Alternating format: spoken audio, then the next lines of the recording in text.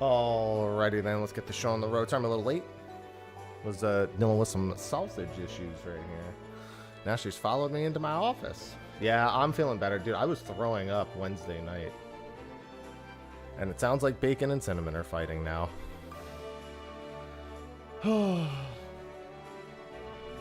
Never a dull moment with the cats. Never a dull moment. But yeah, I was throwing up pretty bad Wednesday night. And then Thursday I was just exhausted from throwing up. I slept till like almost 10 a.m.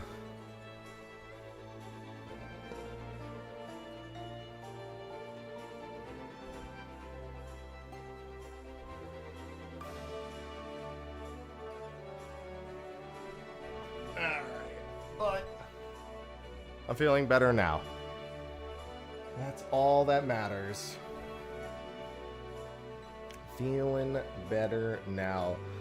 Parsi, thank you for the resub. So yeah, because the day before Fanfest, as much as I want to Grand Blue and do a bunch of other stuff, we're gonna Final Fantasy 14 it up. Let me just get my game capture on the right game. And then tomorrow morning, I'll probably be live an hour before the keynote. Tomorrow? Yeah, here's the thing. I actually was, I wasn't sick going into NA Fanfest, but I had like major back problems. Like, I just, like, slept on my back wrong and tweaked it, and, like, moving hurt. Something always happens around FanFest, I guess. Even when I'm not physically going to it. Oh, but yeah, feeling better. Feeling better today, thank God. There is a sender surprise window today. I think at 12:30? I have to double check. It's not for a few more hours. That's for certain. Oh, God.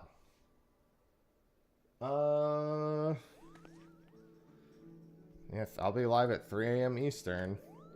The keynote begins at 4, but you know me, I like to be live a little bit early. All right, I am so far behind all the achievement stuff that I needed to keep track of that we got to get schmovin'. New trailer. Yeah, I mean, the first trailer was over 4 minutes long. I don't think this one's going to be that much longer. Maybe 20 seconds longer.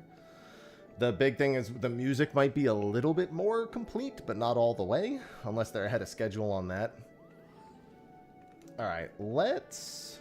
My inventory is kind of full. Let me see what's in it that's making it so full. It's mostly materia. So let's do this, it looks like. Yeah, after I was done throwing up and like sleeping in, I did get some Palin in. You know me, I've thoroughly enjoyed my Grand Balloon and my Palin. Well, the big thing is that whatever new job they're revealing will also almost certainly be in the trailer. No, I stopped working on Kefka after like 2 weeks. Because the first week my group did 6 hours of hardcore days. But that was it, only 6 days of hardcore hours. Sorry, I said that backwards.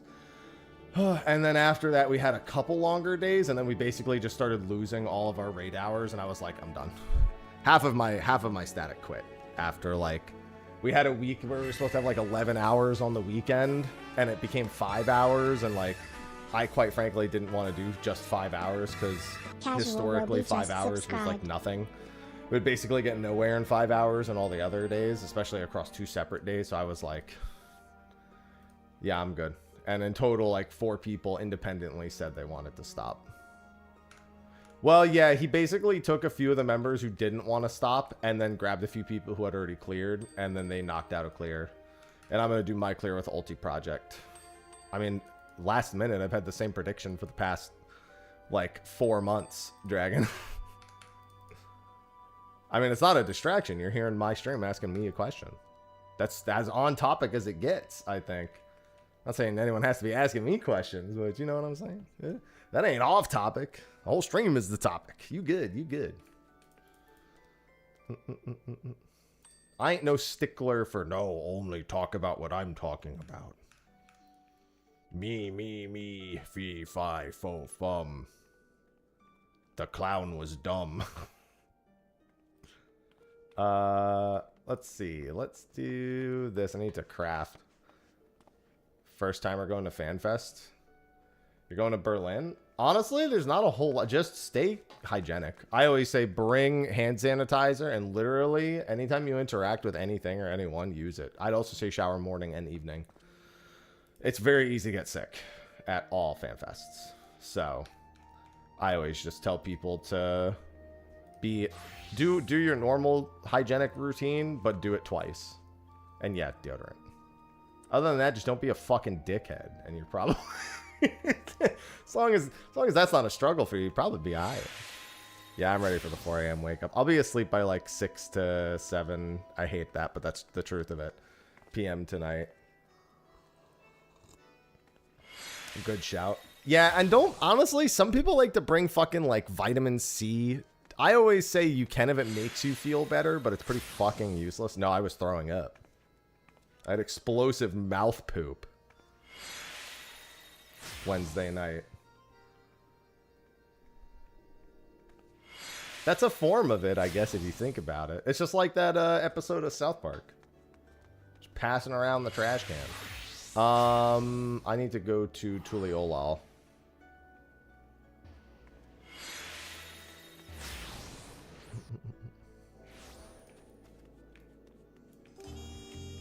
Happy Fanfest Eve. Yeah. It's funny because I was going to take today off originally. If I wasn't for the fact that I took yesterday and Wednesday off. Because I was going to be like, oh, day before Fanfest, let me just chill, you know. Then that didn't happen, so here I am. What item did I need?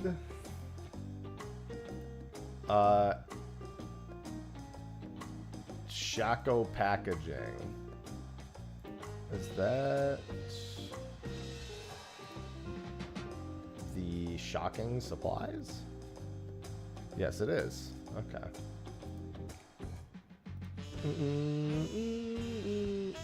And goldsmith.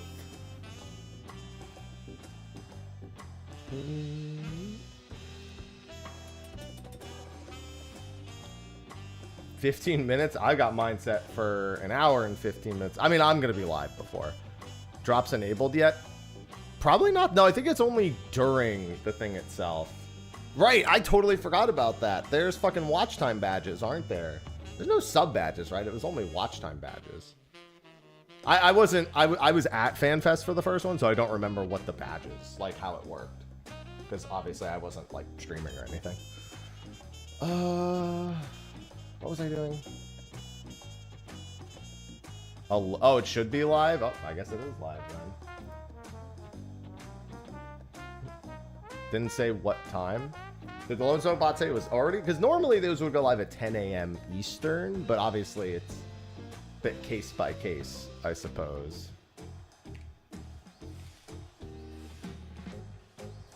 Thoughts on the new jobs? I mean, anyone's guess is as good as mine. It's not like there's any reasonable prediction.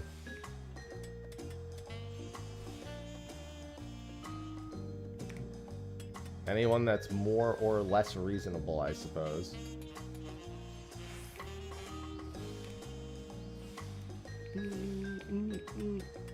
Yeah, I don't know. I don't get any of those notifications. I pretty effectively disconnect from everything 14 when I'm not, like, playing it non-stop. So, like, the last couple weeks I've been playing Grand Blue and Power World a lot. So I've been pretty disconnected from most things. Comparatively. No, I think it's any stream in the category. No. I think there's one badge for the keynote. Somebody feel free. Like I said, I wasn't here last time. Wasn't it like one badge was for watching directly and another one was for watching whoever? I don't know. There was something about it.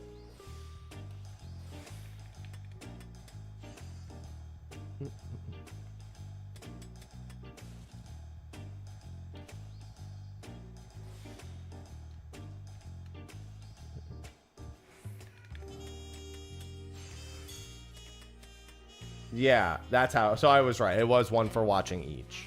I remembered it being something like, I guess that's not really weird, but something not like self-explanatory.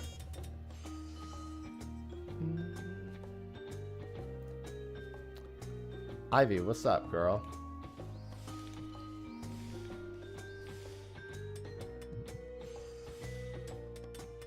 But is it available now? Because, like, I have drops turned on, so in theory, if it were available right now, you'd see it right now.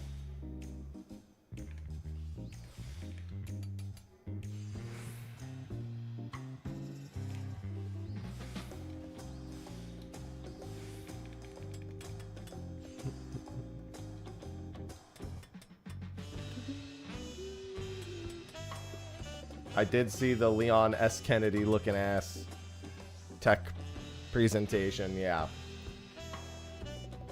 I did see that.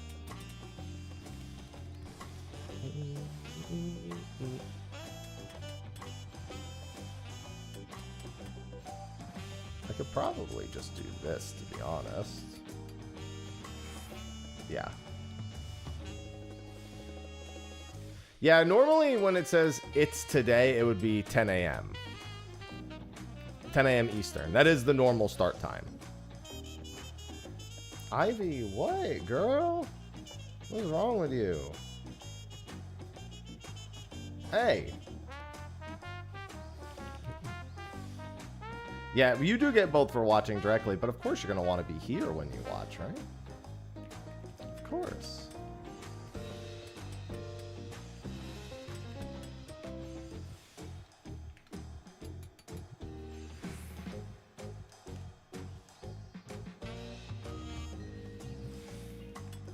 So you'll have to just watch both at some point.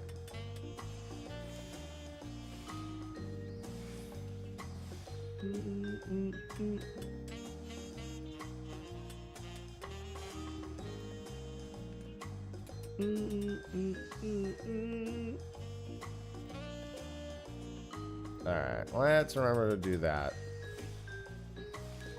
But yeah, I'll be live a decent bit before the keynote tomorrow anyway. So you'll be able to get both badges one way or the other.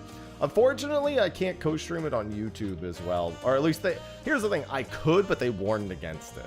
And I'm not one to test fate. Honestly, I bet if I did, it would probably be fine. But so, like they are right that YouTube can be a real dickhead about it. It's definitely what they said. Dan, thank you for the 146 months. LT Dan 87 just subscribed. Thank you for supporting the stream for the 146 months. Oh, let me spend my orange scripts real quick. I think I gotta spend them over here. I mean, now they've been doing that for ages. You know how many times I've seen that report? Hey, that's smart. You're smart. Loyal.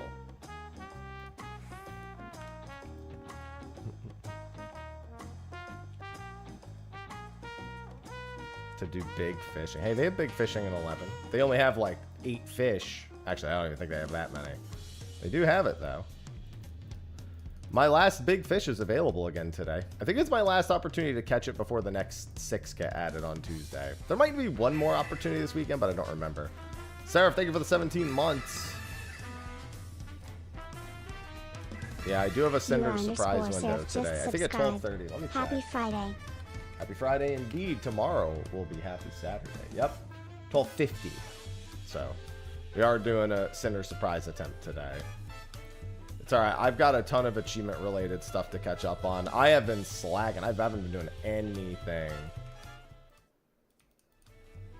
4 windows. I think this will be my 17th window.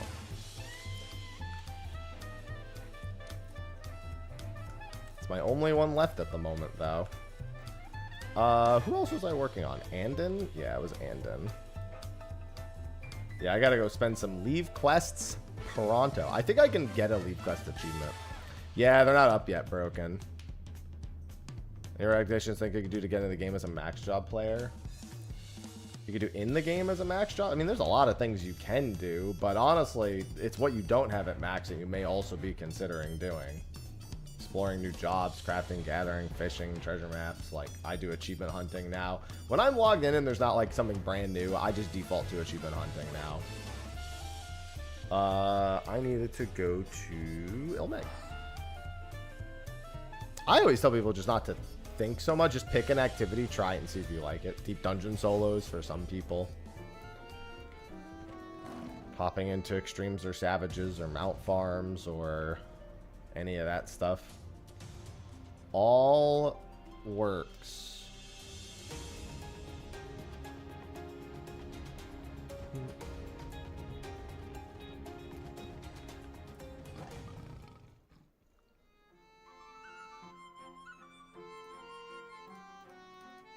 I have very limited reasons to play 11 now. Like I guess if I ever really needed a grind or just like to log in and grind something in a game, like I guess I could do it there. Probably the best place instead of logging back into RuneScape. Hello, Strange. Yeah, getting caught up on the new relics. Good morning, Kernish. What item is it for this one now? Andin. It is the lovely box of pretty things, which is the moderately pretty things item. Need 6 moderately pretty things, please.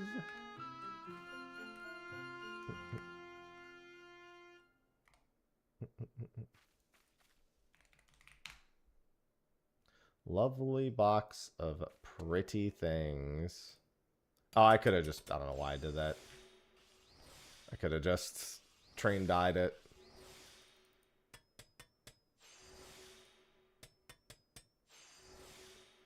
Yeah, Snowy's a weird one anyway, because Snowy's actually not that rare, but sometimes he's just a little bitch. Could see your messages? It's probably the first time they've been sent directly to me then. Unless they're on YouTube videos.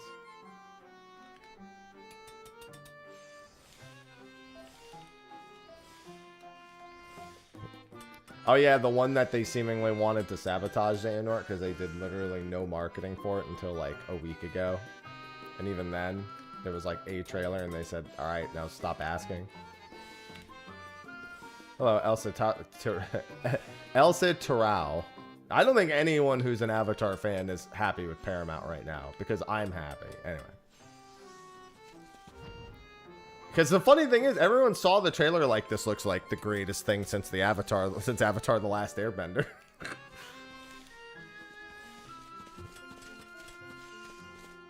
Meanwhile, Paramount's like, maybe, but we don't care.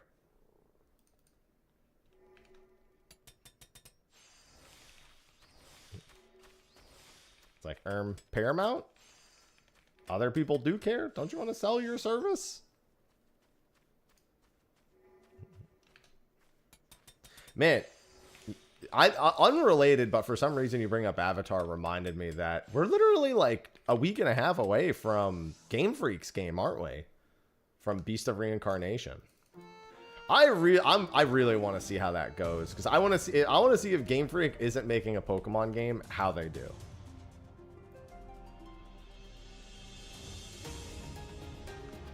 Like, I'm very, very curious. I didn't even fucking turn the items in because I'm a dickhead. Anyway.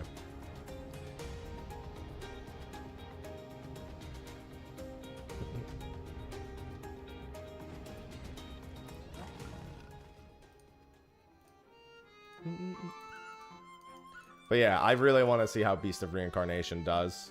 I'm pulling for him, man. I'm pulling for him. I got hopes for them. I don't care about maxing out purple scripts, to be completely frank with you.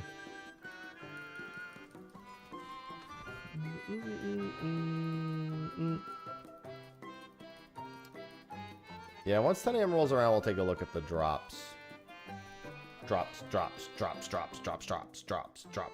Today, I think the Pal World and Grand Blue badges are gone today, too. Like, I think they're gone already. If not, they'll be gone by 10 AM also. The ability to acquire them. I did so much Palin over the past couple days, man. So much Palin. Oh, right. I was meaning to tell Sophie I started making an army of Dandalords. Raid ready Dandalords.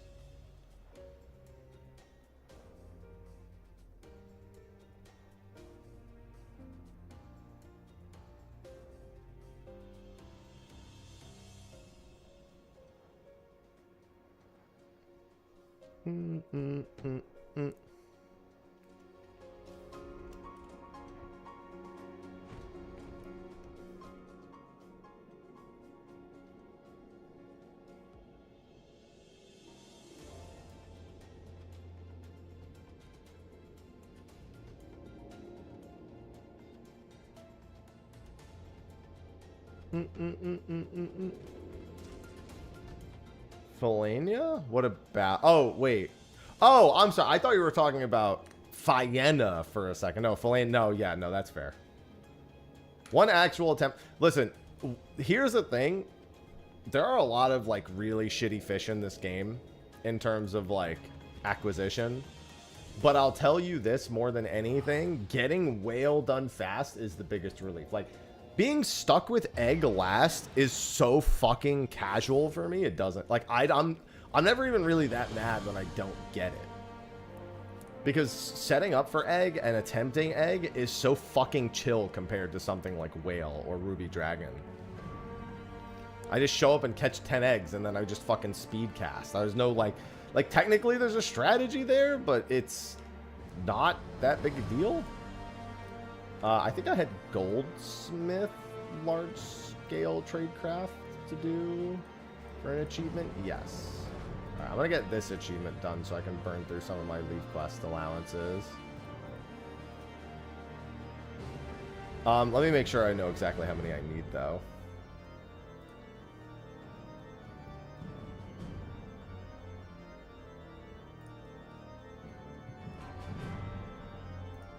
I need 5. Okay.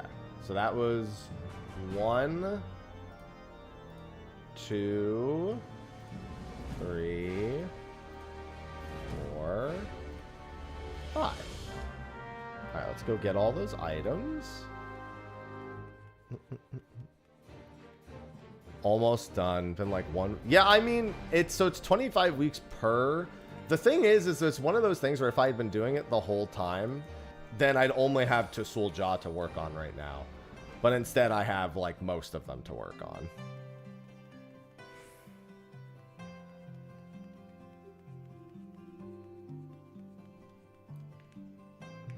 Wait, you're almost done. I don't think it's possible to be even remotely close to done with Tusul Jah. She's got a lot of weeks left. Unless you just mean getting them all caught up to max rank. Which is not... Depends on what you mean by done. I'm referring to the final achievement where you have 150 turn-ins. Unless you meant that Tusul Jah is the only thing you have left. Also, that's another possibility. Good morning, Pound Cake. Yeah, Sophie's server has been... They've been busy on Sophie's server. I've just been trying to make raid pals. Like, that's my main thing, is I don't want to stop playing Pal World until I actually beat all the raids, all the ultra raids. So making gear and party makeups for that has been a hell of a grind because I'm trying to get legendary schematics to make things even easier at the same time as trying to grind out awakening gems and souls and everything. So, well, to be fair, the souls don't really require much of a grind. That's just cake, but that's fine. Yeah, so they're actually holding a launch celebration on August 1st, so they'll definitely at least bring that up. No doubt they'll bring that up. Alright, let's buy these. No, they just live inside me, Gigantor. So I actually don't care much for all blue traits, just because Serenity is actually a super broken not blue trait.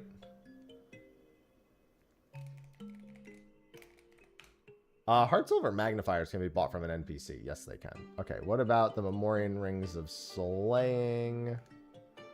Not purchased from an NPC. Okay.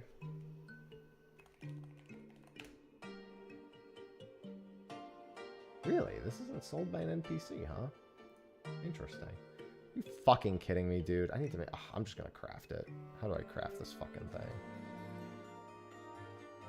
Mormorian. Yeah, I mean, I'm achievement hunting on most days, to be fair to myself.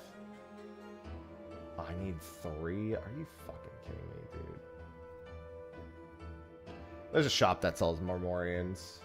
So, actually, though? Yeah, well, if I buy 5... Yeah. Okay. I gotta find the shop that sells those. Basilisk whetstones. I think I have basilisk whetstones, don't I? I have 2. I need more than that. No, there's no blue version of Serenity.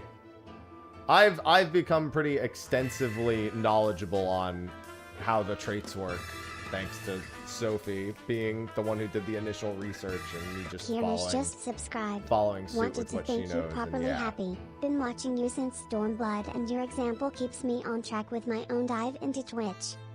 Yeah, well, thank you. Thank you. I need basilisk eggs.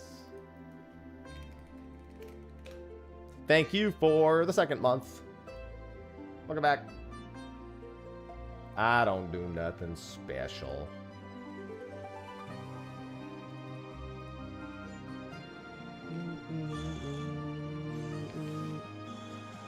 Hello, Kano.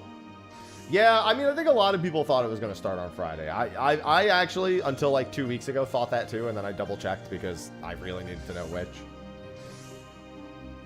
I think you're going to find a lot of people thought Fanfest was going to start today.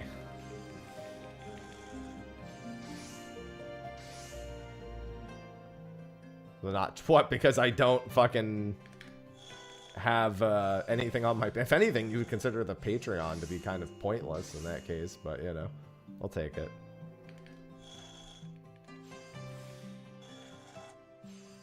I found out today it was tomorrow. That's fucking unfortunate and fortunate at the same damn time. Alright, and then I need to buy Mormorian.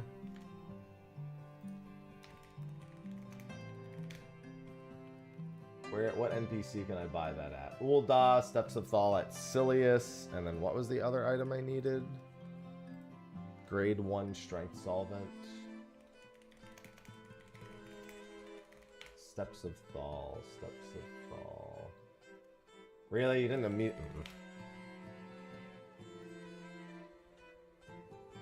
I never traveled to EU Fanfest, ever. Nor would I unless it was fully paid for. I've literally never been to EU Fanfest, ever. Don't know why you would think I would suddenly do it this time.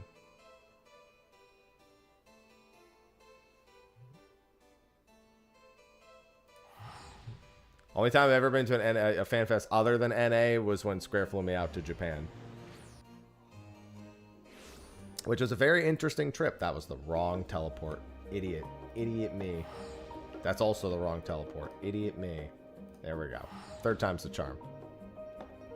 You know what? At least you got one of the numbers right, Kernish.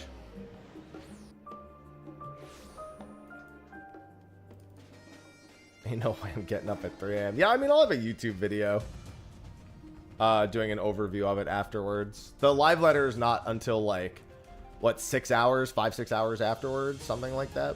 So we got plenty of time. Alright, so I need grade 1 strength dissolvent, and I need 5 of those. I need to go to Ul'dah and grab 5 more Morians. Yeah, ever since Sophie and I got the new house, I've been trying not to spend too much money.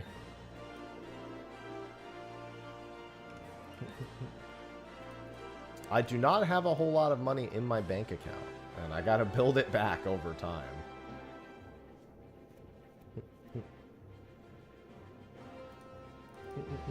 Good morning, Chilled. So if I want to do anything like that, I need a fucking oiler to send me. Or Square themselves. And quite frankly, I would rather just stay home and make the money instead and hang out with chat. Honestly, when I stayed home from NA FanFest, I was really glad after the fact. Like, I was kind of upset with myself for not going at first. But when I stayed home, I had a lot... I mean, I had a lot of fun going to NA FanFest this last time, but... I always have issues being away from my cats and spending time... like, away and stuff, so for me, it's a mixed bag. Who the fuck is the silliest guy? 10-1? Must be, is it this guy? 12-4? Oh, it's that guy. Okay. Yeah, I mean, besides the fact that 2023 FanFest was a mess, like, here's the thing, though. I probably wouldn't have noticed half those things because literally all I do when I go to FanFest is I just take pictures, talk to people, and then watch the keynote and the live letter. Like, I almost rarely, like this NA FanFest, I didn't make time for anything. I didn't even physically go to the dev panel. I like went back and worked and then watched it from there and did that. They're never going to do an NA FanFest that's any further east than Vegas. I can almost assure you of that. I only say, wait, I thought this, oh yeah. I can only say almost because obviously I'm not them, but they try to, their actual office is in LA. So they seem to try to keep it close to that. And as such, it's hard to imagine them ever going past that point. What's going on, Sai? Pandemonium? Oh, you got a lot to do then. What is all this? You've got a lot of stuff. Especially if you want to actually do like all the variant dungeons and deep dungeon and everything.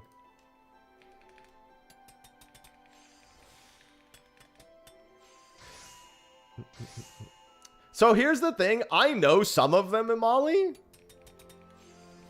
But like Tuliolal is not one I think about. So I'm like, how many L's are there in Tuliolal?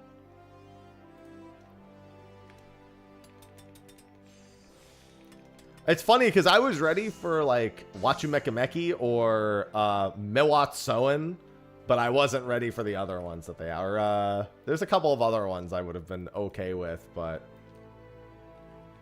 Ixbrax.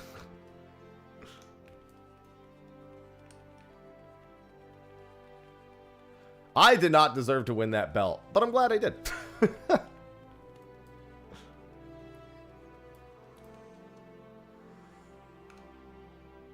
Oh, I made 5. Okay, I'll sell the excess then. This is not... Oh, for fuck's sake. Let me just see how much this costs to buy.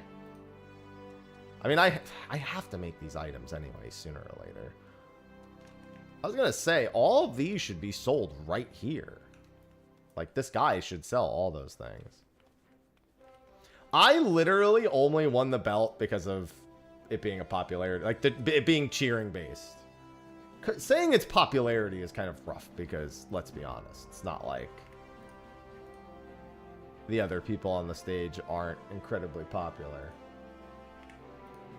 But it was literally, I had, as Jesse put it, the crowd was stacked in my favor.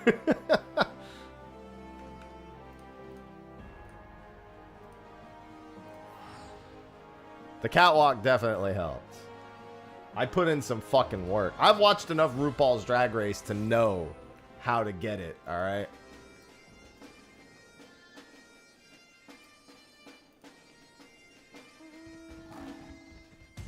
Yeah, but I mean, that's what happened at FanFest itself in Mali.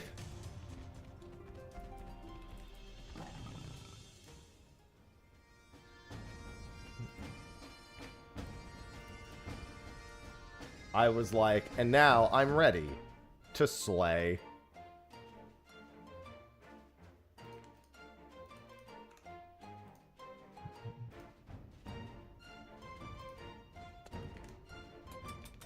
I knew how to get that. The ice. I also have been telling you, I actually couldn't even hear what any of the instructions or anything were. If it wasn't on the thing in front of me, I wouldn't have been able to tell what was happening. I actually couldn't hear Aya or almost anyone else on stage because of the audio just wasn't good for it. And we didn't have any audio in our ear, which normally I would get like headsets so I could hear everyone else, and then the stage would get the rest of the audio. That's not what happened. This definitely I can buy. I know I can buy this. And then I know I can probably buy that in Ishgard.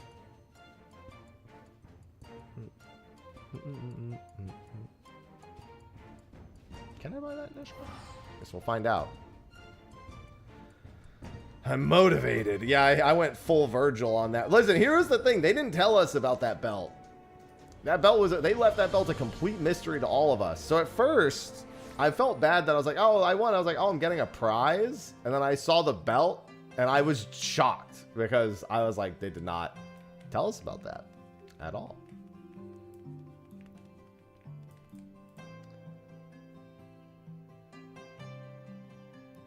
I went pretty quickly from like, man, I probably didn't deserve to win that I deserved every second. I am the greatest, the best that there ever was. I'm gonna catch them all. Blah blah blah. Give me that belt. But it'll be teased. I mean, we'll see the new tank job almost certainly. That's the big thing I think people are going to be looking for is the new tank.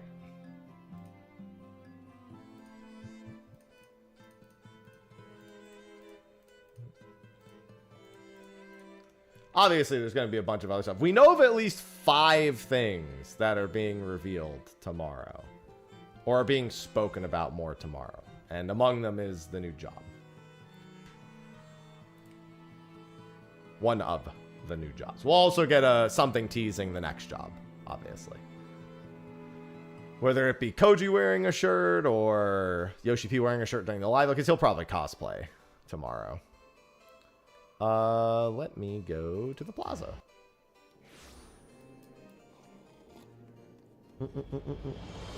Should be a good day tomorrow, though.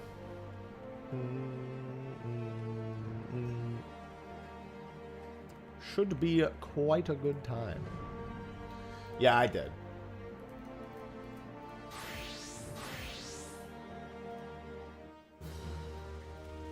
It's gonna have 2 shields. He's just gonna have shields strapped to each of his arms. Hey, what's going on, Kyun? They said that the new ways to increase item level, they said that was Tokyo. At the one that they revealed at NA and said you'll hear about it later, they said Tokyo for that. I made a video recently, so I have a script here somewhere. Where's my script?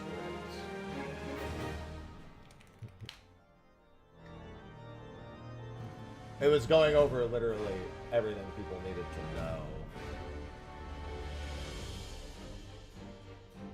So a longer trailer, Yoshi P cosplay, new job. Okay, here's the exact things they said we'd hear about. New job, character action skins, they're going to go into more detail about tomorrow. Improving questing, which quite frankly, I think they're just adding quest helper. I don't think they're doing anything else because what they said, like, it did not make it seem like it had anything to do with making more engaging quests. They just said the quality of life around questing, like they hadn't advanced it in years. So I honestly think they're just adding like quest helper and stuff. They're going to talk more about the 3rd tier of difficulty for 8-player raids. So whatever that in-between difficulty is, between normal and savage, they are going to talk about that tomorrow. The duty support update for sure is getting some sort of mention tomorrow, which is the ability to enter dungeons with partial trusts and partial players. So like you could do like 2 players, 2 trusts, instead of it always having to be 1 player, 3 trusts. That for sure is going to get talked about tomorrow. And that's it. That's the only thing we know for certain. But I'll tell you this from past experience. They're going to do more zone teasers. They're going to talk about a new allied tribe. There's going to be more dungeon screenshots. There's going to be another new threat tab, whatever that ends up meaning. Probably see some more gear and recipes. Oh, we're going to find out what the 8-player raid actually is, too. What the theme of the 8-player raid is. That'll also be for sure tomorrow.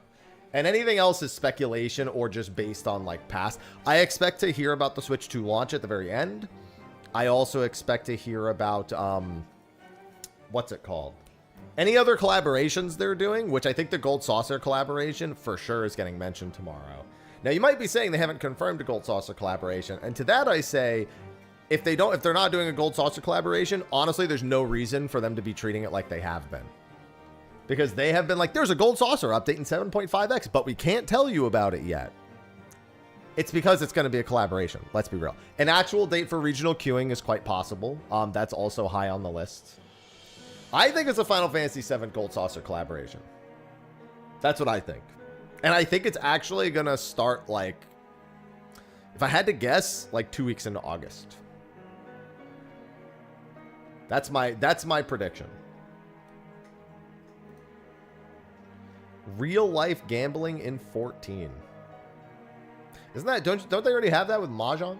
Can't you just like, I'm sure there's Mahjong betting sites that use 14 as a medium somewhere.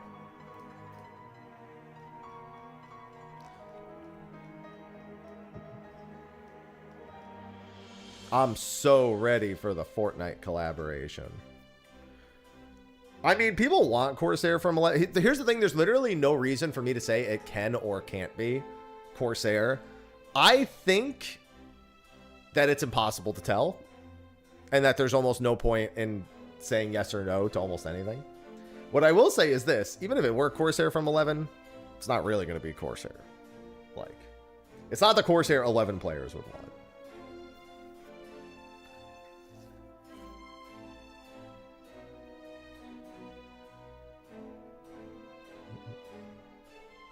Well, they did say that both the jobs were unique to Final Fantasy 14. So if it were a Corsair, it wouldn't be called that. They are also, I did forget that one detail. Yeah. So no, it wouldn't be Corsair from 11. It could look and think like it, but it wouldn't be the same thing. I'll be live at the very least an hour early tomorrow, which is 3 a.m. when the live letter starts at 4 a.m.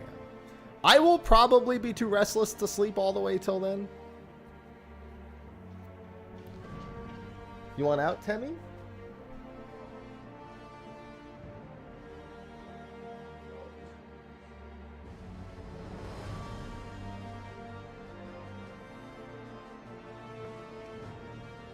Yeah, I'll be live at 3 a.m. EST.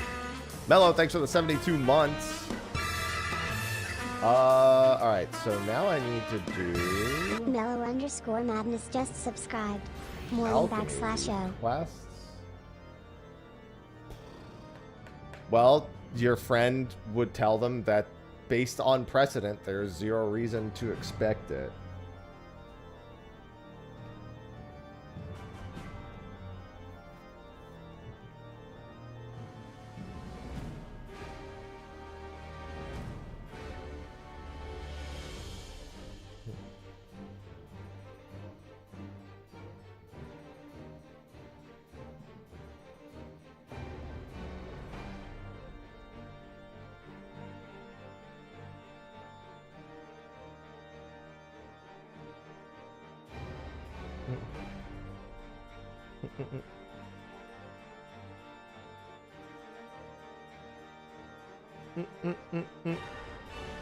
Can't rule anything out completely, but still. Alright, I think I did all of the normal alchemy. Oh no, these are the large scale ones. Sorry. Tradecraft. I think I did all of these. I forgot where I left off, so let's go to the Crystarium. I think 80 would be the Crystarium.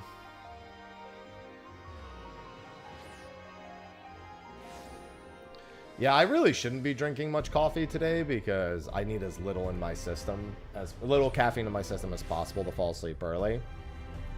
So they told us not to stream the opening keynote on YouTube. It says in the official statement. So I'm going to take their advice and not co-stream it on YouTube. I think it's fucking stupid. I mean, it's not their fault. It's YouTube's fault. I want to be clear about that. I think it's stupid, but they're just basing it on how YouTube... I shouldn't have accepted that. Well, I mean, I can still do that one. I didn't realize I had that one done. Makes sense because I did do that. That's fine. That'll still count towards the overall achievement. So it's not a big deal.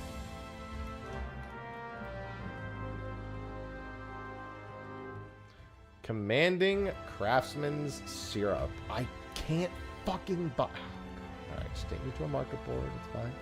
It's fine. It's fine. It's fine. I mean, that would be cool. I mean, I don't need Ruby Dragon, but that would be cool. I need my Cinder today. Dimension of it. Yeah, I mean, definitely not likely. I think everyone should expect zero mention of other evolved jobs. Personally.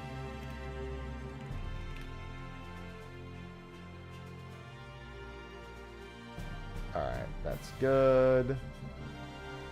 That's NPC. Okay, growth formula kappa.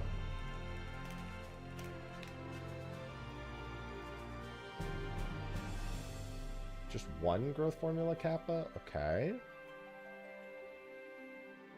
I mean, they almost certainly won't. It's better to expect that they won't because, quite frankly, they have no reason to. It doesn't really matter how much people may be uncertain about the main tank, off tank thing. They don't really have much of a reason to talk about that stuff at the moment. Grade 1 dexterity alka-has. Is it 1 or 3? It's 3. Okay, let's do that. Enchanted True Gold. Yeah, I'll turn on the YouTube stream after the fact, basically. I know it's stupid, but I'd rather not get my YouTube account flagged for something. So I'll take their advice. It's just YouTube, man.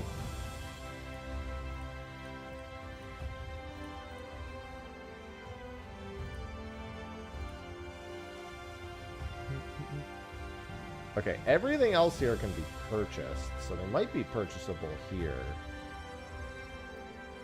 Some of them I'm gonna have to fly around a bit. Timeline? Yeah, that sounds about right.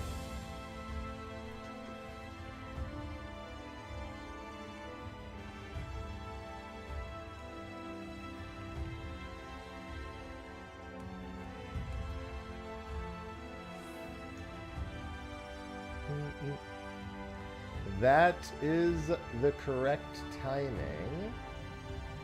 Alright, so let's hide... Actually, hold on. I can move both of those. And then do that, that. 409. Anything 385? 385.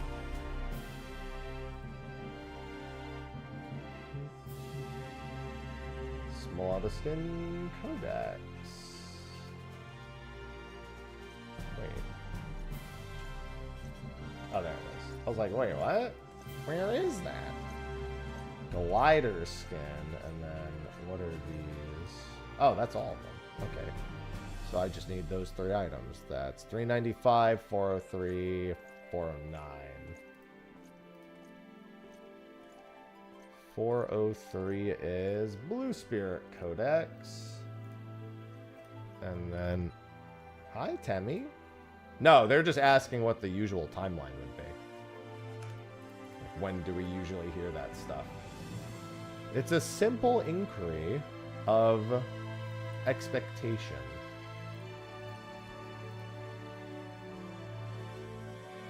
Oh, and 395. I missed that one.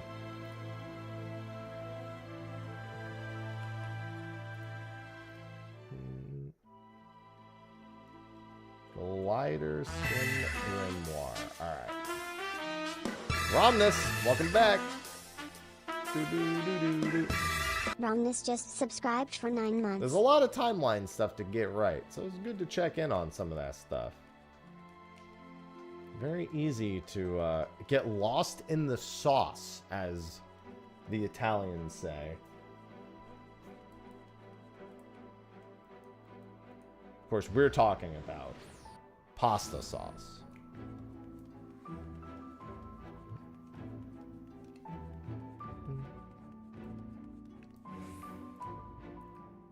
And now you want pasta, and I don't blame you. It's a good thing to want.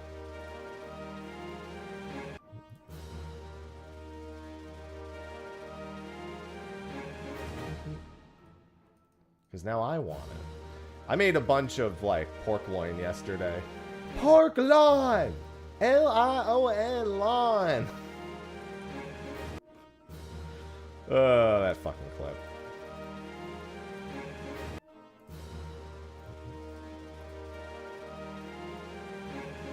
No, it's not, but I do have a Cinder surprise to catch later. I might do a little bit of one or the other later. I wanted to stream a bunch of 14 this week, but Wednesday I had something to take care of, so I took the morning, and at that point I took the day. And then I got sick Wednesday night. And had to take Thursday because I was fucking throwing up. Luckily I didn't throw up on Thursday. I was just fucking beat. You know that, like, when you, after you throw up feeling where you're like, nothing in life exists anymore, so I'm not going to exist, and then you just lay there and hate yourself? Yeah, that was me.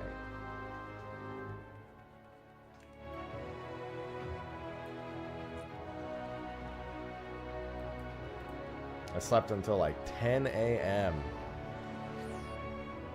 And then I played Pal World.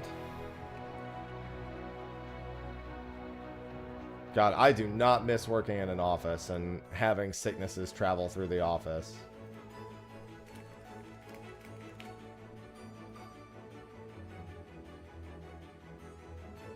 You know what? I deserve that.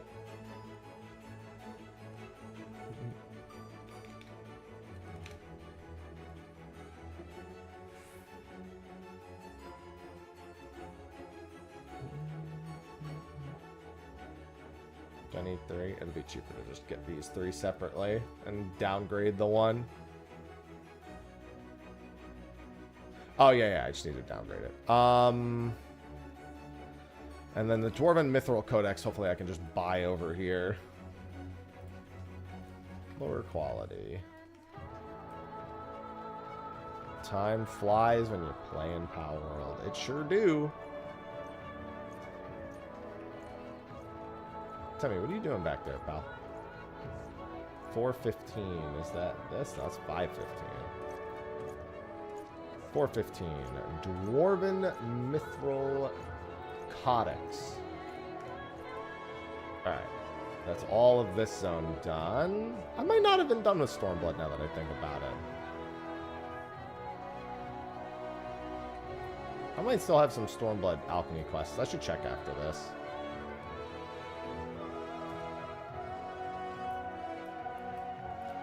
Yeah, unfortunately, I'm going to be at the point where it's going to be a while before I'll get to play Grand Blue again. Well, it doesn't matter what it was last FanFest because they told us it would be tomorrow, like, however many months ago.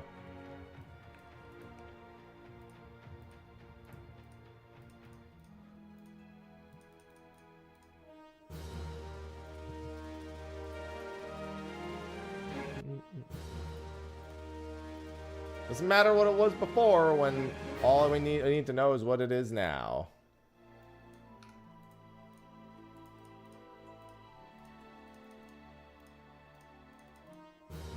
We can't look to the past. We must look at the present and the future.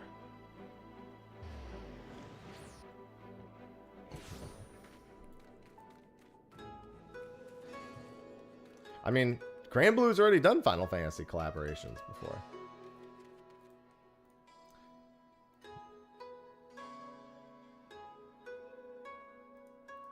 Oh wow, I have a lot of these left. What the hell? I only did like half of these. I didn't even do half of them. I did like fucking 2 of them.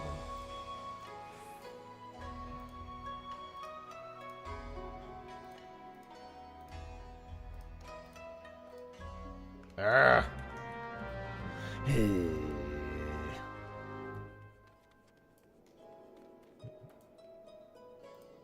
Alright, to the market board I go, I guess. Here we go again. Well, it's because they fucked up my haircut, so I was like, you know what, just do this. Are you fucking kidding me, dude? Whatever, I'm rich. You win. Cunning Craftsman's Tea.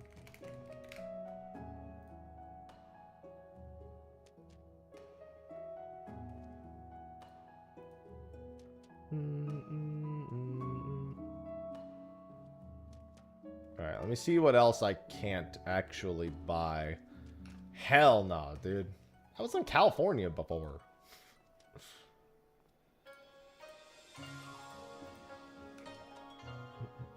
Alright, I can buy that. Cannot buy that.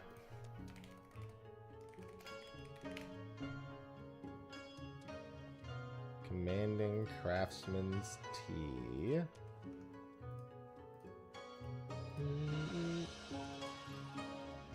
Spirit Bond. Oh, potent Spirit Bond potions.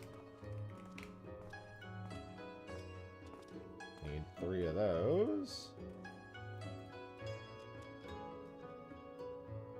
And then these are all purchased from vendors. I think some of these are purchased in Idleshire at the Scraps NPC.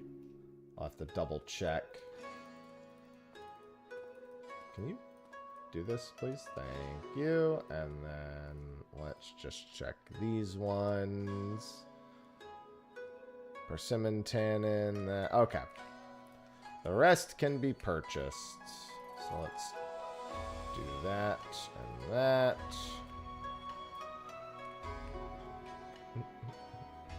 Married Leather Grimoire is $2.79. Hello, Kel. Yeah, I'm feeling better. I did not feel good yesterday, though. It was bad, man. It was bad. Yesterday, I was just exhausted more than anything.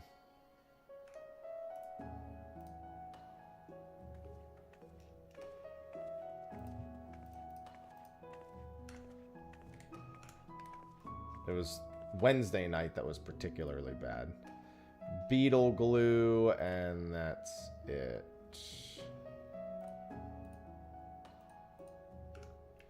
Okay, so all of this can be purchased from that? Wait a minute. 1, 2, 3, 4. Yeah.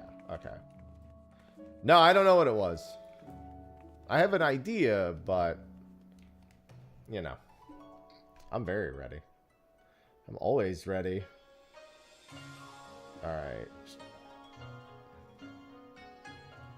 Beetle glue, Final Fantasy 14. Are you purchased in Idleshire at the... No, Rogger's Reach. Oh, the material supplier at Rogger's Reach makes way more sense. All of this can probably be purchased there.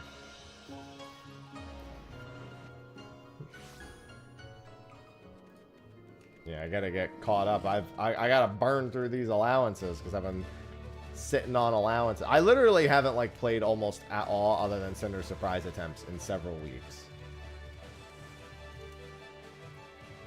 And I could still go for some Grand Blue and right. That's the thing, man. I'm in such a mood for Grand Blue and Power World right now. It's tough. 3 persimmon tannin. 1 palladium and enchanted durium. Okay, I think that's all of them, so let's go back.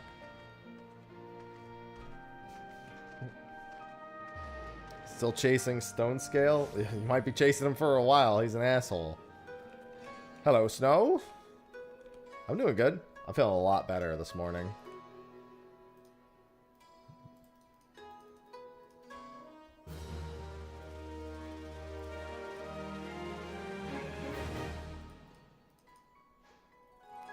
Yeah, it's a Xenosaga character, isn't it?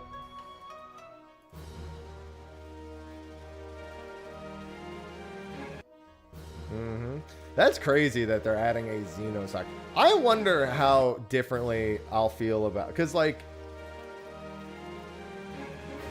Maybe Xenoblade 2 on the Switch 2 is all I needed. Maybe that's what I need to, like... be really into that particular Xenoblade game.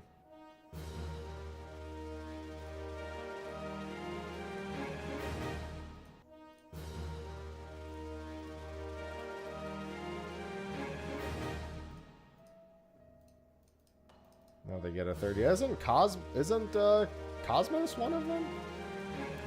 Cosmos and one other one?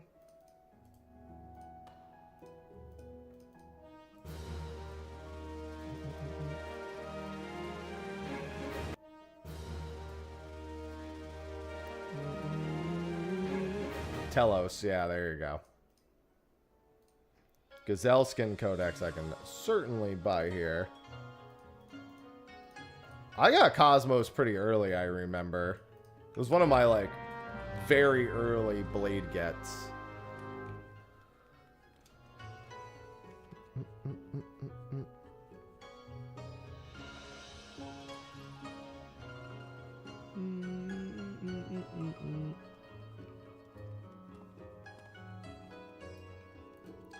Gazelle Skin Codex is 285. I think that's this one. That's 265. 273. Gazelle Skin Codex. Well, I mean, I farmed until I pulled every single blade.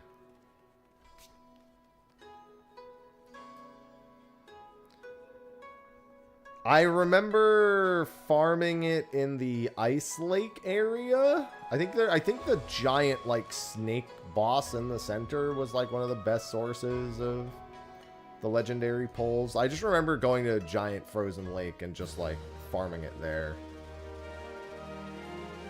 The squid, yeah, that's what it was. Yeah, I remember doing that a bunch and just pulling up like hundreds of them at a time.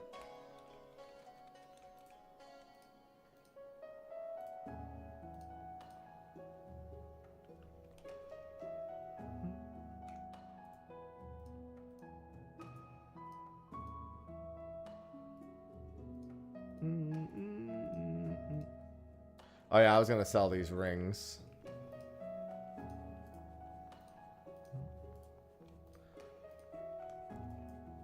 Yeah, I passed 100 alchemy leaf quests. I should be pretty, other than the large scales, I'll be pretty close to done with alchemy by the time I use through my allowances. Just getting caught up on some achievement stuff.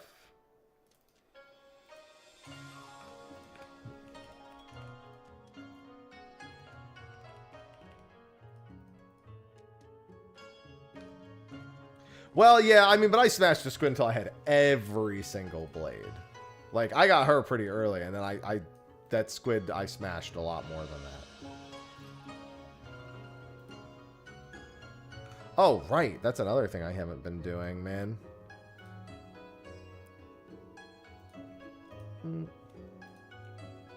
Canal drums, white goldorn, bell pepper.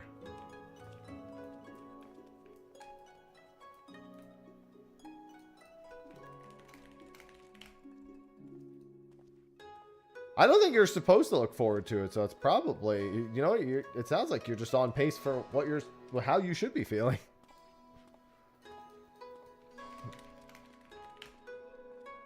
Different. Oh yeah, no, the Realm Reborn ones are awful. It's what's annoying is just needing to get the list refreshes on a Realm Reborn more than anything. But that do suck. No, you just sleep early like I do. Follow my example. I think I'm on. Yes, I am.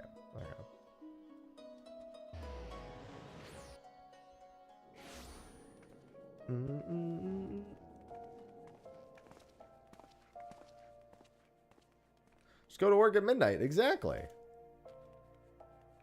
Great idea. See, I would never recommend that because I wouldn't survive doing that. So, I go to sleep at like 6 a.m. and then I'll be live like the whole day tomorrow. I'll probably be live until I do the live letter overview and then I'll be done. Right on pace.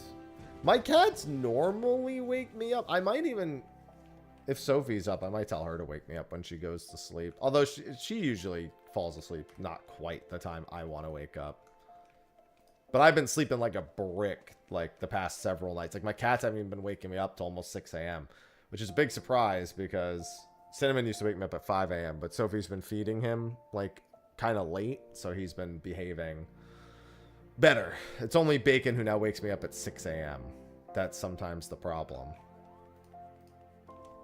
I think I finished all the Crystarium quests. So now I have to go to Charlotte.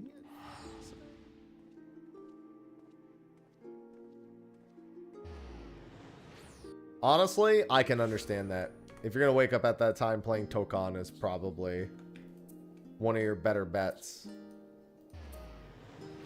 I don't have a Monkey's Paw Fanfest prediction because we know the only thing that is the Monkey Paw potentially is I think it's a Final Fantasy VII Gold Saucer event. I think that's why they haven't been talking about it yet. If there's anything, it's that. But that doesn't seem wholly unlikely. That's not like a fucking crazy out there thing, you know what I mean? Like, that's mildly reasonable, given we know there's a gold saucer update in 7.5x. And it literally is nowhere on the timeline. And they keep telling us they'll have more details later. That screams collaboration gold saucer announcement at EU Fan, which is when they announced Fall Guys. I'm fairly certain was at EU Fanfest last time, so, or the last time they did announce it. So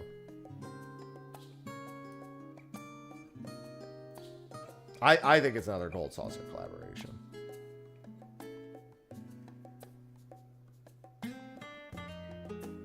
Oh, I didn't mean to buy 5, idiot. Doesn't matter. Commanding Craftsman's Drought.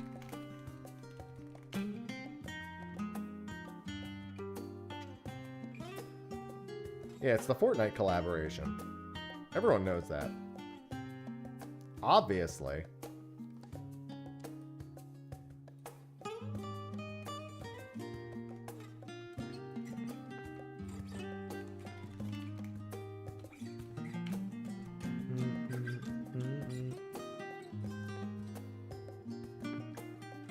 Nine? The fuck?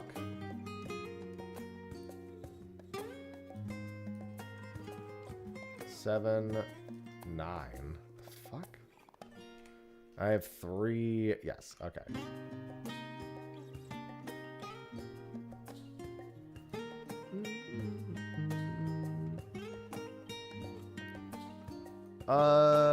Competent craftsman. Emily. Thank you. Emily_Con just subscribed with Prime. Thank you, Emily.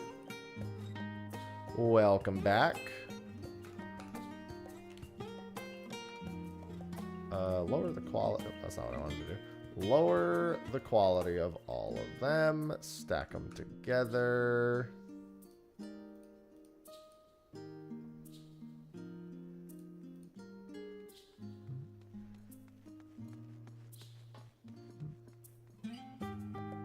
Okay, all of these can be purchased. High Durium cannot. But I just sat down. I still stretch. Oh my god, that felt good. Oh.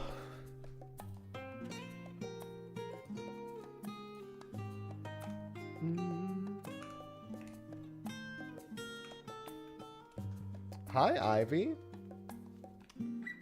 Ivy, why do you gotta be so needy? What, girl? What? You have food. You're just that desperate? This cat, dude. This freaking cat. Yeah? She's so needy. Hi.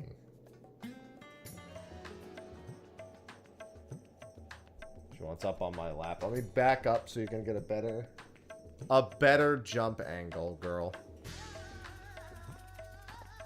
Am I actually gonna have to go to all the fucking places to buy these? Good morning, Alice. Because I don't think that NPC has weapons. I didn't realize there aren't really weapon vendors in Endwalker. Like, they are, but they're at each of the individual camps. I don't think there's one that's just like generically. What the f? I don't think there's one that's like generically here, because like all these aren't generic weapon vendors, and I'm almost certain that old Charlian doesn't have any either. I just left there and I'm almost certain there's no like generic weapon merchant vendor. Yeah, because all the shops are taken up by like other stuff. Oh my god, Ivy, too much, girl, too much. There's this merchant, but I think this is the merchant that sells you the other stuff. Yeah, that's the job gear one. Full plate armoire. Oh, I guess this person does. Full plate armoire. That's just not the name I would have expected. Neko, thank you for the 17 months. You feeling better? Yes, I am. Thank you. I guess they don't really have a lot. They only have 515 weapons. I don't think that's what I need for any of these. Yeah, I am gonna have to go to each and every fucking place to get these, aren't I? Any of them 515, 533, 525. There's one 515, the Gaja Grimoire. Chaos. And now I have to fucking figure out where I'm going for all the rest of them. Girl.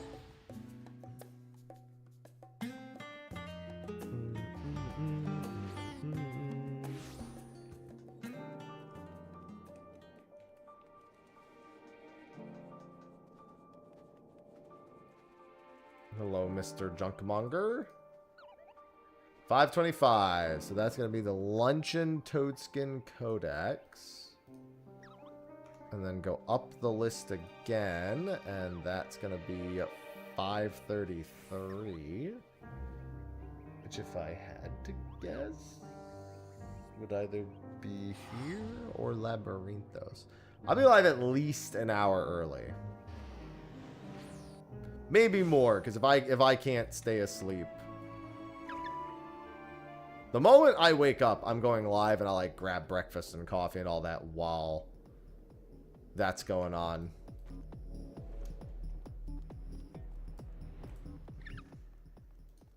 This is 533. Yes, it is. This is Saigaskin Codex. Then go up the list again. Would have to be one of the locked spots. Could be the Shirley and the Hamlet. Level 86? I think that's actually Elpis. Honestly, fitting.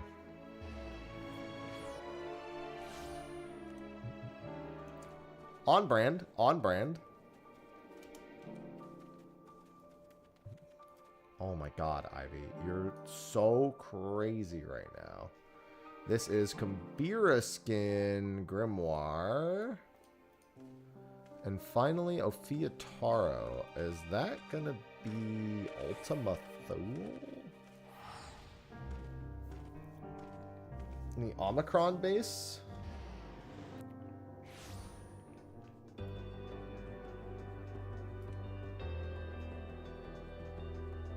There's a merchant mender, so let's find out. Sensitivity to eggs is unfortunate. Well, I guess that depends, because some people can live without eggs very easily. I love eggs, so for me it'd be tough, but... Whispers. Okay, and then back to Old Charlene. How many allowances do I have left? 16? Yeah, I'm a big egg fan, so that'd be tough for me. I literally never get anything at breakfast except either a full American or a full English breakfast. Like I almost like I will eat other things for breakfast, but I default to that.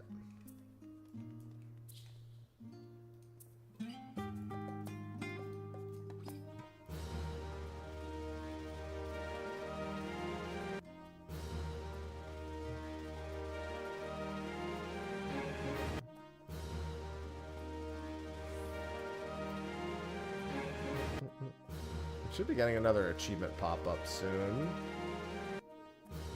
I have made chia seed pudding, and it's fine, but I can never bring myself to do it very often. Mostly because I can't get the actual, like, sweetness right without feeling like it's one either too little or too much. What's the difference between a full English and a full American? Other than the eggs, pretty much everything. I guess bacon's pretty much a staple. The bacon and the sausage are... But even then, it's the type of sausage. And also, it depends on how English your full English is. Are you going to get the fried bread? Are you going to get the tomatoes? Are you going to get the black pudding? You know?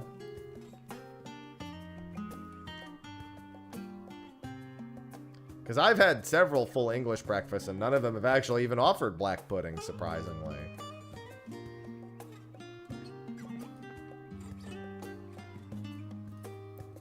I guess they were too touristy of a location to offer it.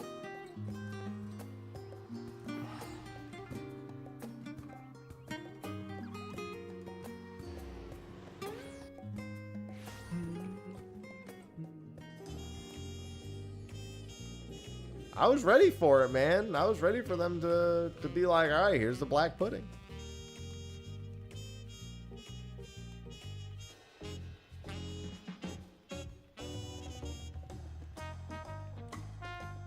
Guys, this cat won't leave me alone. She won't leave me alone at all.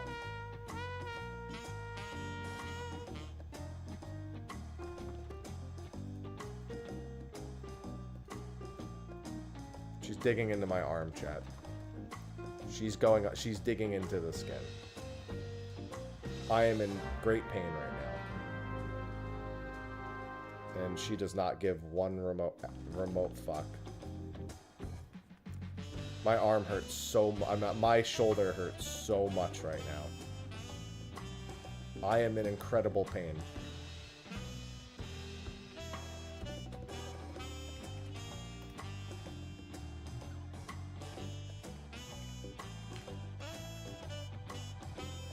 Ow. Ow. Ow. Ow.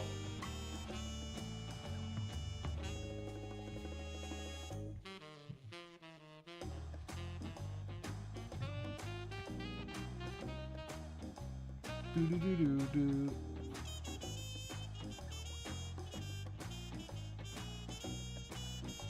The live letter is like 6 hours after the keynote now. I think the opening keynote is at 4 a.m. and I think the live letter is at like noon. It's like the last thing they're doing before the concert, I think.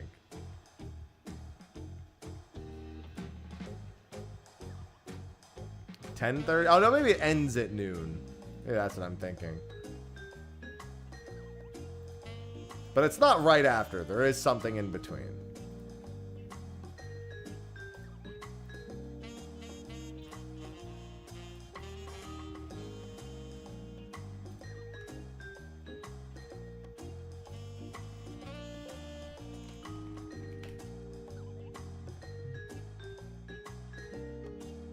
That is indeed where Evercold stuff will be.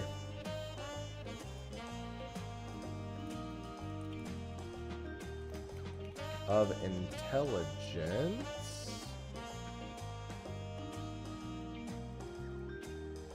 Oh my god, I can't even buy all of these. Oh, that's jump saps also, idiot.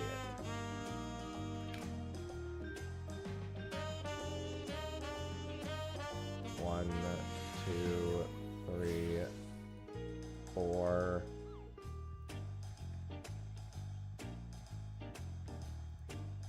7, 10. One more than I need, but that's fine.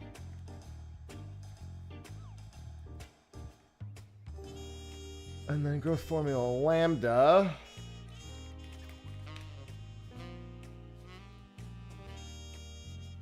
Need 3 of these. Thank you. And now I see about the equipment.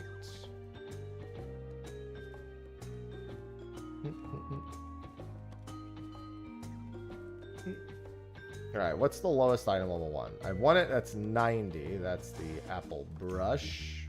Let's go up here and buy those.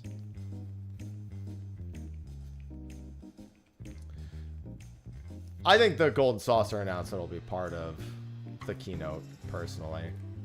Because I think it's going to be some big collaboration that they want to tell people about, which is more suited for the keynote. They announced the other, like, the 16 and the fucking, what's it called, one at FanFest opening keynotes instead of live letters, so that's where my expectation is. Ginseng apple brush, is that the only 645? That is the only one that is 645. So now I gotta go down the list.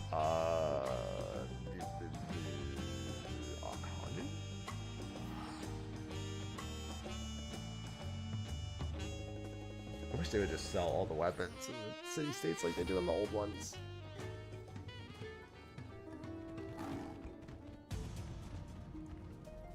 I mean, they said that it would come and go, so one would assume it came once, it'll come again.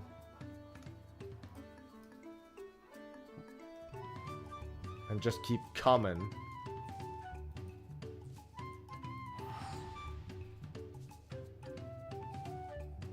Coming and going, and coming and going.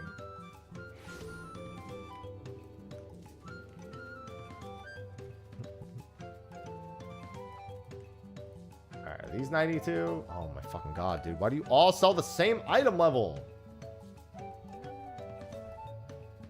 Let's try X-Brax then. What shenanigans?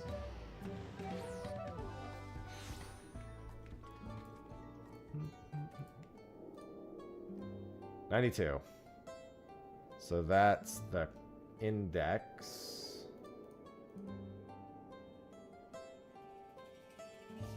Now for 94.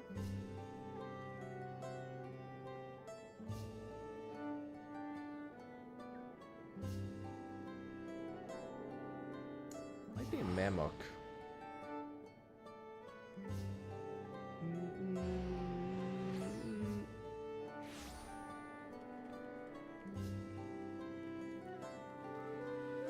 I assume this will be the same level. I remember the levels of the NPCs being stranger because, like, this is about where you do the level 95 MSQ, so I assumed the 94 weapons would be here. And they are. Okay, good. Mahogany round brush. And then Shaloni. Might be where the 96 is.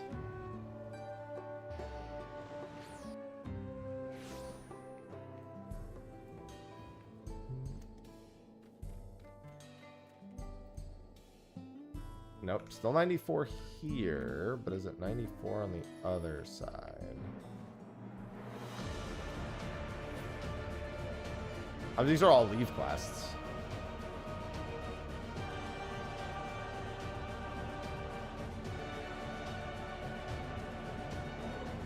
All my alchemy leave quests.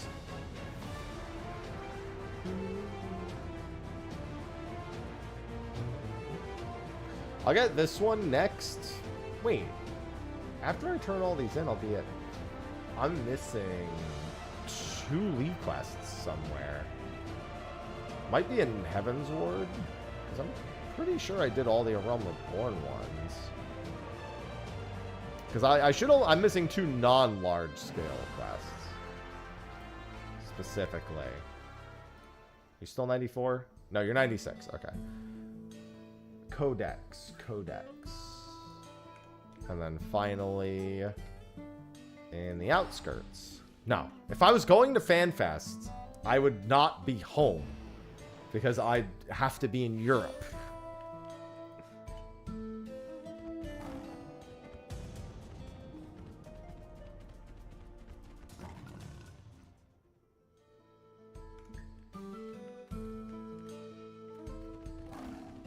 Might be here then.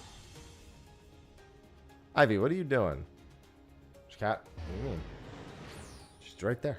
There's one there, there's one there.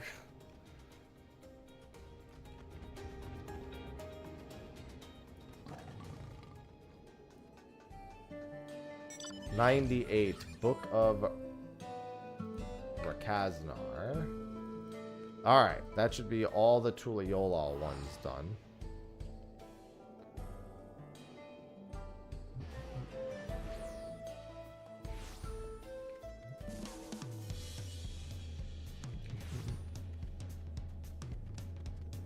What should you typically expect? I have a whole video about that.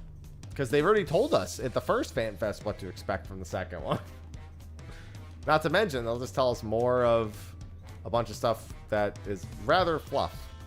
But then there's always a few surprises in there. Yeah, luckily at the first FanFest, they just kept telling us, please wait for Berlin. Please wait for Berlin. I actually thought they told us to wait for Tokyo more than twice. They actually only said it twice. I was surprised, in all honesty. Oh, it felt like they said the please wait for Tokyo thing like 5 times.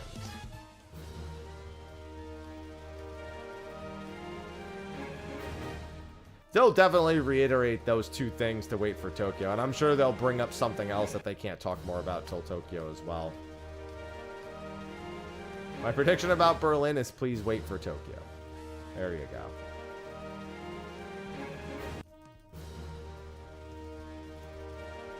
Let me look at some of the lower level quests and see what 2 lead quests I don't have. Rennie, thank you for the 67 months. Rennie91 just subscribed.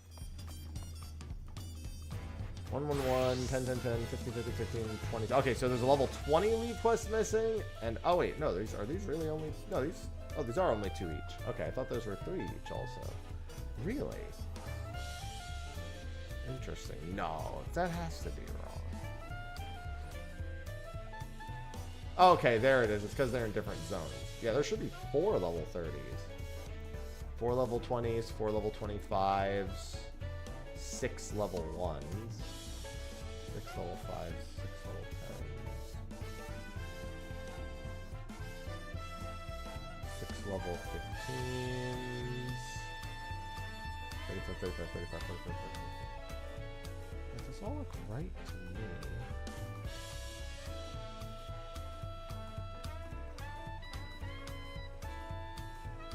They should all be 3 each, 2 each, 2 each. So I am missing a category here. Okay, 6 level 1s, 6 level 5s, 6 level 10s.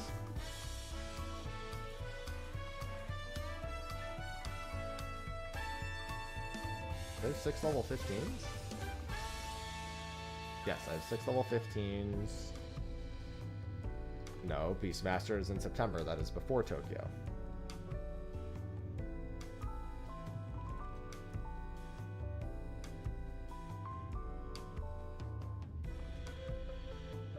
$26, 25 has 6, 30.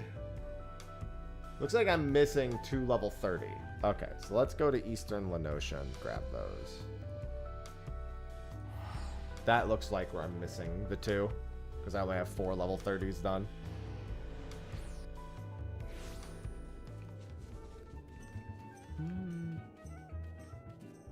No. As long as they're updating this, you'll never get another Final Fantasy Online game. Wouldn't make any sense.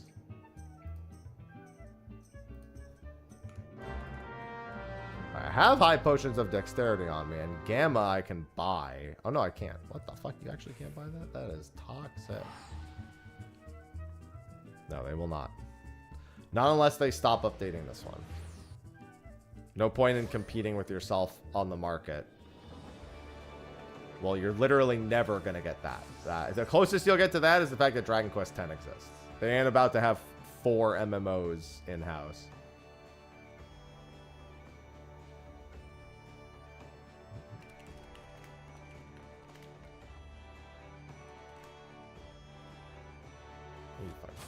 Alright.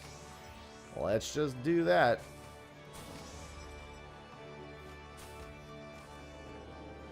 I don't know how to feel about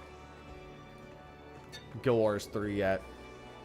I will say this. I've always felt like Guild Wars 2 shot. I think Guild Wars 2 made a huge mistake with its gearing. I do not think it's a good idea to literally never up.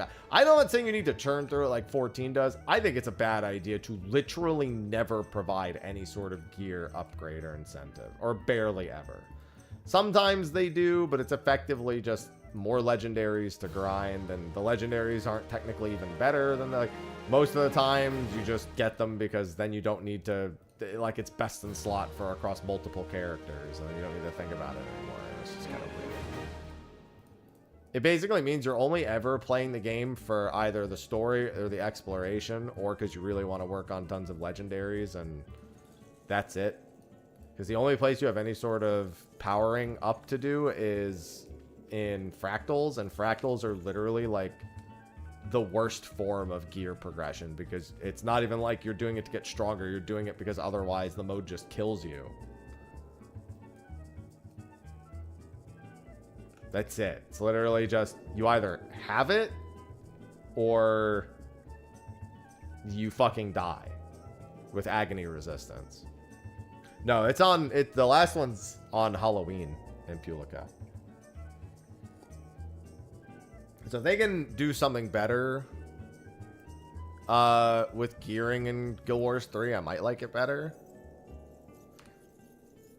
I don't know, World of Warcraft is still basically on the same engine. They've just gotten better with it. And I have a feeling that's basically what's going to happen here.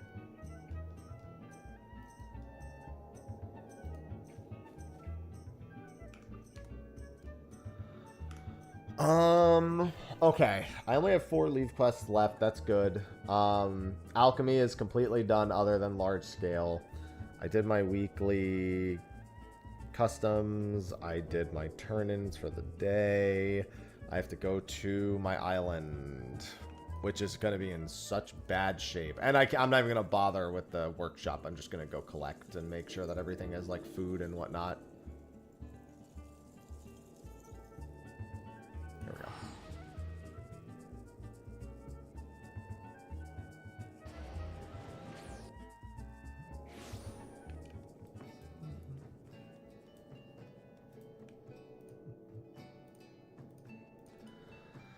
I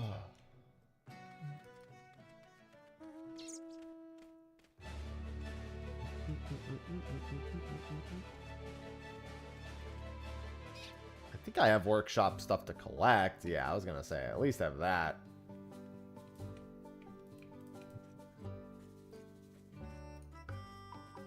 Collect. That's fine. What's the item I have the least of? 88, 88, 85, 80, 76, 56. Alright, looks like we've got a winner.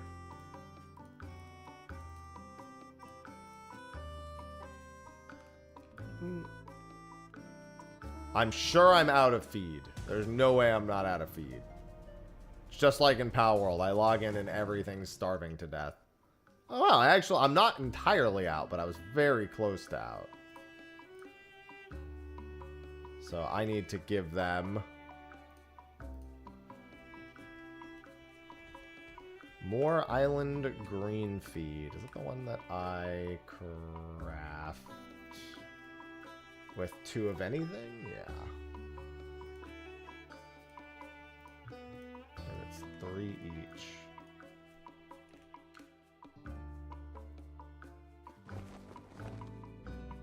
Well, I mean, the bigger problem is the PS3. The base code being PS3. I get the feeling they're winding up for one of those, personally, but we'll see.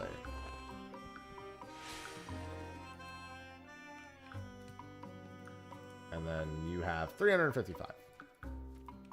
Do you have seeds? You are low on a few, but not that low. Okay, looking good there. And I think that's all I can do because I'm not gonna bother assigning the workshop when half the week is already done. Okay, I think I'm caught up on all the little things I needed to catch up on. So then it becomes a question of what I want to work on achievement-wise. I have a Sender Surprise later. I am still kind of motivated to finish. I'm going to finish this up, actually. I mean, I think that at some point, it really depends on their outlook. So Dragon Quest X Offline is not a game preservation game. If you've never played it, then the name sounds very confusing. It is not meant to be an offline replacement for Dragon Quest X. That is not the role that it fills. So it's not a comparable point. It is literally meant to basically guide you into getting into the online, in a sense.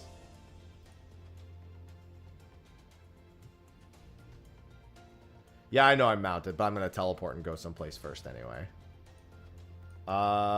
Heaven's Ward. I guess I'll just go to Falcon's Nest. It's fine. Get this achievement done. These achievements done. Not even remotely close.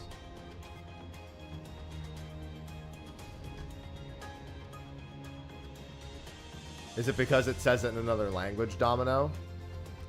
Well, probably. So I have a group that I am signed up to do Tower of Magic with, but I'm not in the main group because they have a main group already. So if they have an open spot, which is what I did for Tower of Blood too. It's literally the exact same thing.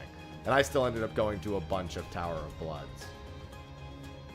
Oh, actually, let me go to the other one. But I actually have a sponsored stream next Thursday that's going to take precedent over Fort Tower stuff. So I'm not going to take Fort Tower Magic all too seriously. I mean, surely it is 100 clears this time. At the very least, it'd be 100 clears of normal mode.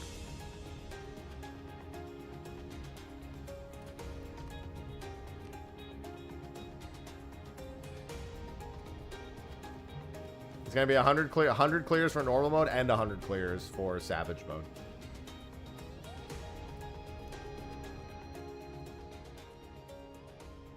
Well, they will, but you'll be able to get the card from normal. So it won't matter.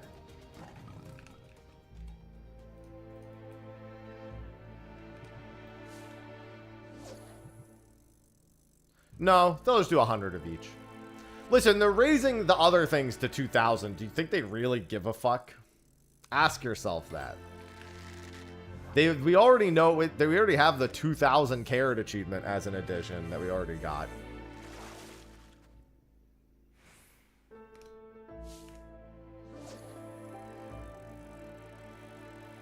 No, it's Savage.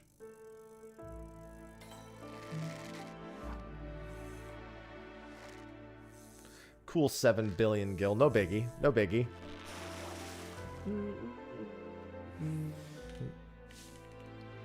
Gonna catch mad sorcerer fish. Maybe this isn't the best spot. These are pretty long casts, actually, even with Chum. I think I should go someplace else. No, it's Savage. I don't care what the achievement says.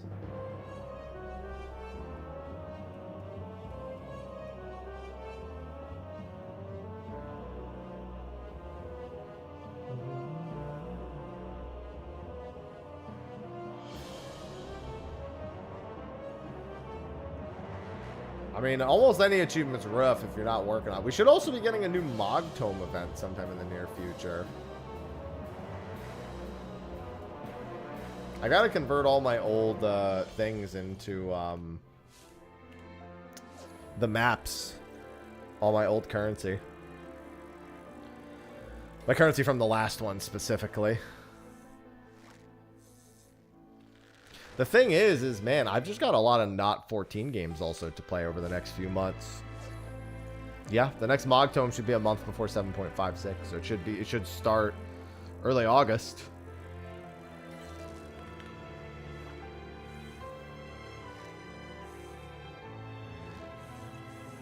Unless they decide to not do what they did last expansion. Last expansion, they did one for 7.56 and then one for 6.56 and one for before 7.0. And they named them Tombstone of Blank 1 and Tombstone of Blank 2. The Legendary is next week. We don't have to wonder. I literally interviewed the fishing devs and they told us. I've released a video about that too.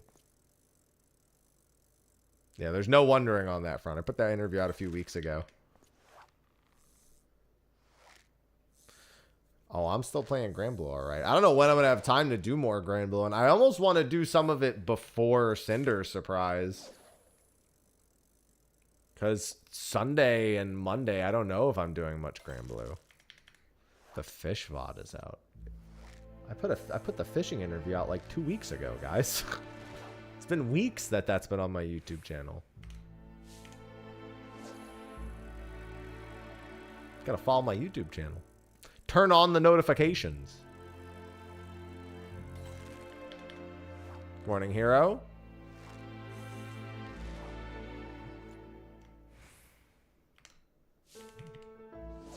Click that bell, gamers. Turn on notifications.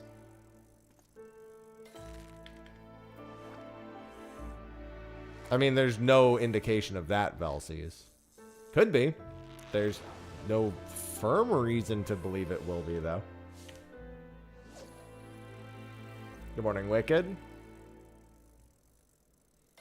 That would be a decent bit sooner than I think they normally do it.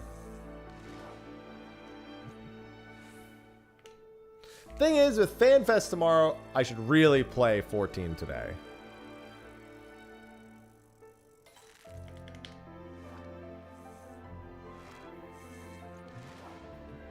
But I really want to play Grand Blue. I still gotta work. I just haven't been playing it at all. No, they don't. Diadem fish count as diadem fish. They don't have a level range because you can fish in any level range in there from like 15 up.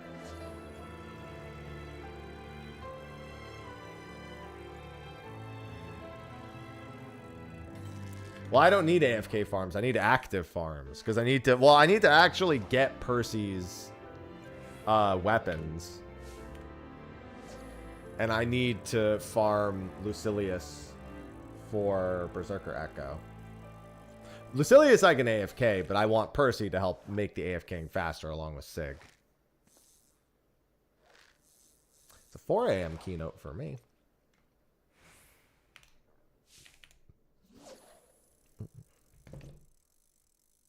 Yeah, I'm going to go to sleep super early tonight. Or at least I'm going to lay down super early. No, I stopped playing old school RuneScape because it was bad for my schedule. Because I would just drop other things just to play old school RuneScape. 7:30. No, it's at not 7:30 PST. It's at 4 a.m. EST.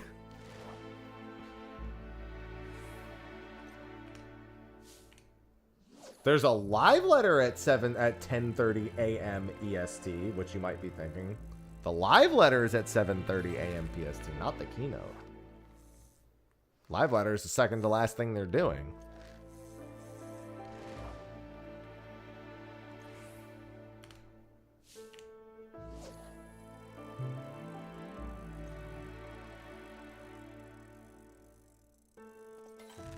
I mean, I usually wake up pretty early, but that's going to be, no, keynotes, not the live letter. The keynote is all about Evercold, and the live letter is about Beastmaster and other miscellaneous announcements.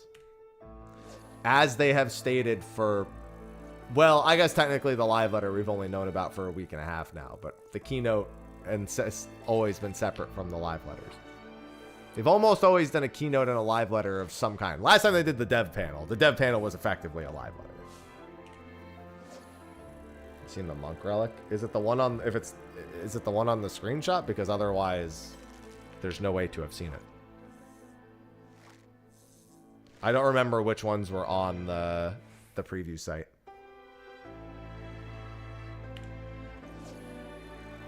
I mean, almost every FanFest in general has had a live letter.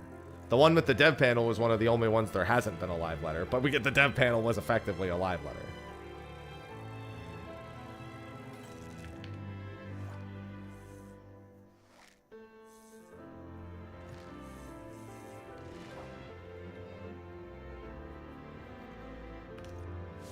Well, I mean, if you're going to do SOS and Hades, then why would you not just assume it's going to be the 3 weapons also here? I mean, that's what they've been doing for the last several expansions, you know.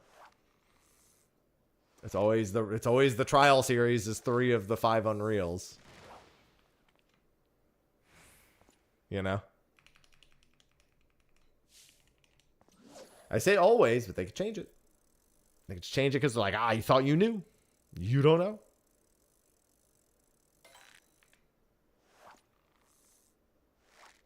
No, Neko. They're not going to say the name if they're not revealing it.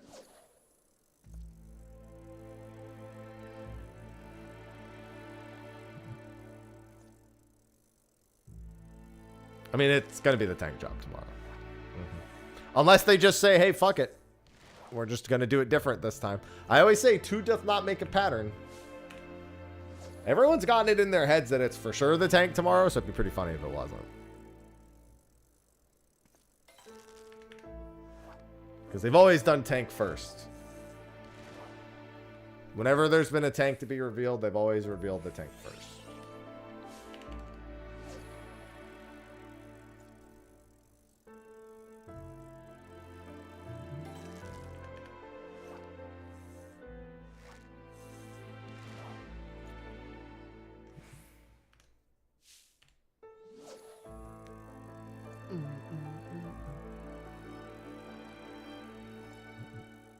Good morning, Veltus. Well, I mean, the last time we got a tank and a fizz range was Shadowbringers, and they were both the same expansion.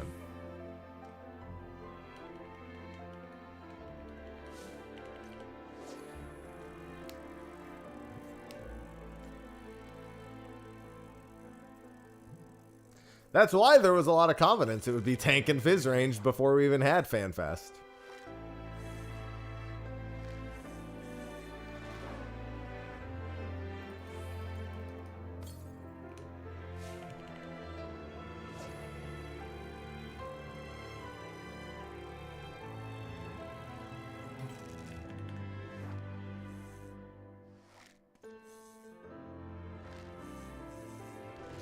Yeah, it was funny because the thought in my mind was like, I really hope it's a fizz range, but after what happened with Reaper, I looked at the scouting job and I was like, it's probably a scouting job. It's probably scouting and caster.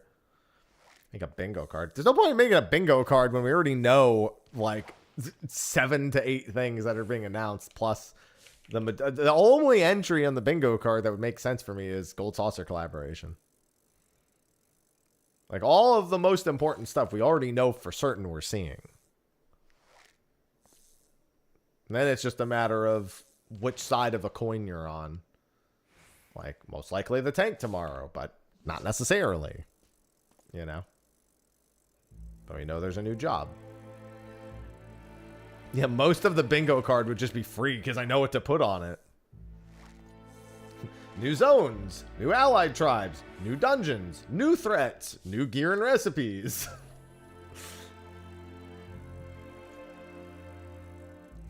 New job teaser in the form of a shirt.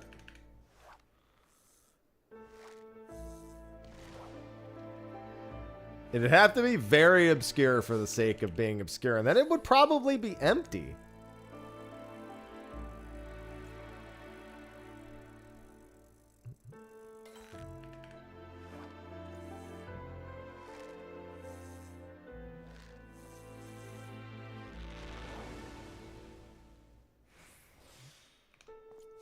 Yeah, he didn't tease with a shirt at EU and then said that the first shirt was a hint for multiple jobs. Which is also potentially true here because Ratatan has gun shields. So he's technically fizz ranged and tank.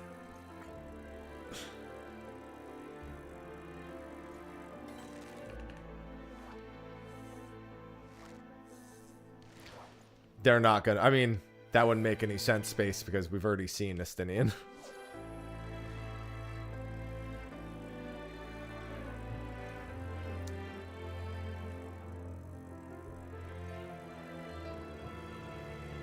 You'd have to take one of the Scions who's not there, and even then. I swear Hoary Boulder is going to be the tank. Sure, if you really want to do that, you can make that the bingo board. Hoary Boulder appears in trailer as tank. There you go. Yeah, I'll be in Tokyo. Saijin. That's usually when they announce the pre-order stuff.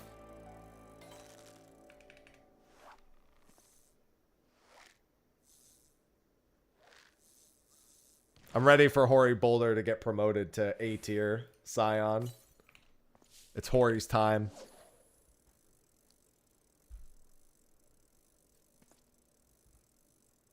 Ready for Hoary Boulder CGI. Hoary Boulder is that one B team member that everyone forgets is there, but when they remember, they wish he was there more.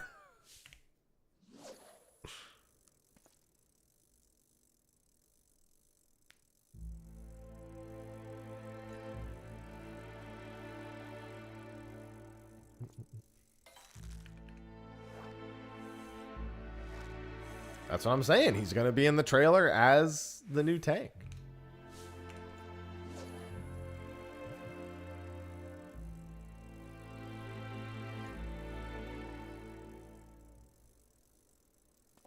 Yeah, and then Riol can show up as the Fizz range. There you go. Just continue down the line of thinking. Then Riol can be the Fizz range. Hori and Riol getting fucking... They're getting promotions.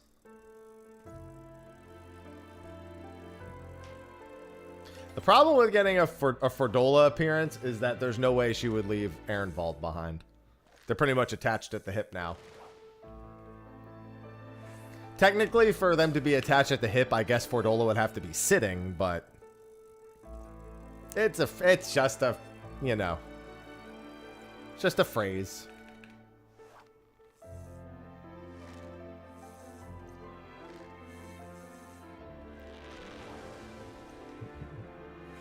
Boo. What do you mean, boo? I'm right.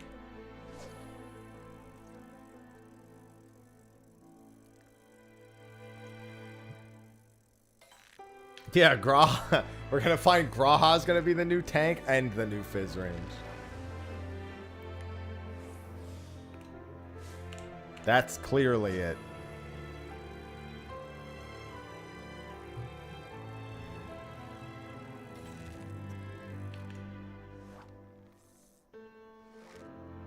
Listen, I've been waiting on Raubon to get a gun for an arm for about 10 years now. And that hasn't happened. I don't think Ehrenwald's getting robot legs. Yeah, I saw it, Thotmus.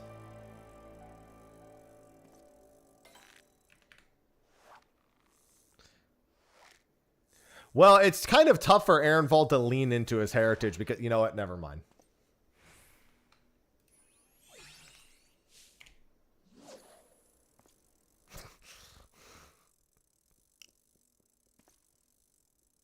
Kind of a half lean.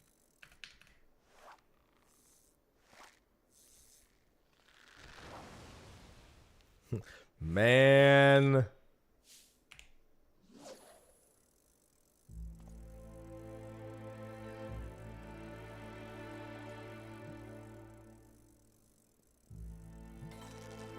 Oh, sit down, Chad. It's not that big of a deal.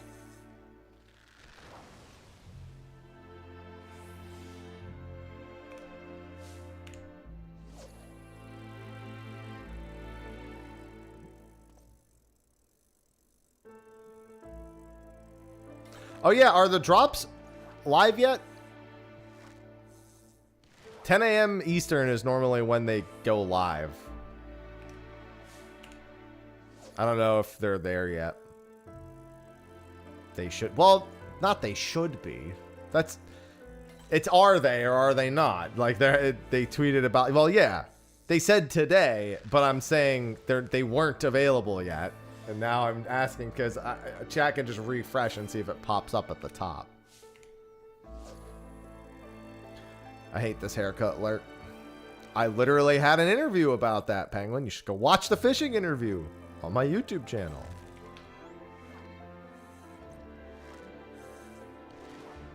Okay, then it's not there yet. Then the badge isn't there yet.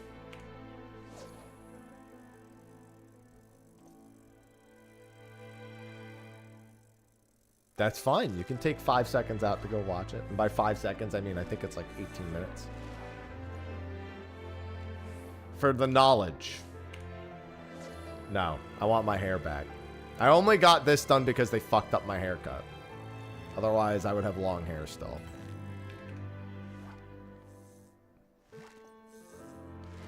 Well, I'm glad you're enjoying it.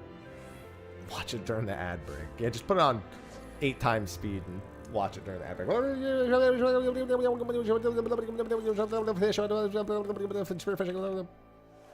They fuck up a haircut by cutting it incorrectly?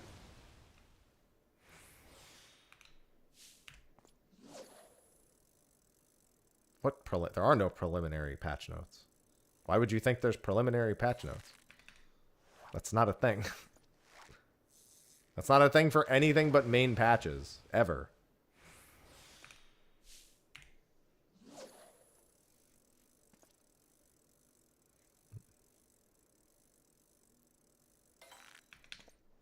We get 6 preliminary patch notes every 2.5 years to 3 years. Well, it's not true. It's every 2.5. 7.0, 0.1, 0.2, 0.3, 0.4, 0.5. That's it. Yeah, sometime in January will be the preliminary patch notes. True. Well, I mean, there's a patch drop on Tuesday, Matt. They just don't do preliminary patch notes for anything other than the main patches. I was pissed. That's why I didn't pay for it, and I had them buzz my hair. So technically, I got a free haircut.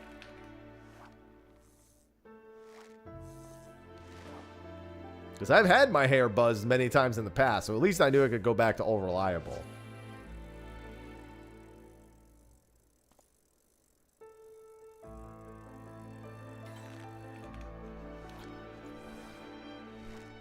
I mean, maintenance probably isn't going to be that long. I don't know if they put up the maintenance alert yet. I didn't look. Yeah, I got good hair anyway, so. Oh, so yeah. Basically nothing.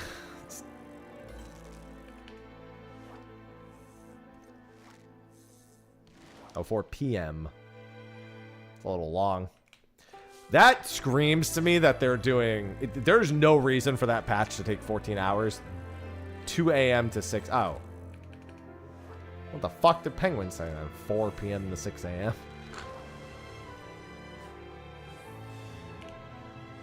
(2 a.m. to 6 a.m.) That's more reasonable. If it was actually 4 p.m. to 6 a.m., then that would have been them doing server stuff.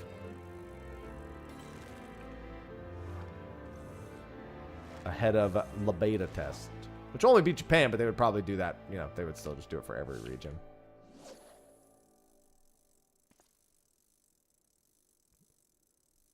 Yeah, they're doing a launch stream on the 1st.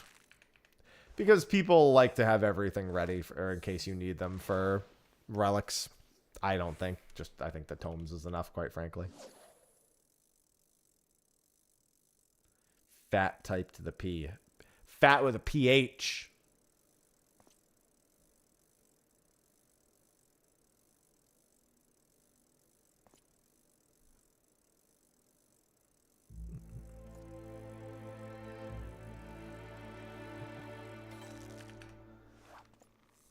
God, I can't wait till this achievement is done.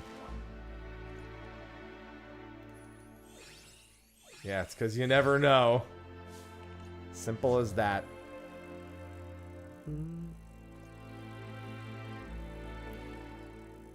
Well, there was no East Coast servers. They did a cloud server test to see if it was technology they wanted to invest in. And those cloud servers happen to be on the East Coast. Clearly, whatever they discovered from that led them to not pursue that route.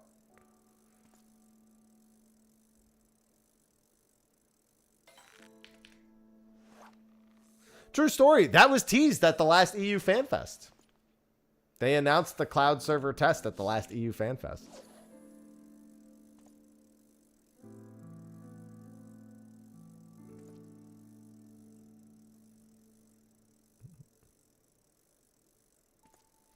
Fun little tidbit. Yo, so speaking of tidbits, obviously in Canada for donut holes, they call them Timbits. But I was watching a show from Australia called Mr. In-Between, and I heard the term dimmies, and I didn't know what a dimmy was. So in my head, I was like, oh, I wonder if that's like Timbits. I looked it up, and now I want some fucking dimmies, mate. I want some fucking dimmies, mate. It's literally like Australian dim sum, but it's like put in a thicker wrapper. Like the actual like wrapper of the dim is like way thicker, so it can be sold in like bakeries and stuff. So bakeries just carry fucking dimmies with soy sauce.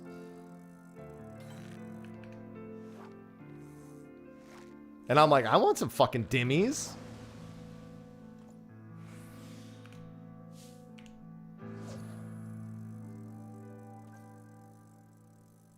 Yeah, they probably will be, Sajin.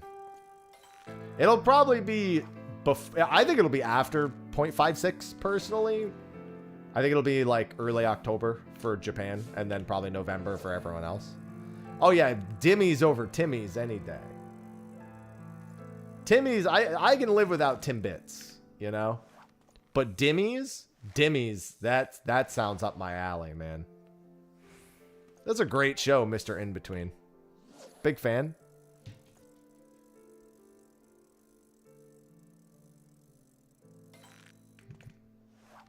Had to Google. I know, right? Don't the Dimmies look good?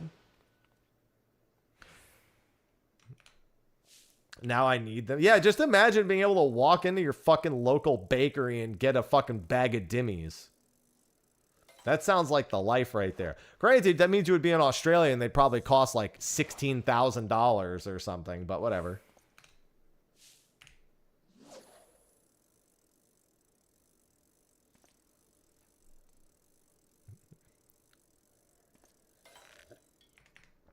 No, but that's still how they're known, Hero.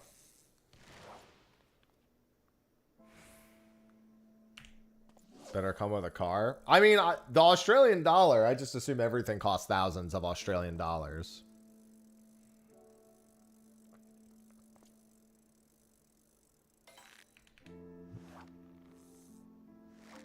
No, yeah, they actually are supposed to be incredibly cheap. To my understanding, they're like insanely fucking cheap. Like, cheaper than any dim sums should be.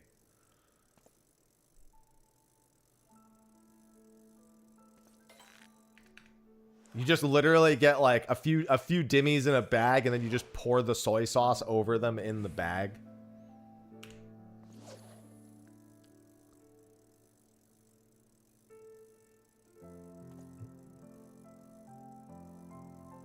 I had to go deep down the dimmy rabbit hole after seeing them on Mr. In-Between.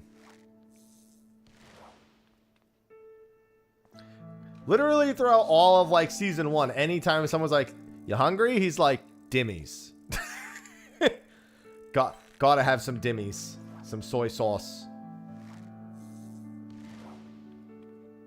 Had to go down the dimmy hole. I needed to understand the dimmies. Unfortunately, when I looked up a dimmy recipe, I guess they don't really sell like there's no like wrapper that you can put dimmies in America that like achieves that same kind of being able to keep it in the bakery style. So a lot of them recommend you make your own dimmy wrappers. I could definitely recommend Mr. In-Between as a show though. Solid show.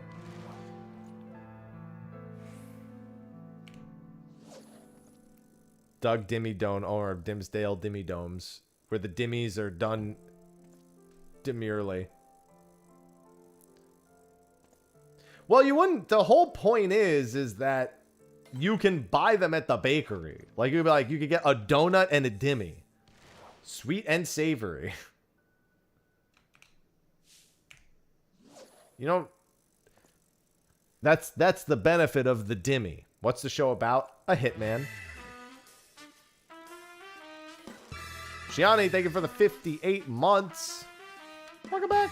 Dimmy Neutron. That's what he would be called if he was in Australia. Dimmy Neutron. Thank you for the 58 months.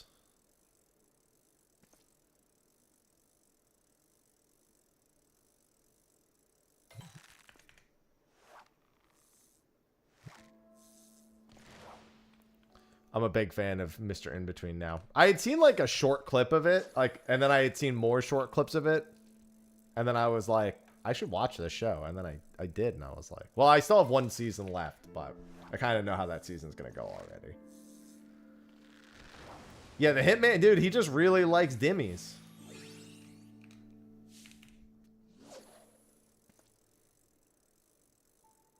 I got to go up to Sarah and just be like, Sarah, tell me about dimmies. She's got a tweet. She's at EU. Like I don't know if she's there yet. She probably is, but she flew out like a couple days ago. Yeah. She just tweet at her, be like, Sarah, I need you to tell me all about dimmies. I need to know everything there is to know about dimmies. Hungry morning after Googling dimmies. I got food in my fridge, thankfully, though I do need to buy some stuff later.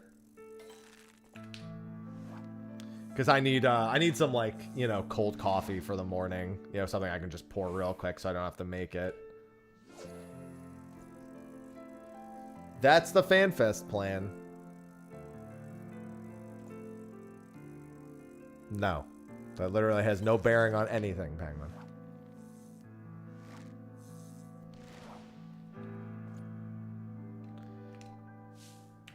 Need so many dimmies.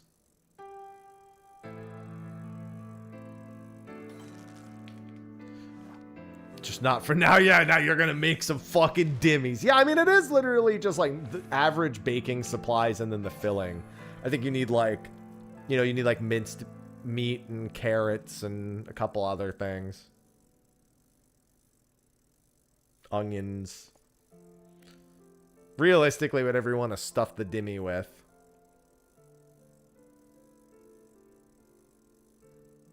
My stomach is growling now that we're talking about dimmies. Why did you do this, chat? How could you? Fucking love Jamaican patties.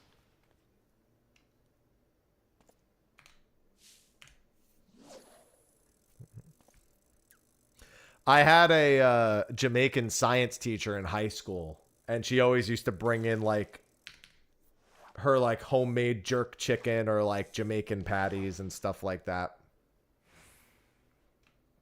She also always ended random words with the letter R. Like, she would say idea, but she'd say ideas.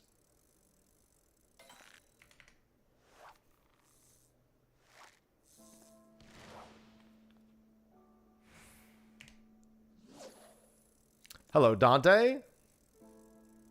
Hello, hello. Yeah, I had a lot of Jamaican food in that class. A lot of Jamaican food. 10 hours. It's not in 10 hours. Incorrect.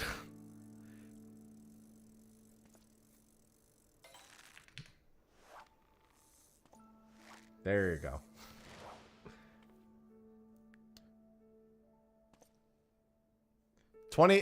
You're still a little off. It's like 18 hours.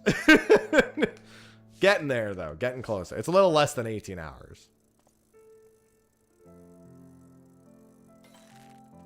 17 hours, 38 minutes. Yeah, it was actually yesterday. You overslept. Smile. And now I'm fishing. Yeah, so that new job, man. Wow. That was crazy. Right. Yeah.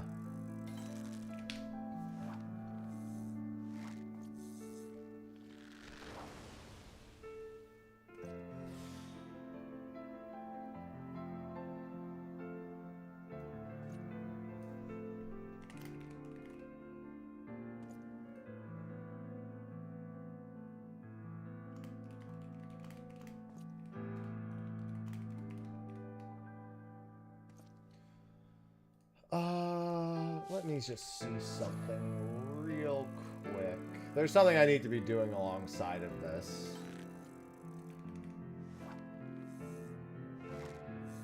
Kafka? I didn't know you still played Honkai Star Rail, Smile.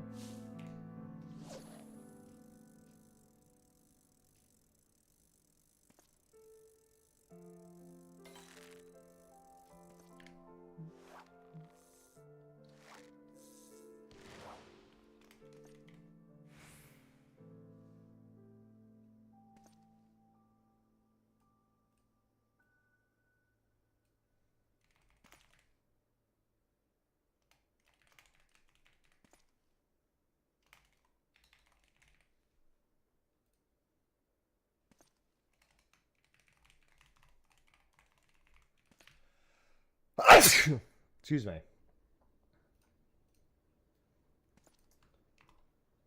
Alright, sorry, I have to do two things at once here.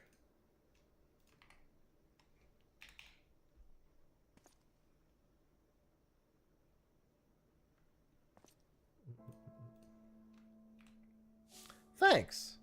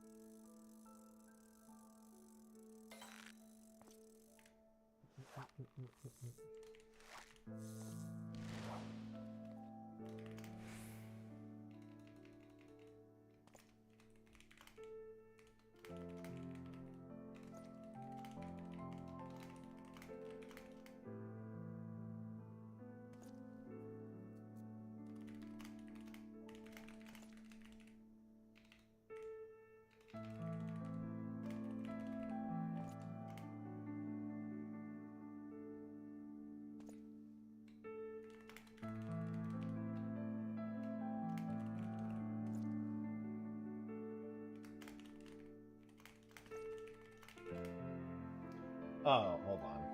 I need...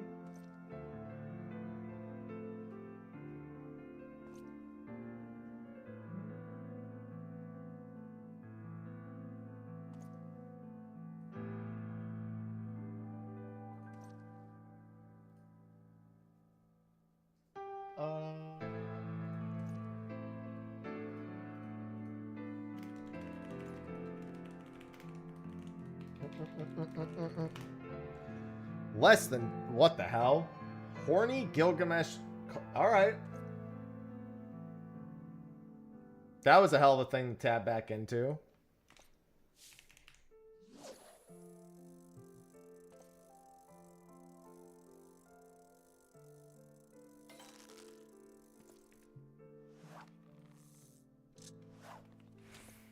What the hell? This just got away? Come on now.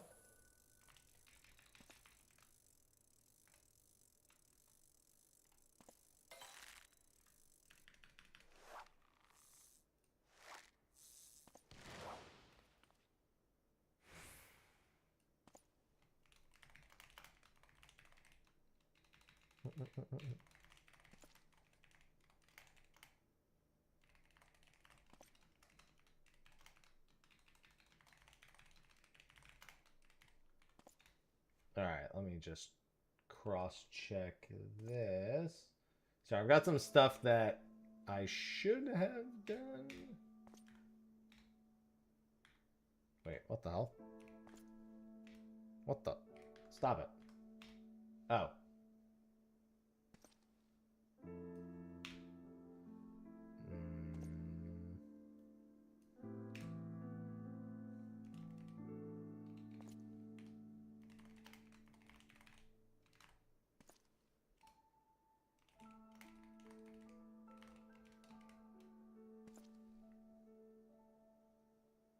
Okay.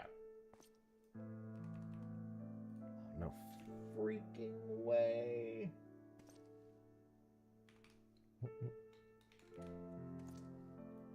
Alright, cool.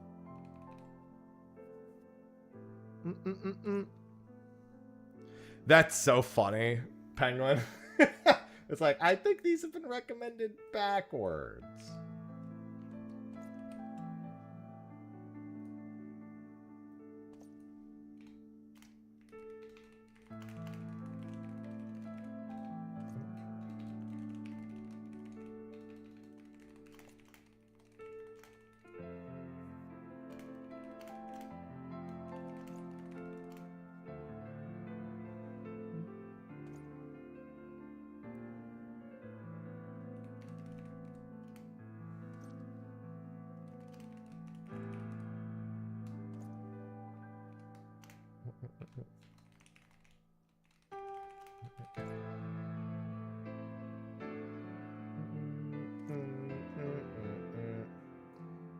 And then I have one last thing to do.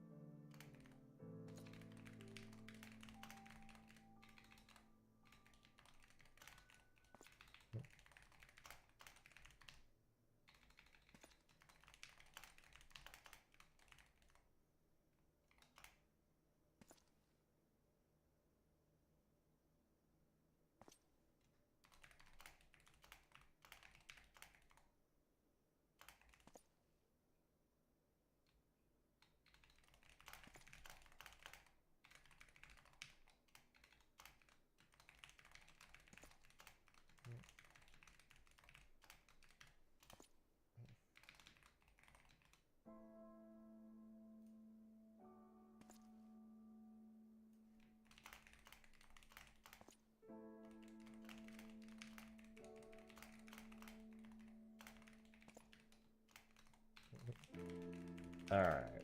Almost done.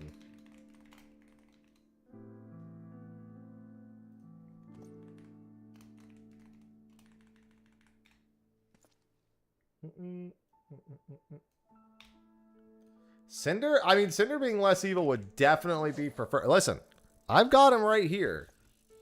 And he is indeed pretty freaking evil, I gotta admit. But I have to overcome that. Because that's the last fish I need prior to a few days from now. When we get the legendary fish. But I'm going to be honest, I feel like I'm going to catch all the new legendary fish before I catch Cinder. I'd love to be wrong, but still.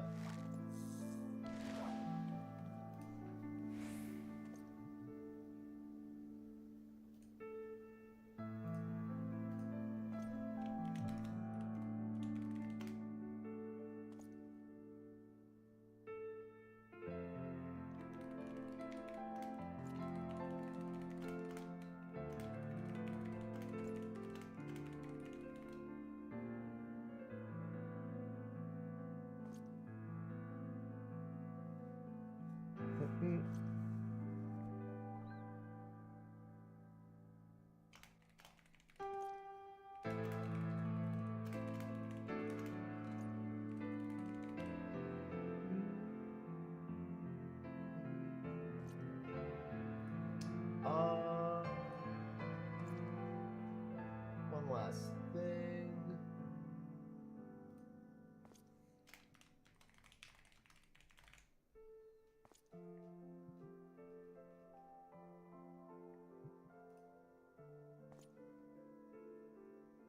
Download.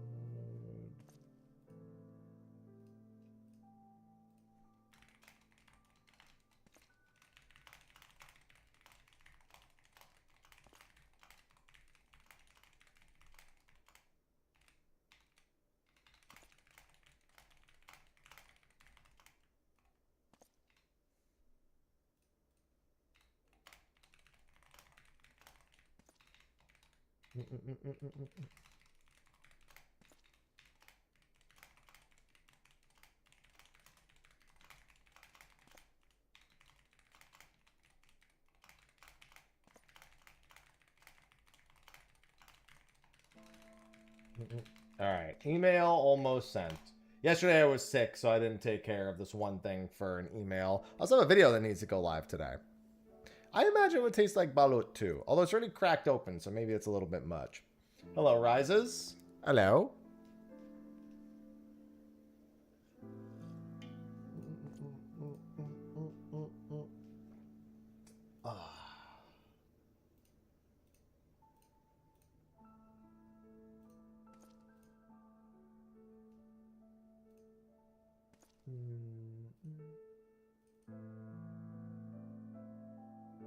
Come on.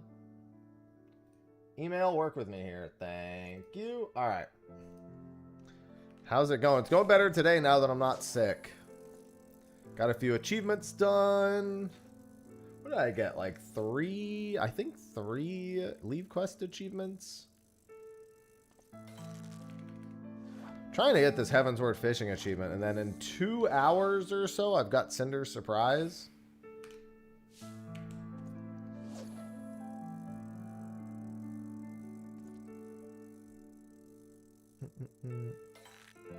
Then I got some errands to run after stream today. And then we'll be up bright and early tomorrow.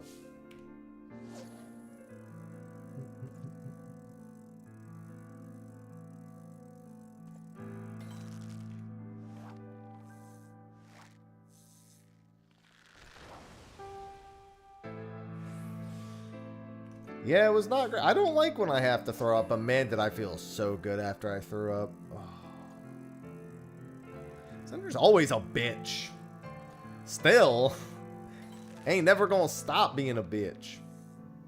I think I've had 3 or 4 bites in 17 windows. Something in that vein. Listen, I've said it before and I'll say it again though. I still much prefer Cinder being my last fish than being 17 attempts deep on something like whale. Cinder is like, bro, I go there like 20 minutes early, I catch some eggs, and then I fish for 6 minutes, and I move on with my life. Ruby Dragon's like, I gotta start prepping at this specific time and try to be done with it before this specific time, but I gotta prep before the prep because the prep for the prep window for the prep is important to make sure the prep goes well. And then if prep doesn't go well, then the window itself becomes kind of ass, and then I gotta pray there, and that's never any good.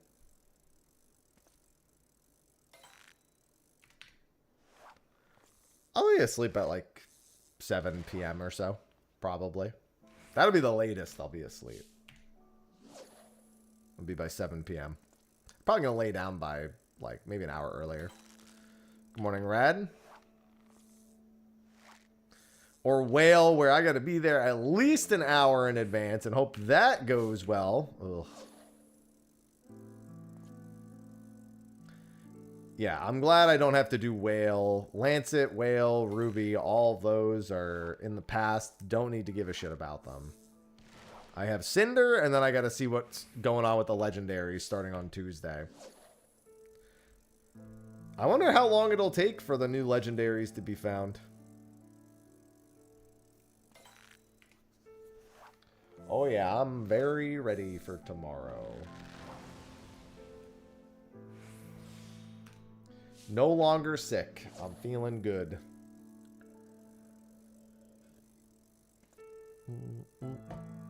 I just got to eat a nice big meal and then pass out in the afternoon.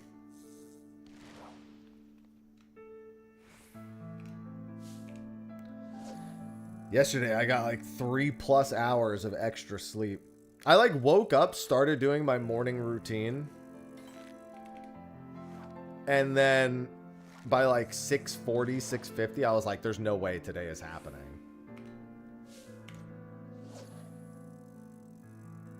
Fanfest at 4 a.m. EST.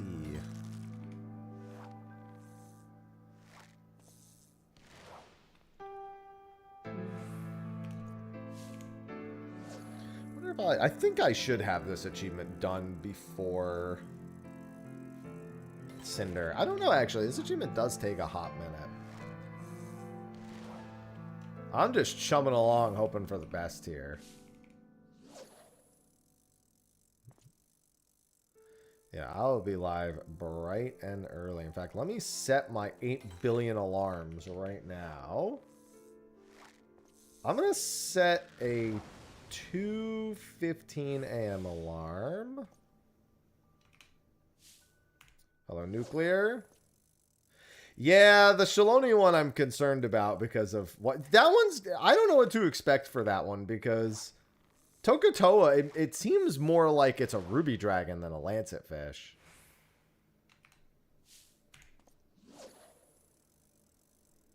And then 2:20 a.m.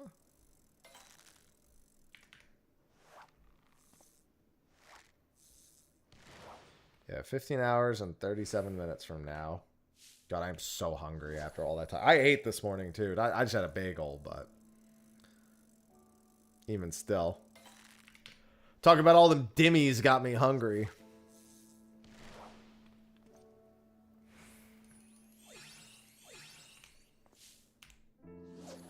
The fish have become wary of your presence. All right, I'm going to have to, like, fly away and come back real quick.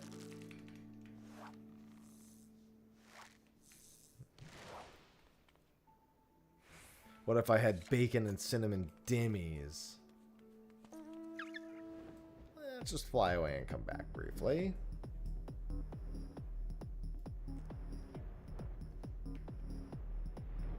What is this, The Office?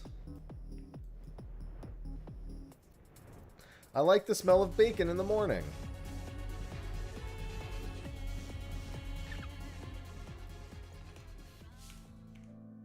Oh, no, they're still... Alright, I gotta go further then.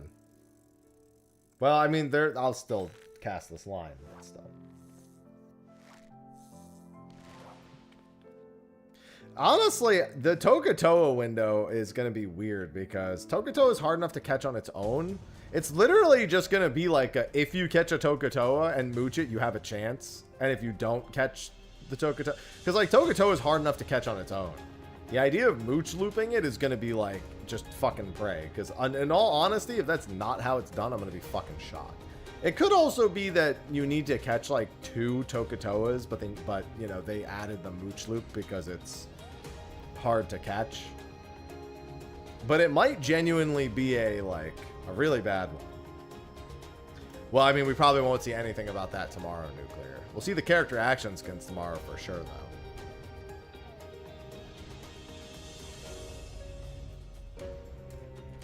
Alright, I flew pretty far away that time. Alright, looks like we're good.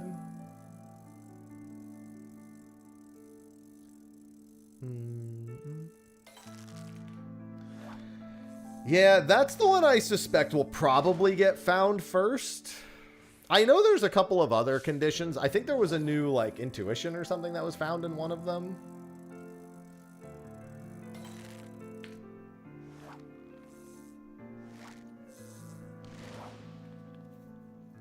Yeah, it could be like a Garlicthus situation, except that instead of it being... Because I know Garlicthus isn't the big fish, it's the tiny fish. Like, you're actually trying to avoid the other big fish in the hole while doing the mooch loop. But I'm saying that it could be similar where, like, you get the Tokatoa and then you have to mooch into another Tokatoa and that gives you intuition. And that intuition is long enough so that after, like, whenever Tokatoa's window closes, the next window opens up. Hello, Timothy. Those are possibilities. Although, actually, wait a minute. No, we would already know if it's intuition, because I'm sure somebody's been mooched. I know at least one person has mooch looped 2 of them. So the only way is if nobody had tried 3, and I'm fairly certain that somebody's tried that already. So I don't think it's going to be that, because any new intuitions would already be there. They wouldn't add the intuition on Tuesday unless they were trying to be extra diabolical. Good morning, Wojo. Because I think they did find a new intuition in one of the fishing holes. That was unrelated to, like, the catch condition of the 7.5 fish.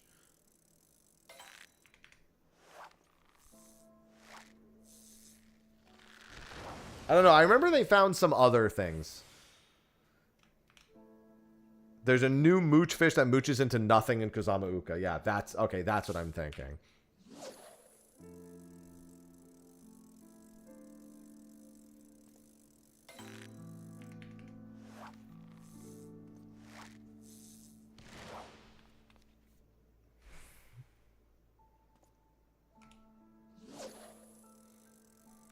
Yeah, purse being a mooch is the #1 joke, even though we all know that's not happening because the legendary fish aren't ever in city states.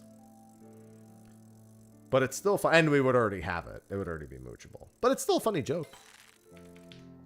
No, I have Cinder Surprise left. Cinder Surprise and a handful of other achievements. I'm done with ocean fishing. I have no more ocean fish left. Purse has 1 more week before vacation. Yeah, but I still have other fishing achievements.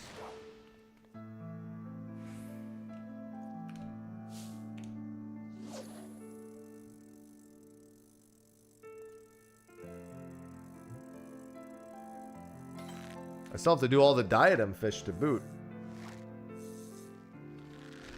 Finish the relic tool grind. Nice. I still have not finished that. I still have so much in the way of crafting, gathering relics left to do. But we've got a lot of game releases. I'm probably planning on checking out Beast of Reincarnation in August. I don't remember if there's anything else in August. I'm definitely playing Onimusha. I kind of want to play a little bit of Onimusha 1 and 2 before the new one comes out, but at the same time, I kind of just want to enjoy the new one when it comes out. I'm not streaming. I don't think I'm streaming Fortune's Weave when it comes out. I think I'm beating it in my own time first and then streaming my second playthrough. Yeah, I know Splatoon Raiders just came out too. Yeah, it's been making a big splash, one might say.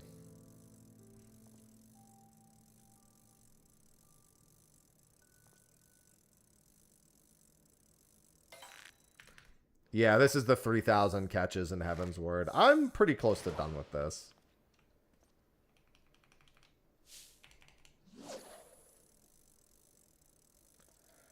Yeah, I'm not gonna replay the whole thing, Nuclear, but I'll check it out. I want to see it at 60 FPS anyway.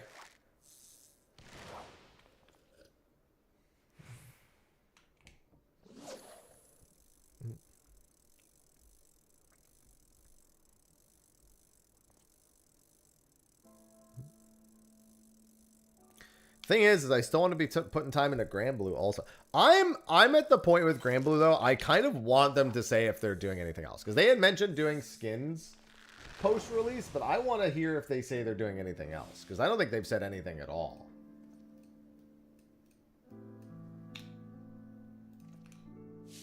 They haven't like said anything else. They just wanted to see how it did.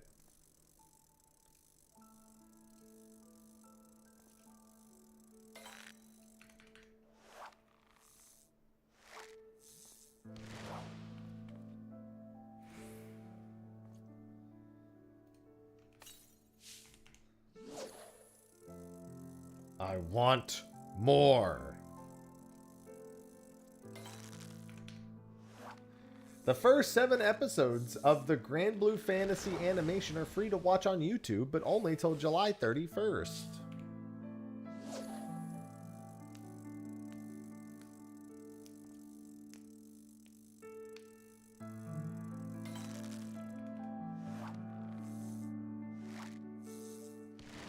Online manual.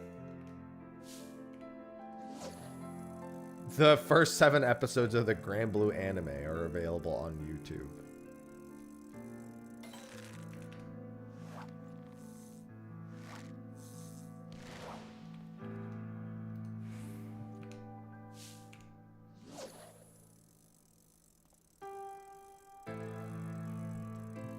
I was just checking to see if they've announced anything.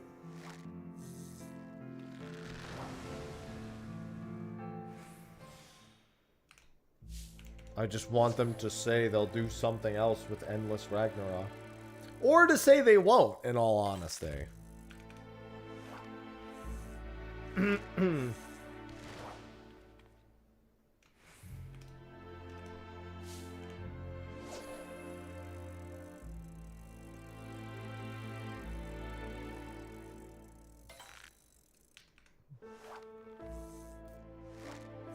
I mean, all of the fish can be assholes one way or the other. All it takes is a string of bad luck.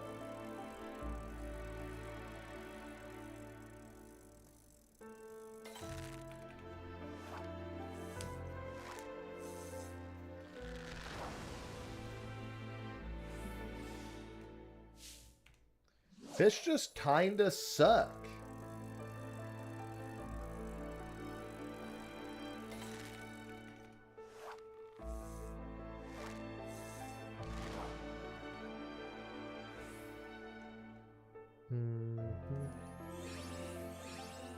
No, fish is food.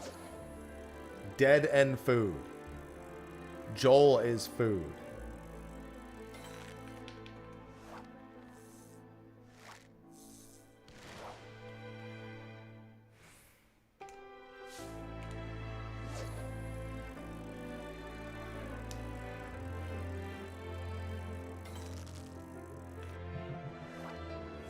The fish is your asshole. That's a weird asshole, man.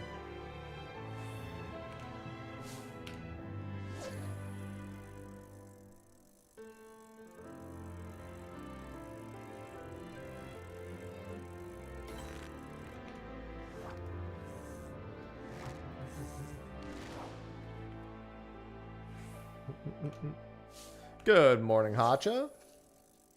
Yeah, I want to do more relink grinding, but I haven't I was going to play 14 and relink like every day this week. Hello, Niaru.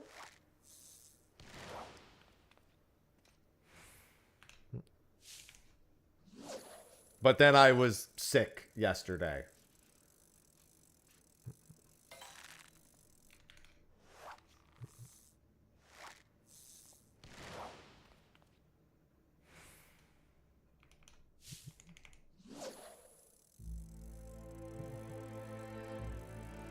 I know quite a few people who got stuck on Iron Oxydorus for at least it seems like of the 6 or of the like I think it was 6 or 8 new fish in 7.5. Everybody has one that just is not working for them.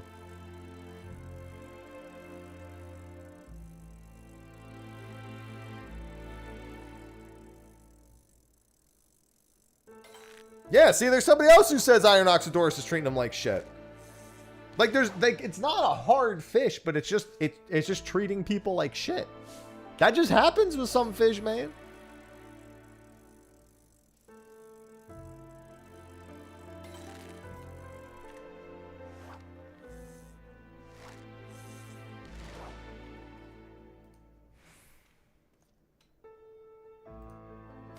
We have the bitter bark caiman sufferer.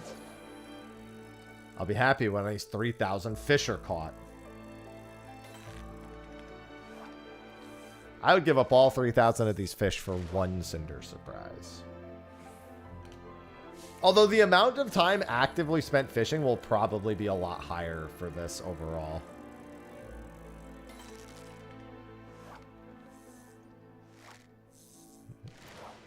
Yeah, I wish I didn't have it, Titanic. Hello, anime. Yeah, I only have Dawn Trail left for everything else. I think I have like 1,000 fish. Oh, no, I think I have like 2,000 fish left to catch in Dawn Trail. Those will all be spearfish, obviously. The chime? What chime? Oh! The early hook with stone scale. You heard? Oh, so like you heard the chime, but you pulled it in instead of waiting for the exclamation. Unfortunate. I'm sure you're not the only one that's had that happen.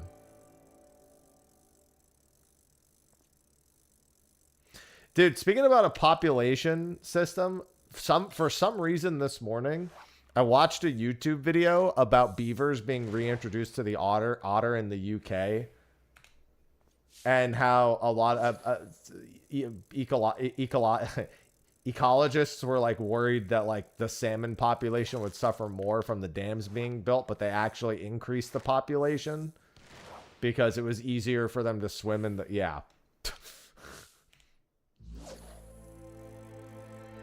Ecologists.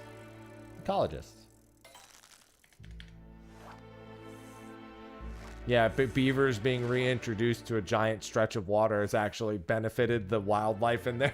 It's like, wow, it's crazy. It's almost like nature finds a way, man. I guess beavers had not been native to that region for like 400 years or something, but they used to be.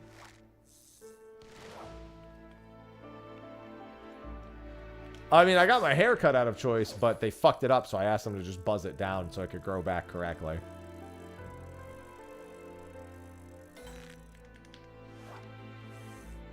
Listen, beavers are cool, man.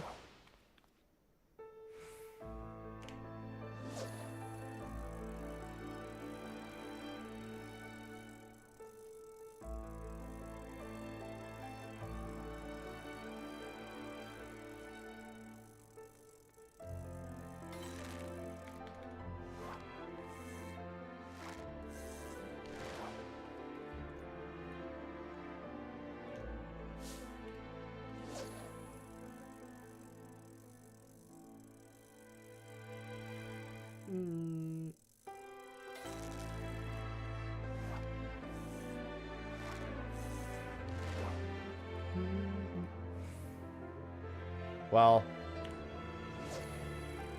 it's not bald. It's this. AI beaver. I knew the beavers were making AI.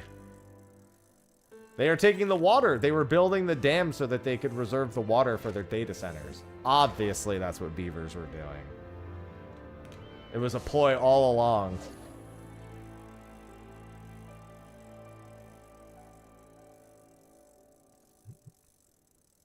The beavers are taking over. How could we have allowed this?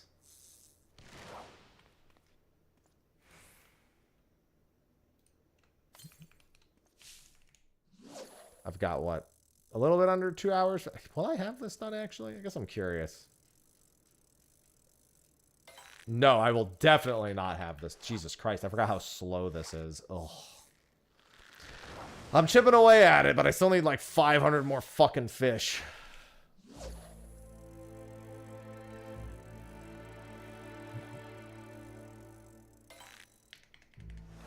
Don't eat beaver tail. I like that.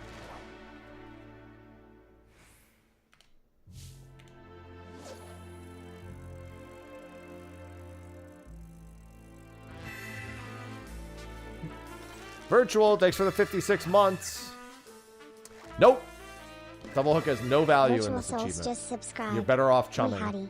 Well, to be fair, it's not even that you're better off chumming. It's that it doesn't help at all.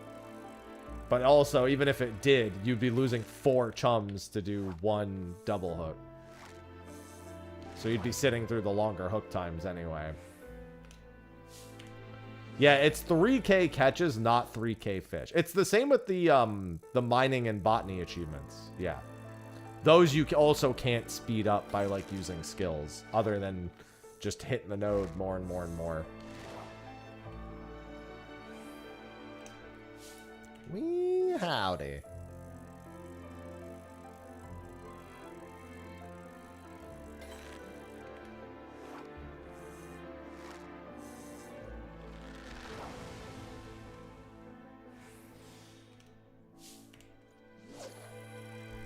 Does any standard fish beat spearfishing? No. Soon as you hit Stormblood and beyond, you spearfish, spearfish, spearfish. Is the gym progress going? I've barely been in the gym. I've just been doing the bare minimum. I've been far too busy. No, diadem does not count. Diadem counts for diadem. It doesn't have level ranges.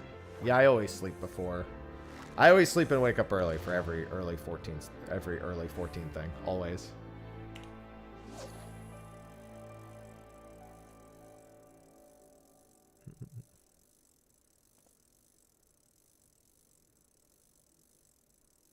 No, there is not, Asina. That is not a thing. Never has been and hopefully never will be. It is just 3,000 catches. Doesn't matter how.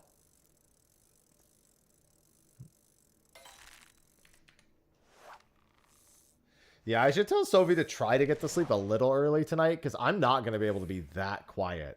And so she's probably going to get woken up. Like, I'm going to keep my voice down a little bit. I'm going to have the door closed, but I'm not going to be able to be that quiet through opening keynote. So I'm gonna alert her to maybe consider getting to sleep a little early tonight. Just in case.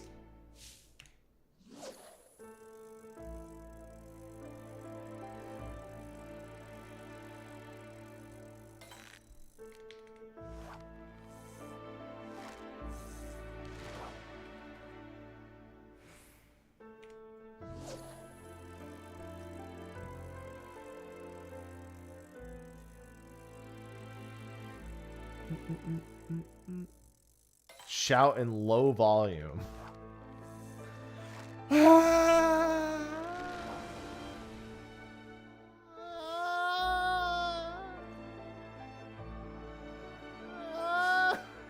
Just gotta turn the dial.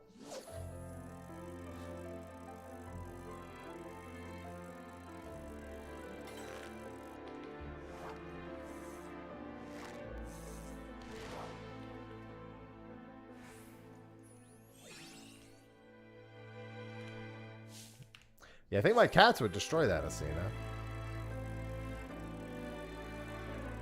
I mean, I just hope it's fun, Titanic.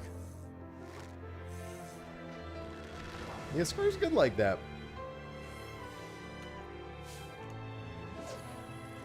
Well, I mean, I think we would know that already, Titanic. I feel like they would have talked about it. I wouldn't expect anything of the sort, personally. Hello, Sayonetta. Yeah, my bedroom's not far from my office either.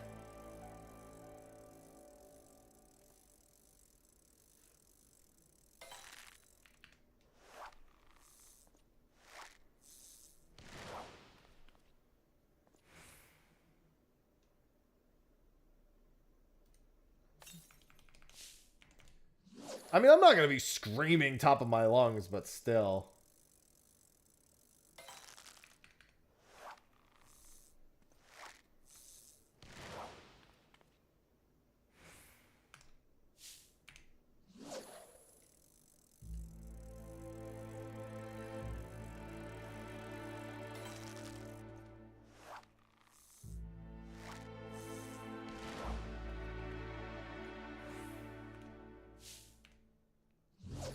Some earplugs. I don't think she would enjoy sleeping with earplugs.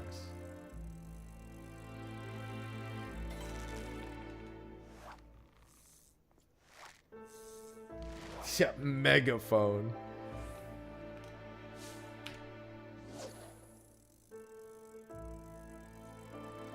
They have to be, Sky. Otherwise, you just be hearing people fucking all the time.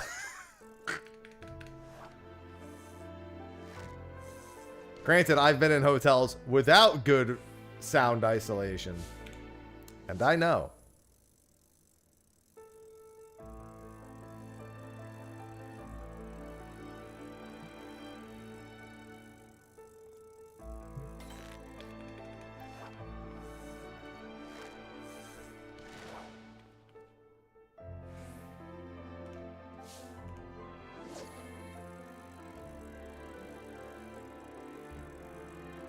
I mean, technically a thing virtual. Not officially, but... Yeah, I mean, that's why I have to wake up a little bit earlier is to make sure all the cats are fed and not being assholes, but they're probably going to be assholes all the same.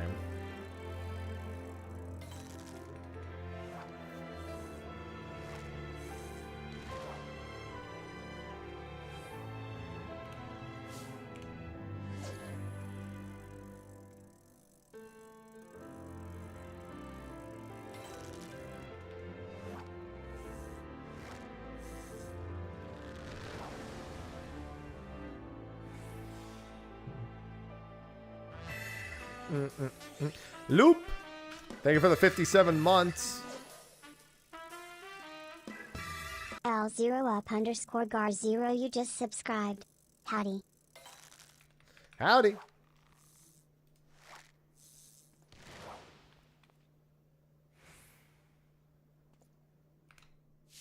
Thank you for the 57 months.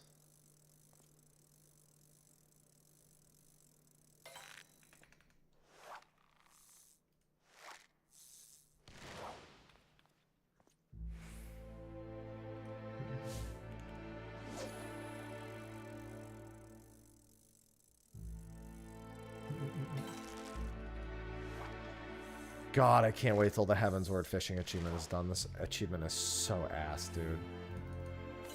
And not the good ass.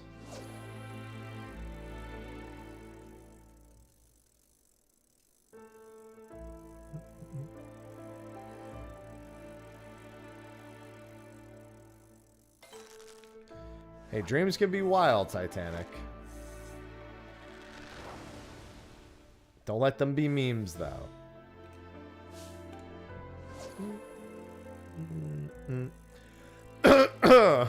This was not the achievement I woke up and expected to work on today, but here I am. It's just one of the most annoying achievements I've left. There was a part of me that thought maybe it would be better to work on diadem achievements instead of this. That says something. I have a decent number of achievements to do in the diadem. I need to fish 3,000 catches in Heavensward.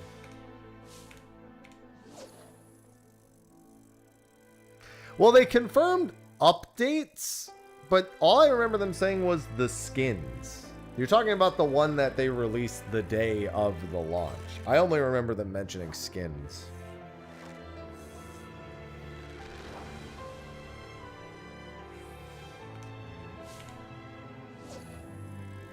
Oh, a more recent one. Well, it's not anywhere on their Twitter. There's no mention of that even being a thing on Twitter. No, Diadem's really easy with current gear. The only thing that sucks is mining and botany.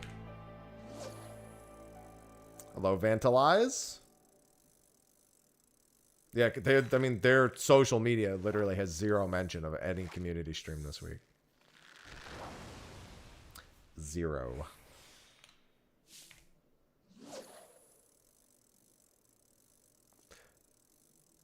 No. I don't, Titan. Could be, I mean, it could be, but I don't think that.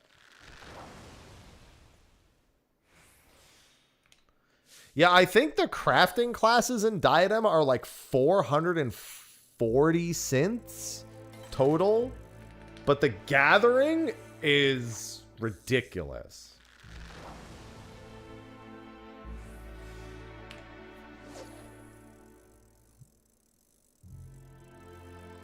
And yeah, and fishing. Fishing's also relatively quick. I mean, I don't think that's even a take. I mean, it's just, sure, it's another idea, but everyone has ideas and none of them are any more or less meaningful.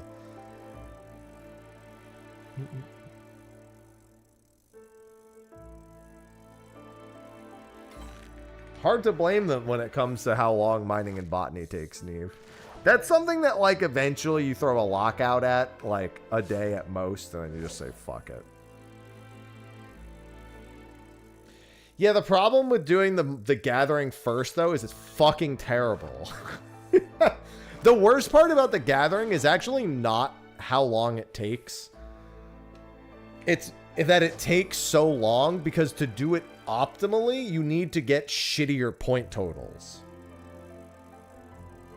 Like, in order to actually clear all of the diadem achievements, you have to do the older gathering achievements, which means your point gain is ass. Yeah, doing grade 2 and 3 first is awful.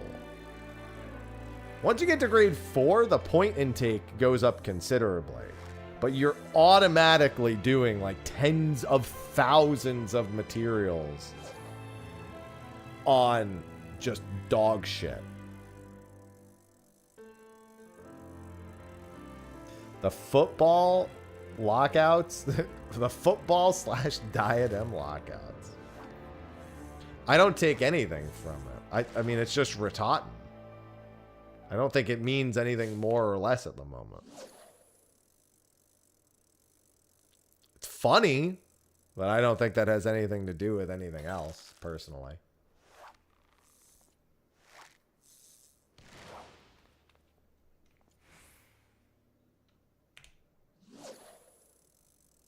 They're not going to go back and make the diadem faster. That is not a prerogative they have for any reason.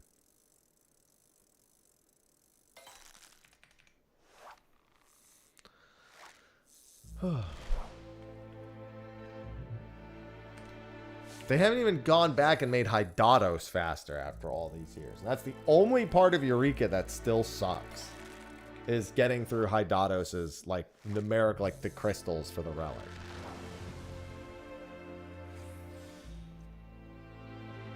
Yeah, but they didn't do that targeting Diadem. They just did that.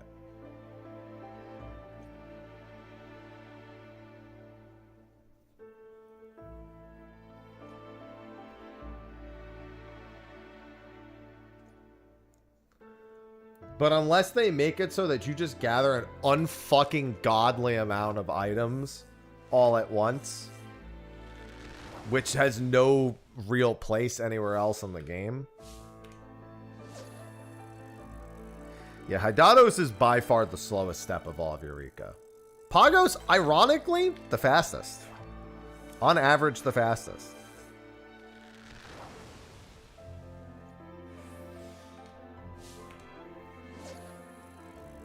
Granted, Pagos is only the fastest if you know what you're doing. And obviously, I know what I'm doing. Even then, it's still faster than Hydatos. Even if you don't really know what you're doing.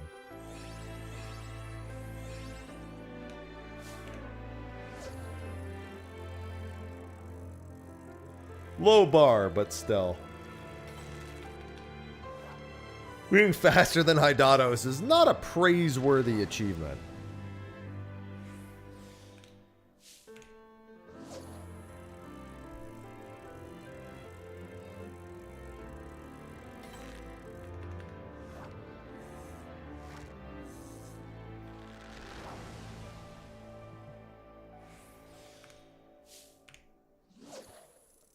Do you need to?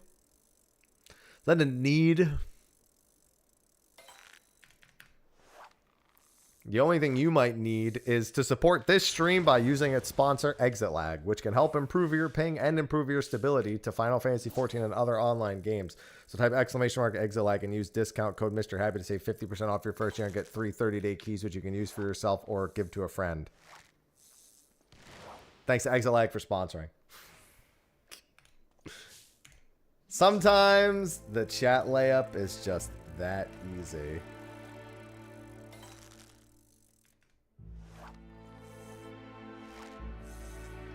Live letter? Do you want the live letter or the keynote? Those are two completely different things.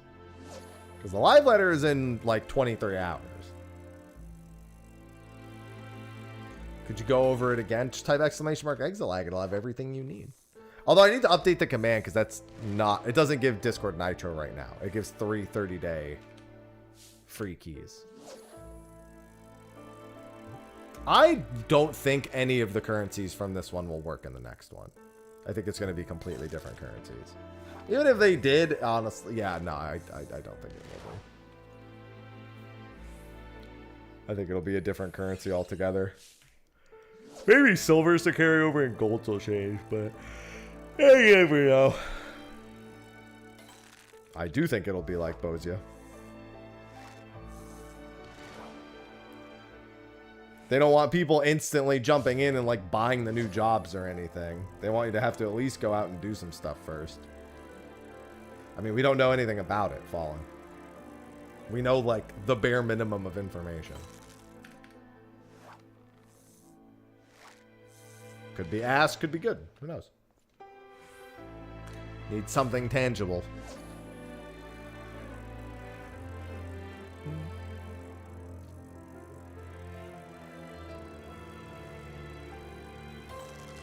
Pretty much just know that it exists.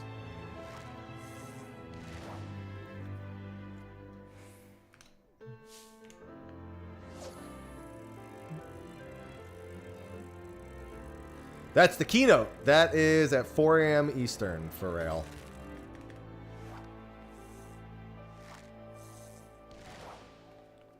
That's about little less than 17 hours from now. 16 hours, 47 minutes.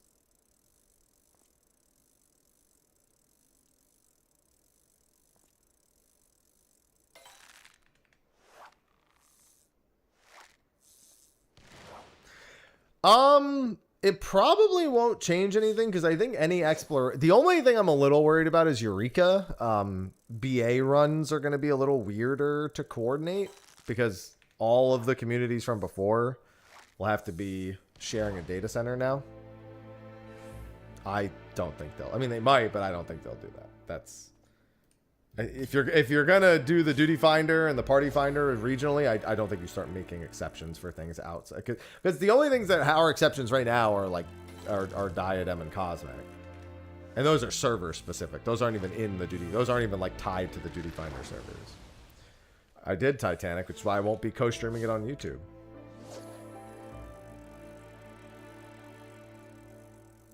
I mean, I don't spend gil on anything. Most people spend it on glam and whatnot. I have no care for that. I've been spending it on helping myself with achievements. That's it. It is my achievement bank. Am I feeling better? Threw up pretty bad Wednesday night, and I was exhausted yesterday after throwing up Wednesday night. Felt better by like the afternoon yesterday. Probably by like 3-ish I was feeling better.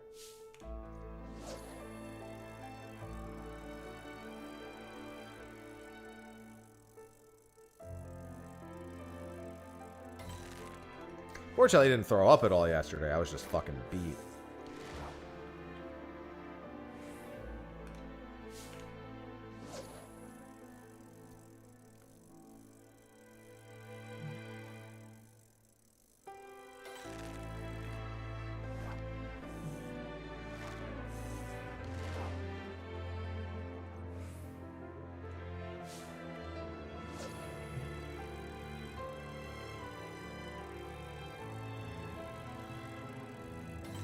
Yeah, eventually when I have to craft every recipe for every individual job, that's going to be a fucking nightmare.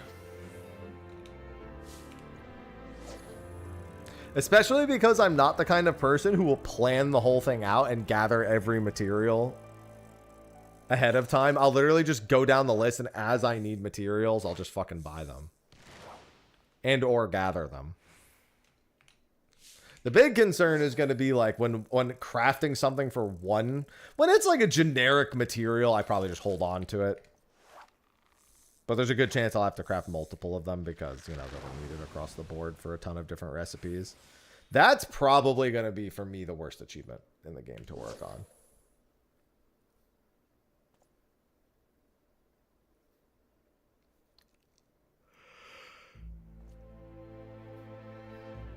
Ugh.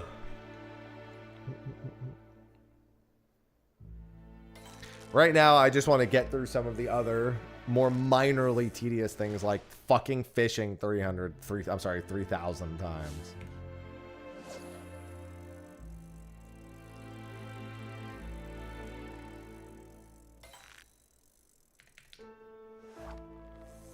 Yeah, I was going to say, I literally don't recall any such thing happening. And there's literally no mention of it anywhere on their social media. 4 a.m. EST, Vayon.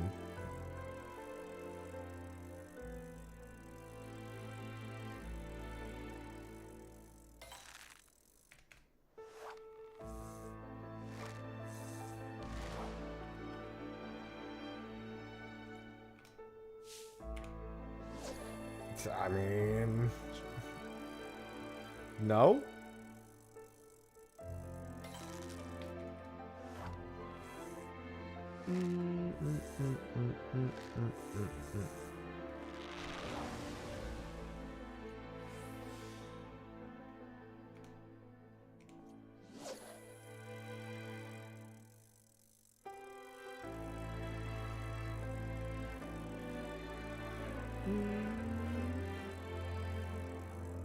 Going forward? Yeah, they usually start with the new job. The very first thing they'll talk about will be the new job, almost certainly.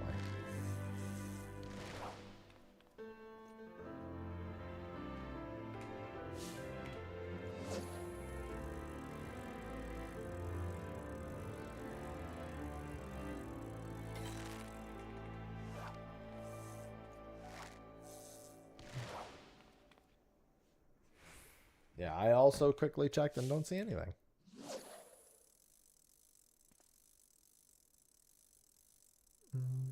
Chaos. Chaos? Chaos. Chaos? Thanks for the gifted sub. Chaos. Jose Macron gifted a tier 1 subscription. Thank you.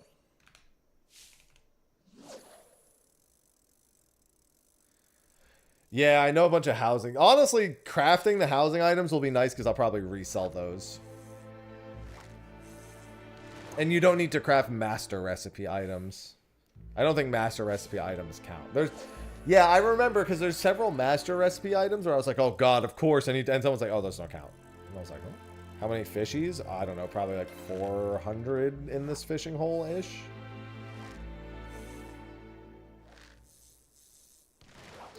This is the worst. I shouldn't say this is the worst of the remaining achievements I have, because it's technically not, but it's the one I hate doing the most.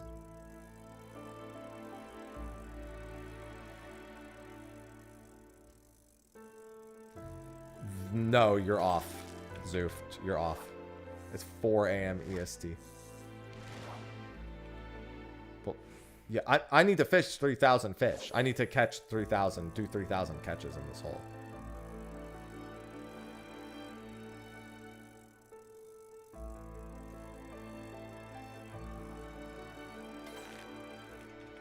Oh, I only need one more unique one. Yeah, which is 6 hours later than what I just said, Zoo.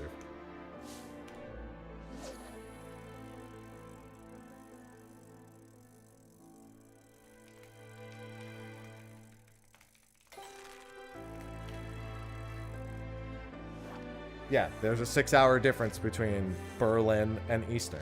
So it's 10 a.m. local Berlin time, which means it's 4 a.m. EST. I double checked just to make sure it was that 6-hour difference. Not to mention, it does literally just say 1 a.m. PST on the schedule, I'm pretty sure. Since it's done locally. Sometime today, I guess, Cassman.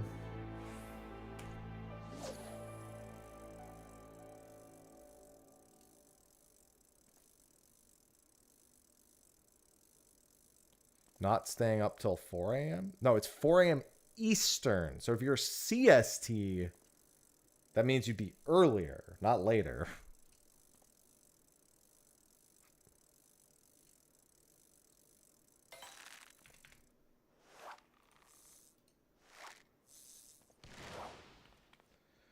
No, they'll save that for Tokyo. Listen, hey, thanks for the tier 1. OZ Necron just subscribed. No. EST. Yeah, it's earlier because 4 a.m. EST. So for CST, it'd be 3 for you.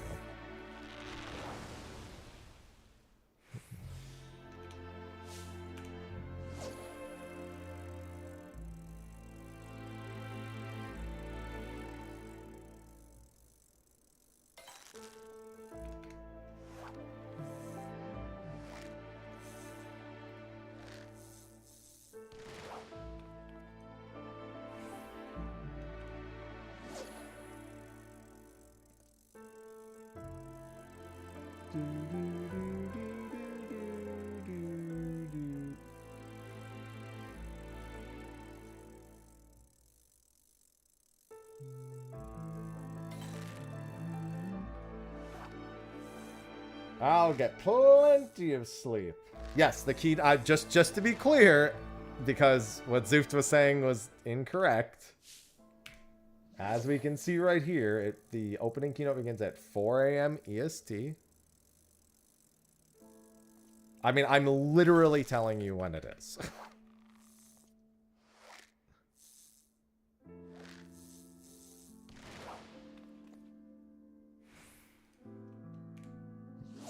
I literally have the schedule in EST right here in front of me.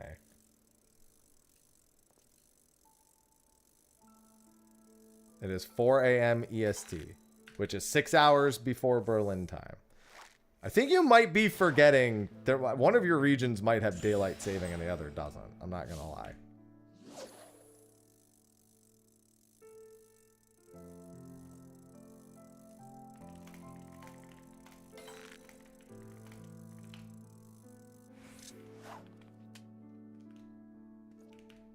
The web page does default to your local time. It does.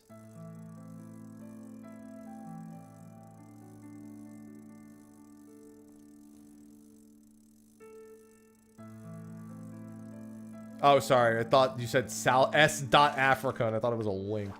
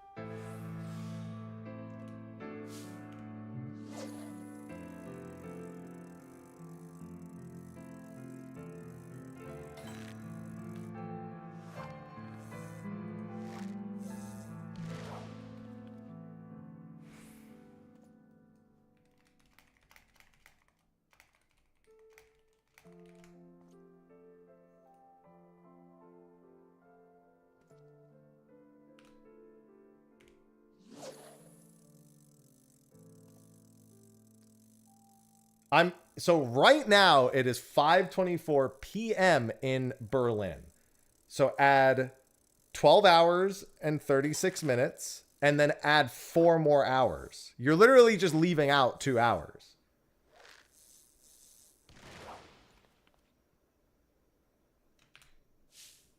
It's 5:25 p.m. right now. So add 12 hours and 35 minutes and that puts you at 6 a.m.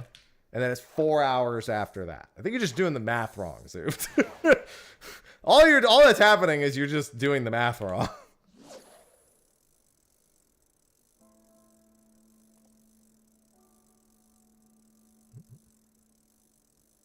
16 hours and 35 minutes from now. I went and double checked to see what it was locally in Berlin right now.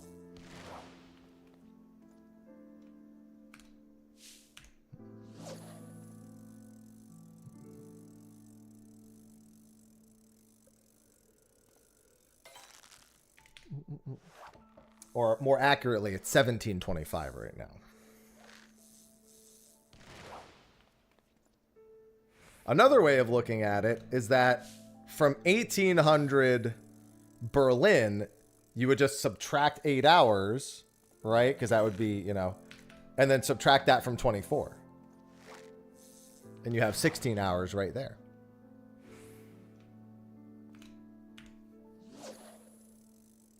What time will it be in Eorzea? Great fucking question. Whatever the server time is, I guess.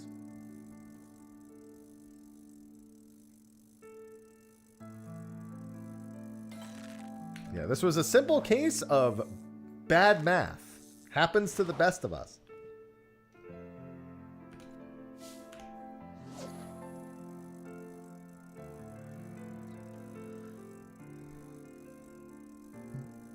This is why you don't do math on stream. That also includes in chat.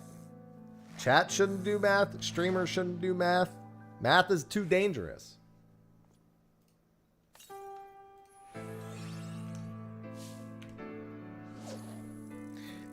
Yeah, but it's easier to figure it out this way, Dante. Because the server time ignores my local time anyway.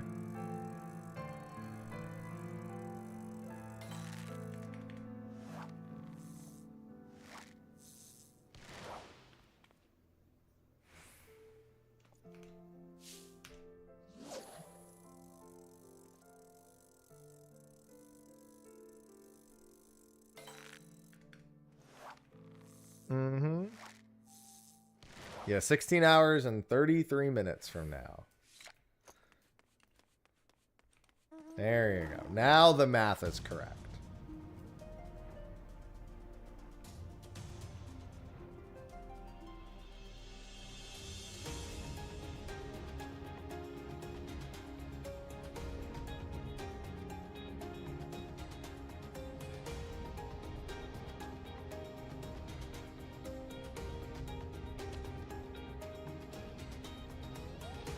How are we doing? Heaven's Word to chill. Oh god, I still have 439 more to go. Fucking kill me. Hate that.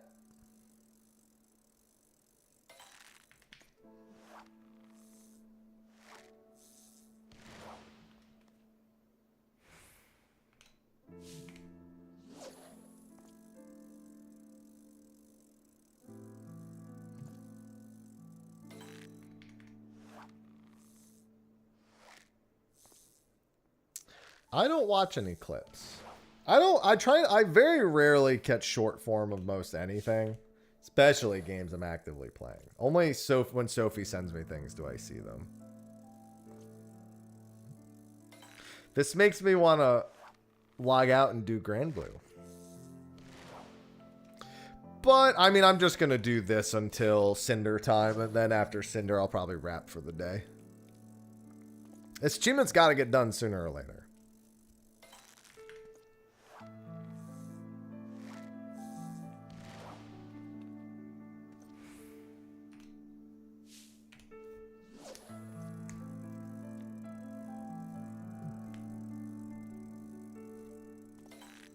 I don't want to run Grand Blue AFK. I need to do things specifically. I mean, they've all been the same size. All the areas are basically the same size for it. It's just about where the aetherites are. I'm kind of indifferent. If there's nothing else, if there's not enough open world activity, making the zones even bigger is completely meaningless. And even with them changing it, like them saying they're enhancing it, I want to see them use the space we already have, not add more space.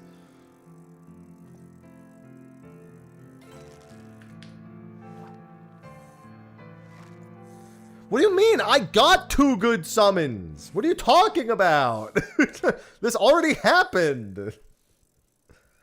And now I just need to AFK Lucilius, but I need a better team for AFKing Lucilius on Chaos++. So I have to go and make all Percy shit, all of Sig shit, so I can AFK them on Lucy++. I mean, I'll check out Guild Wars 3. Honestly, I just hope Guild Wars 3 does rewards better, because Guild Wars 2 is so unrewarding for me to play. It just doesn't feel good. Every time I try to play it, I'm just like, ugh.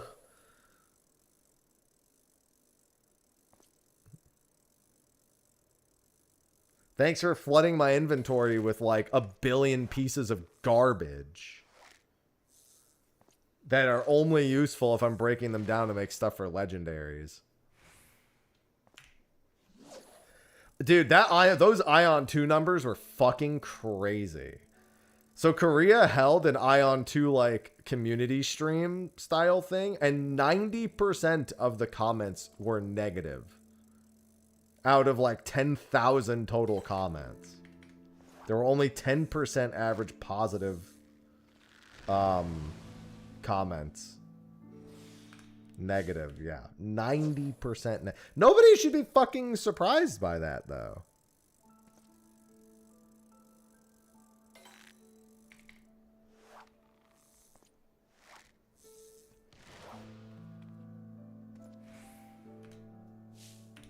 It wasn't just class balance. There was some... class balance was a part of it, but it wasn't just that.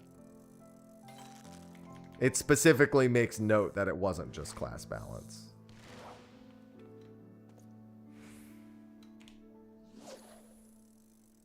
Yeah, Ion 2 is a fucking mess.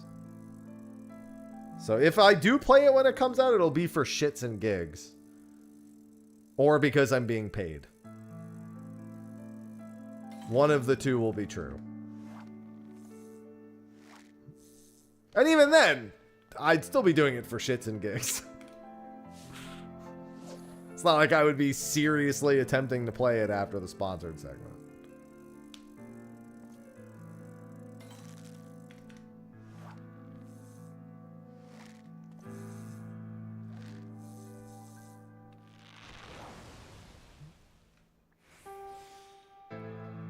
Don't worry, I'm sure NCSoft will bring back WildStar any day now. Smile.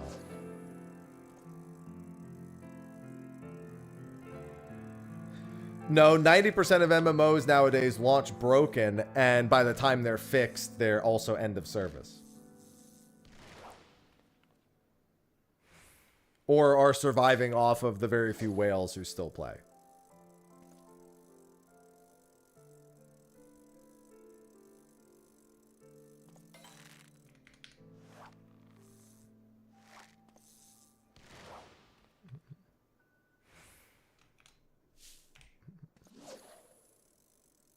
Because the whales are in too deep.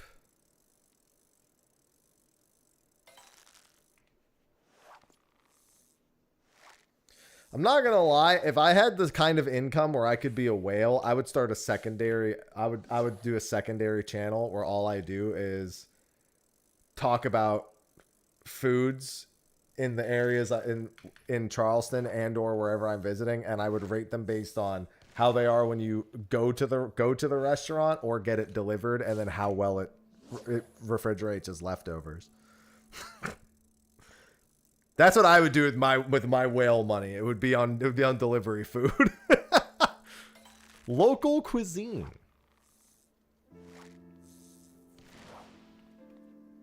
And even then it would be educational.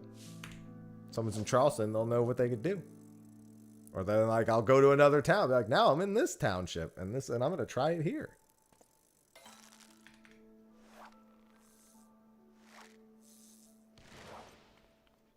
No, like I said, what you do is you grade the restaurant based on 3 factors: eating it at the restaurant, eating it as delivery, and eating it as leftovers.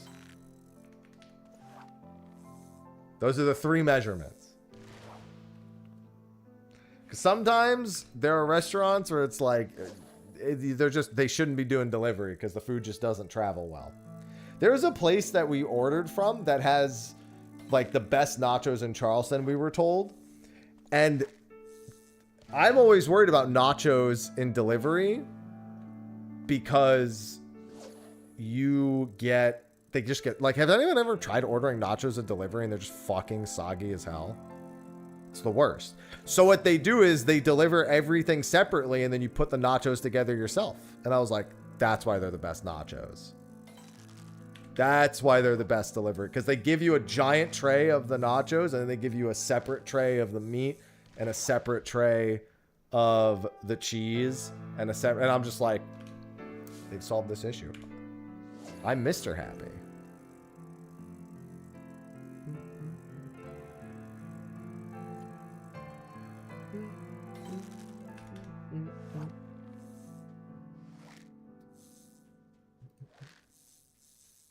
Where is this?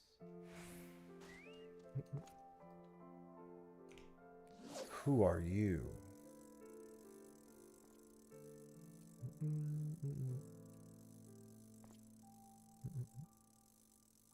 Might be a little bit.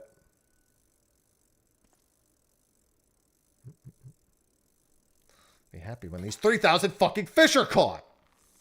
Cough.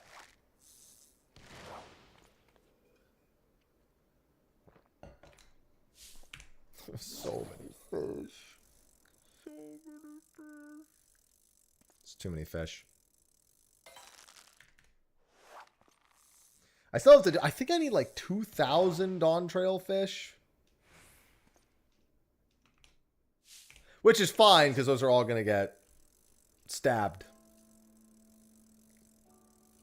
Yeah, it is about 2,000.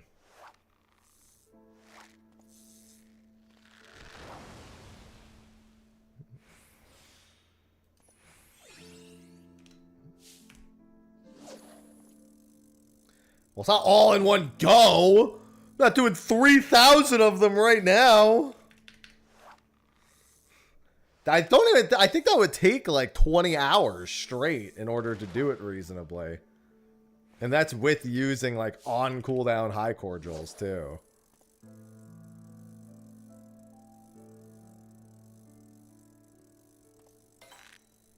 The spearfishing is way better, though. The spearfishing is literally like 10 times the speed. That's the best part. The worst part about Heaven's Ward in A Realm Reborn is you can't do spearfishing. Because spearfishing, every time you, every node you go to is like 9 to 13 fish.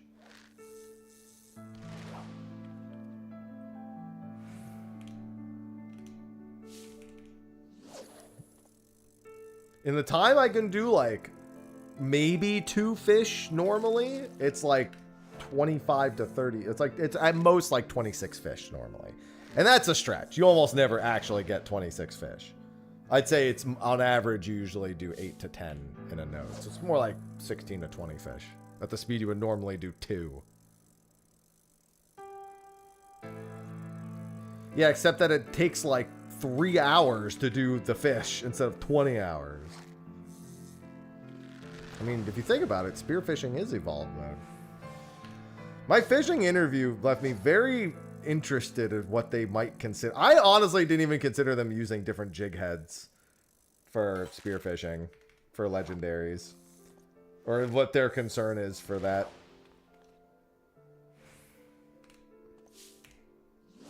Well, I mean, yeah, but there is no double or triple hook with spearfishing, so it's kind of a moot point. Yeah, I mean, obviously it's not one fucking point per node, thank God, but I wouldn't say they're comparable in that regard.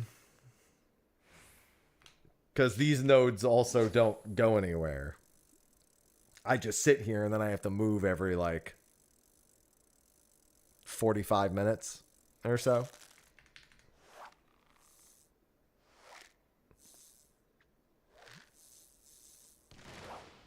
Doing all 3,000 of these in one sitting would be fucking awful.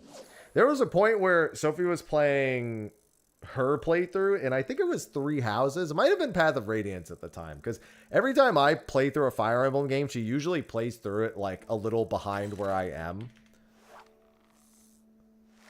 And like just uses a completely different team, or like right now she's playing behind me in Engage, and she won't use any character that I'm using.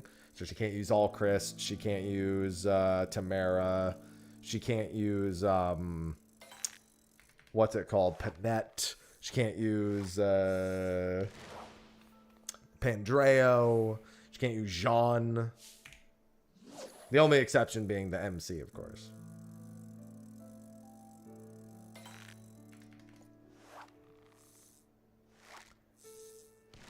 So anytime I don't use a character, which she also isn't using Sadal. I thought we agreed Sadal was usable for both of us, but she's just decided she's not using Sadal either.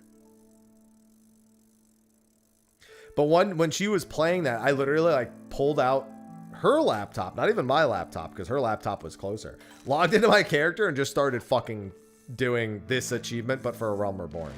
Like doing the A Realm Reborn leg of this achievement. And that was torture. Hello, Duggold. Well, you can never get more than 3 fish with the electric current, because you can only have three fish on the screen during spearfishing at a time. So you can never get more than 3. Most of the time you get 2, but even then it's a matter of if you even have the time to get it and use it.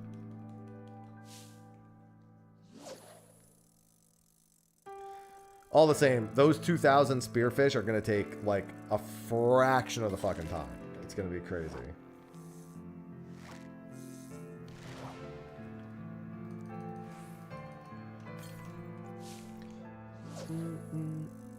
I have a video I need to get live today too. I'll do that after I finish Cinder.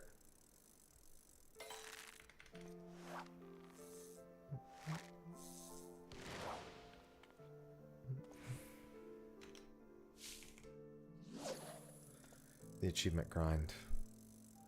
Sure, something.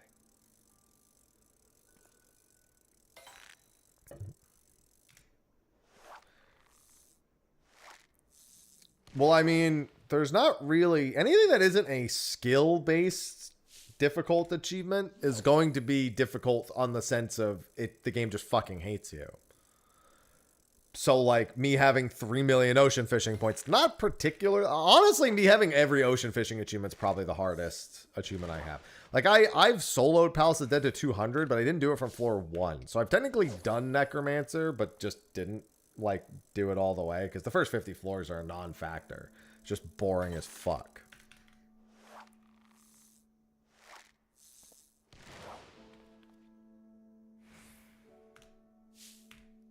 You know, having the Heaven on High solo done. Another big one. I have all the Criterions done too, which is, for some people, an even bigger struggle than getting the Ultimates done. Oh, all 4 of the Criterion. Well, I was thinking I have the achievement from Endwalker for doing all 3 Criterion Savages. There's one particular achievement you get for doing those 3 Criterion Savages.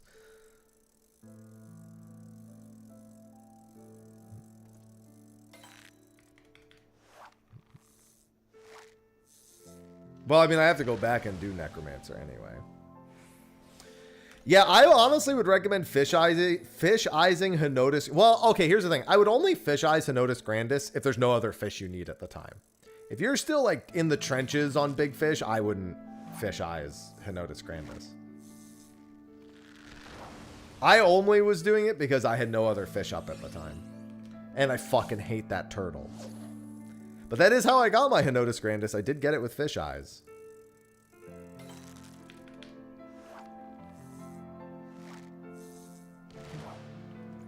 That fuck. Hey, you got it the same day I got it. We both fish eyes that day.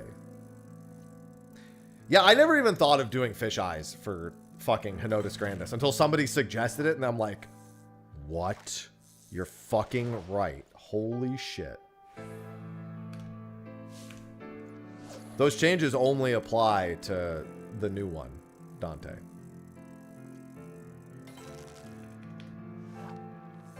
I'm fairly certain that only applies to the new one.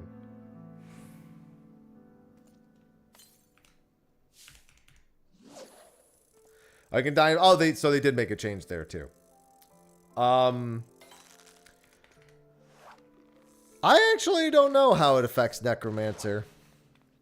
Since you can die before 100 now. Granted, I'll be honest. If you're dying before 100 and you're going for Necromancer, I have far more concerns about your run than anything else. If you're dying before 100 when you're going for Necromancer, you probably should stop going for Necromancer before you get that part down. You'd have to literally be like not even looking at the game to fucking die at that point. In which case, great, but why did you do that?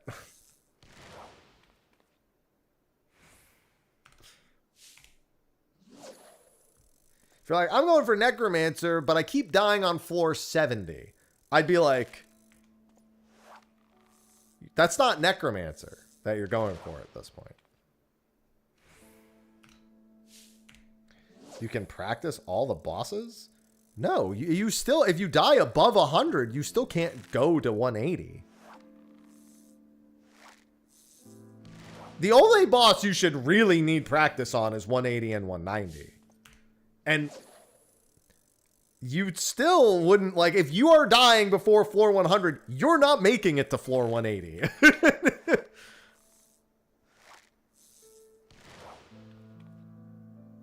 You still have to not die after floor 100. You're just allowed to die before 100 now. But dying before 100 means you have no business being above floor 100. So you're not even going to make it to the bosses that need practice. There's no shot in the dark you make it to the later bosses if you somehow manage to die before floor 100.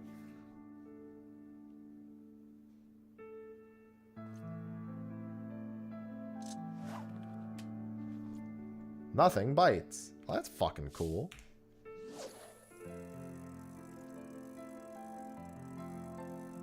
No. No. They're the same boss models. To call them the same boss does not apply. No.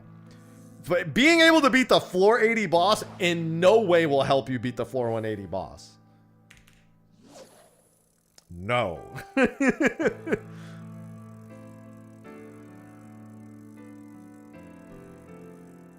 They're completely... You kill the floor 80 boss in like 35 seconds. The floor 180 boss is like a 9-minute trudge, and even then you have to be hyper specific. The scaling difference is a massive portion of it. And yes, they do have some different mechanics.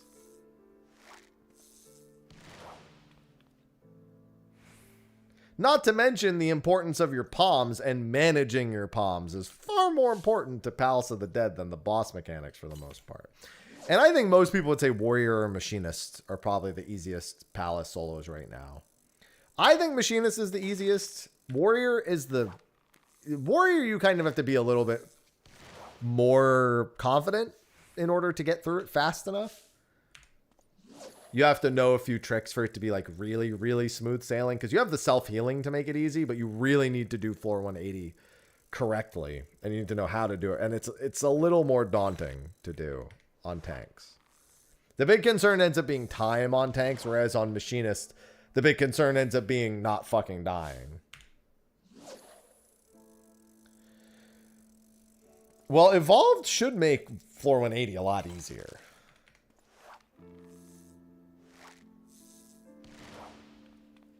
True story. That's actually coming up in the video I'm releasing today. My video topic for today is actually going to be about the full kits being the core kit being available by level 50. Gunbreaker is only really popular in Heaven on High. I don't think Gunbreaker is that much more popular than any other one anywhere else. It's only Heaven on High where Gunbreaker's popular. Palace of the Dead Gunbreaker is definitely not the most popular. I don't think it's uncommon, but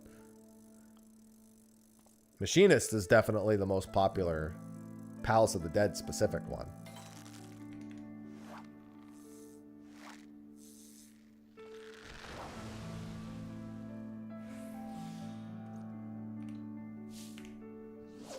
Gunbreaker felt awesome in Heaven on High.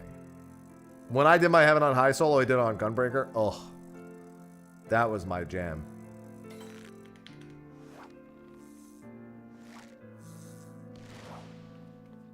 I mean, it's been soloed by everything.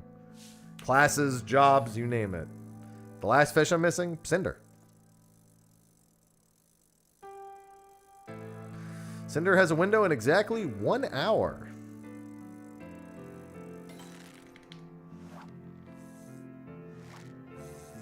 Burst, Strike, and Aurora. Yeah, it's an eggfish. Not a fish egg, an eggfish. Distinct difference.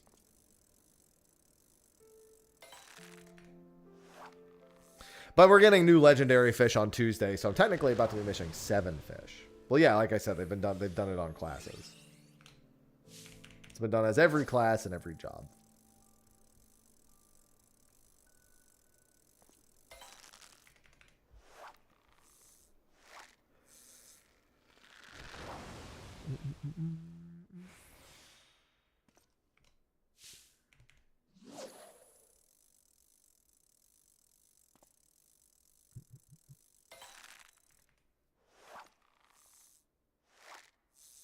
Good luck, thanks. You never show up to Cinder expecting to get it. That's a fool's errand.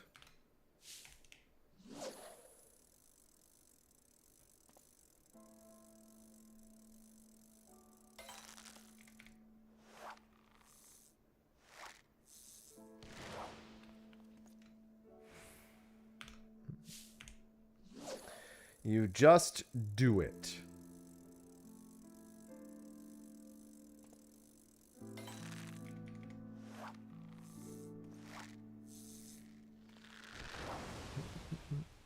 No, I'm happy.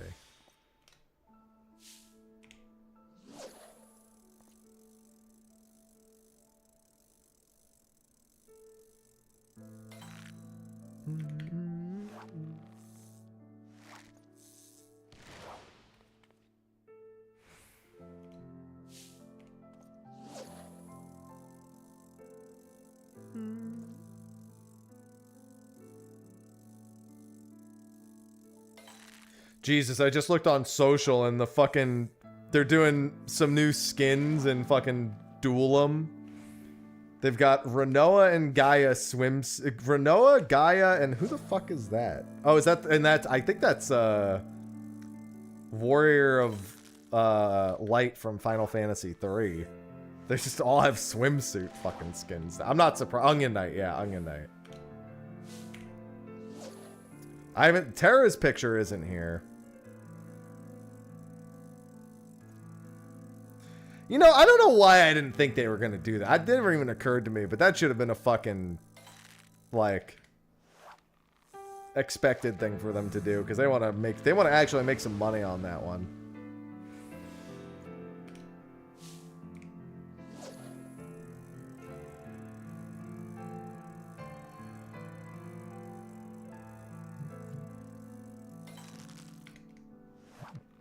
Yeah, he's just hanging out. Oh, by the way, I forgot to mention this. So there's a lot of crowd control games that I haven't played as of late, but I actually really want to play. And believe it or not, they added Final Fantasy 1 and 2 Pixel Remaster to the list. So I at the very least want to do that one. Probably sometime in August.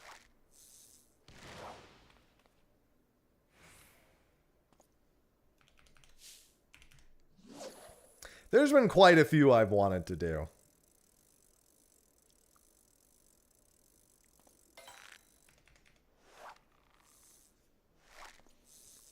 Yeah, Pixel Remasters are a good time. Final Fantasy 1 with that should be a fine time. I'm going to take one fucking step, and every step I take, someone's going to give me a random encounter.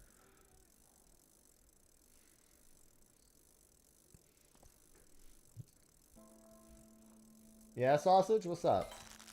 What up, Saucy? Hey, girl. What's up? I saw you hop down. Oh, cat. Hi.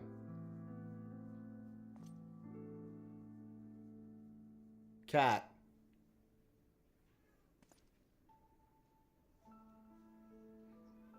Ivy's jealous right now.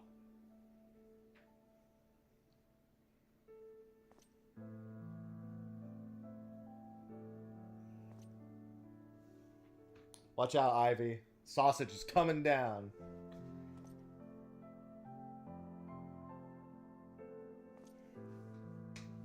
And now I'm covered in sausage.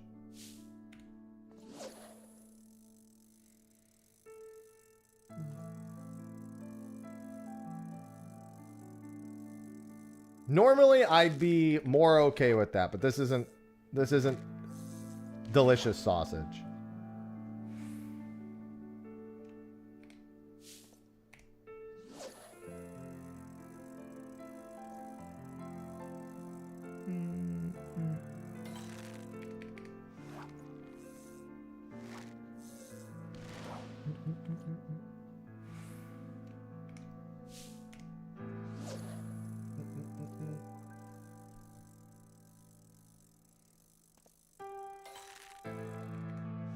Mr. Waffles, not Mr. Pancakes.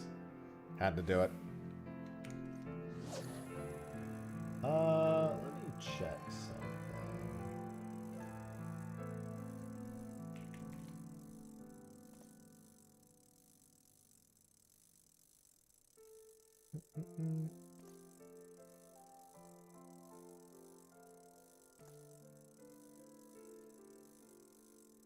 Any day now, fish. Thank you.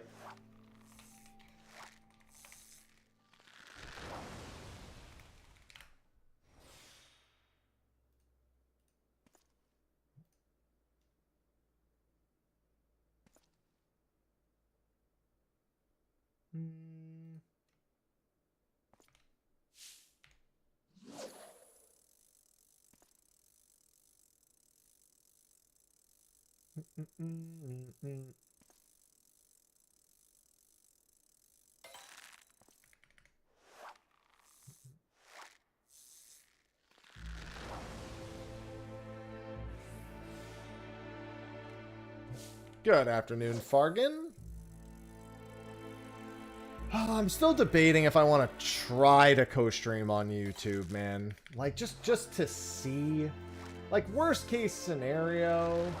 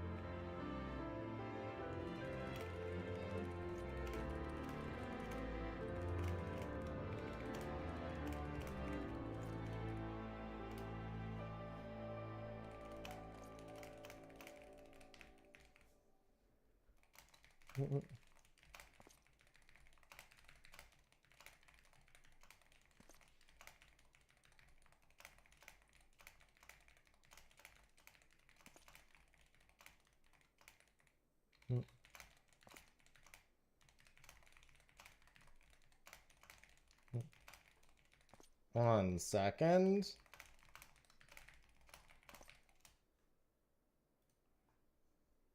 Let's see. All right. All good. Yeah, just cut it off then. Yeah, I just, it's so annoying. Like, that YouTube is the one platform just because of the way its content ID works. The other thing is that like sometimes just watching not copyrighted videos on YouTube gives you an ID. I'm just trying to figure out what their main concern with it is, because sometimes videos that aren't like registered into the YouTube content ID system or aren't like, sometimes it just sees that you're like watching them and it just like reacts to it. It's hard to say.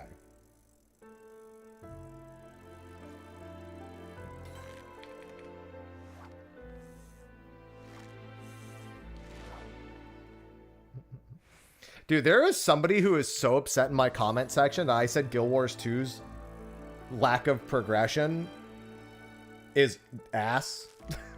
And they keep writing me like a thesis every time about why I'm just thinking about it wrong. Like, it's okay to have horizontal progression in a game. Guild Wars 2 doesn't have horizontal progression. Or it has like the most like basic form of it that barely fucking counts at all. It's one thing to like have gear still be valuable years later. It's another thing for it. The only reason it's valuable years later is because the same gear that was good 10 years ago is still the best in slot gear 10 years later. I don't get it.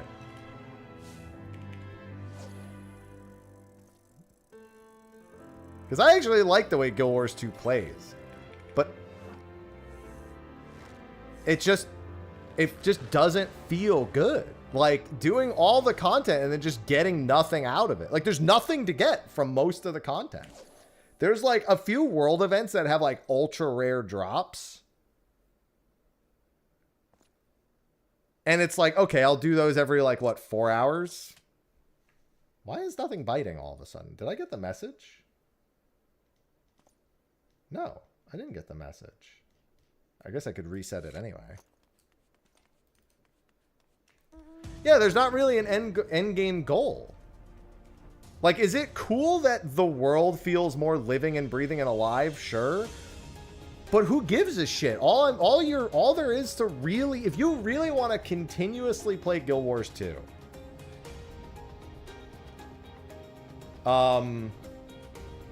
you pretty much have to just like its gameplay. Or the cosmetic prog. And that's fine. But there is no, like, just because the game unlocks like a new mastery spec with a new expansion, what if you don't like playing it or the spec isn't good? Okay, then you didn't get anything out of it. It didn't help you do the new content. You can still do all the new content with the old spec. If you're not grinding for legendaries or like working through like mastery traits, which are usually just for exploring, like you're not getting anything out of it. Yeah, like you have to want to play world versus world or arena, or you just have to really like fractals or the raid boss. The fractals are the only form of progression you get, and I've already said multiple times over. Agony resistance is a terrible mechanic. It's the one place where they would actually benefit from not having any vertical progression. Because it's the worst form of, it's not like, oh, I need to get stronger to beat the fight. It's I need to arbitrarily increase my resistance to this one status because otherwise it will just fucking murder me out of my control. Yeah, I don't think it's active yet. Feet picks. I'm not fundamentally looking at it wrong. I'm telling you that there is no carrot on the end of the stick. You can still like the stick. But like most games that do horizontal progression, open things up for you more for what you're already playing. And they usually come with some form of minor vertical progression. And usually, even if there is a minor form of vertical progression, you normally, unless, I mean, over time, sometimes you like skip above steps if possible, but you generally still kind of walk upwards horizontally, if that makes sense. Like, I don't know, Final Fantasy XI's easy example. That's the one I have the most experience with. Obviously, you need a billion different pieces of gear because every different spell has its own best in slot list. Little bit extreme of an example.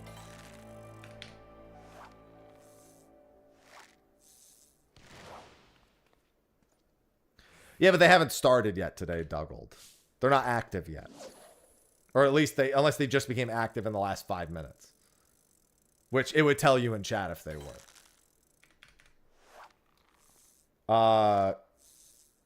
But, like, let's say that you wanted... It's a good example. What's a good individual piece example? Let's say you wanted a new nuking hat, right? The Dynamis hat was the go-to. It had, like, elemental skill plus 10 on it or something. That increases your accuracy by a considerable amount. That increases your damage by a considerable amount. A lot of people, like me, ran that for years and never got it. So new content might come out that gave me something else that either was a step above it or a step below it. We really didn't get a step above it till way down the line. But like there was the... Oh, good example. There was a headpiece from... Which add-on scenario was it? I think it was Kupo de Etat. Had a customizable headpiece that could give me some pretty good nuking stats. So because I didn't have the other hat, I got this hat instead, but I still wanted to go for the other hat, so I was still running the content from 10 years ago. And then there's cases where the opposite happened. Let's say there's nuking hands. Zenith gloves were kind of almost everyone's go-to nuking hands, but you could upgrade to Zenith hands +1 if you were a player that had a lot more gil, or you could get something from... I think it was Treasures of Otter Gone had an alternative. And then there's the salvage pieces, which you could spend years not getting, but were noticeable upgrades for. There's still upgrades that are available, but because of the availability of the upgrades, you may choose to do them, you may not choose to do them. More recently, I have the example with old school RuneScape, where there's a ton of grinds I could choose to do in that game that could just be strictly for collection log slots and not for a useful item at all. But then there's also kind of like a ladder of, hey, I could get this item because it helps, you know, this is like a good approachable gear piece to do this thing. And then this thing gives me an approachable gear piece to do the other thing. And it's like, these upgrades are vertical in a sense, but they're just kind of opening up pathways to you is really all they're doing.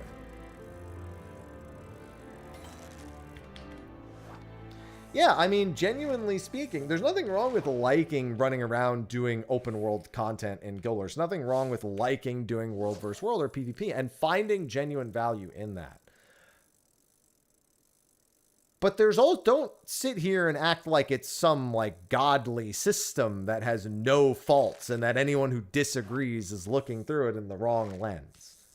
They don't do horizontal progression a lot. They mostly tie exploration and alternate specs to doing new content. Or to at the very least going into the new worlds.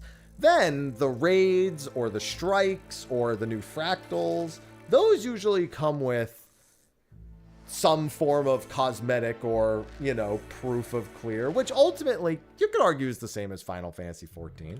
You do the raid bosses and, you know, you're picking up gear, but that gear is going to get outscaled and eventually it's just going to be glam. So you're really getting the short-term dopamine hit. So you could start to try to equate them, but you have to, ultimately, you will only ever go into a Guild Wars 2 strike, raid, fractal for the love of the game. That's it. Maybe there's cosmetics in there that you want, but you're not going to get, your character's not going to progress in any way. Because there is no horizontal progression and barely any vertical. Because the legendaries and the what is it, ascended pieces? I mean, pretty much that's all you're ever working towards. Once you have an ascended in every slot, you're like, you either go work on another class with that needs other ascendeds or you go work on other legendaries. That's it. Like, that's all you're ever working on. And realistically, once you have the flying mount from, what's it called? Once you have the flying mount from the one, because you're going to do the flying mount the easy way in Guild Wars 2 now. You're not going to do it from the original place that it came from the Living Story ship. There was a big server outage that like a lot of games couldn't connect to on the West Coast. PSN's having problems. I know that like West Side US was having a ton of connection issues to a ton of different products. Twitch, YouTube, Kick I saw was reported. I think PlayStation Network was reported. Yeah, it really doesn't help when PSN's like, hey, our shit doesn't work. It'd be like, wow, wouldn't it be crazy if I had a physical game right about now? Oh, you're in Norway. Oh, I got nothing for that, then. Maybe Norway's having an issue with it. Back in my day, hey, listen, I still had to go do a couple of things for Skyscale. I didn't even finish my Skyscale. I think I was on the last part. The very last part of Skyscale. And then I got bored and stopped working on it.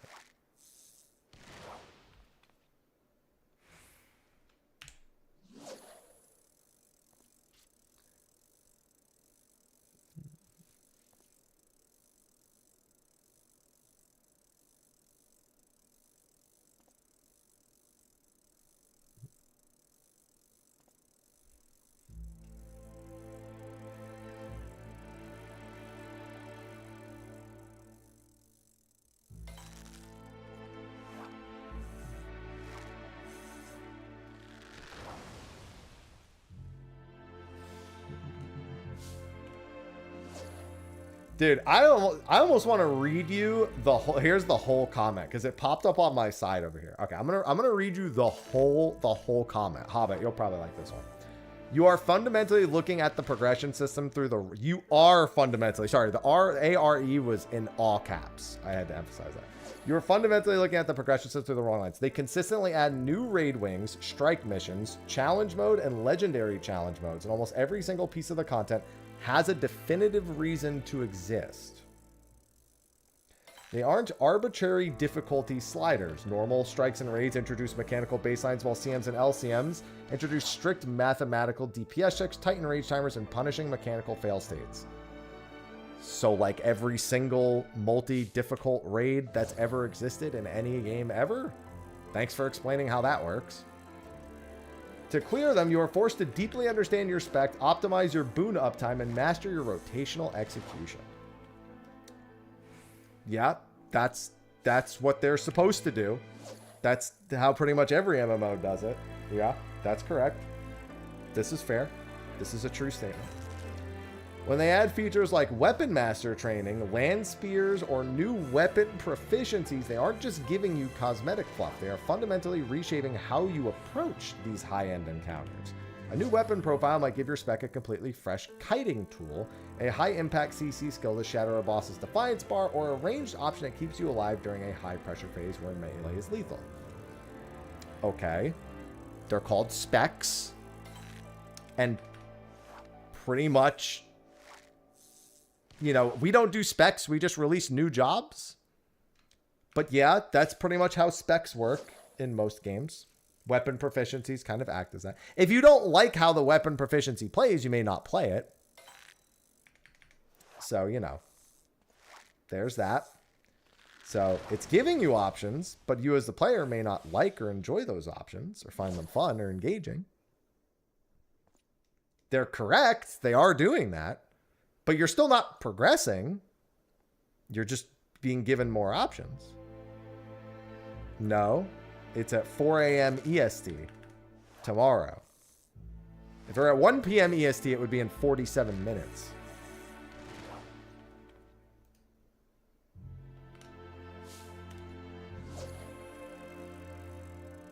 You claim materials from these events and maps are useless unless grinding legendaries, which is a complete misunderstanding of what kind of game Guild Wars 2 is. Equating map completion and open world metas to a mindless resource grind fundamentally misses why people play MMOs.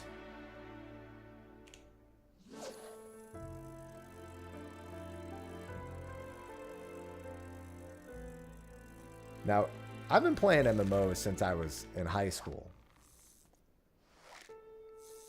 That pretty much describes almost every MMO that I've ever played.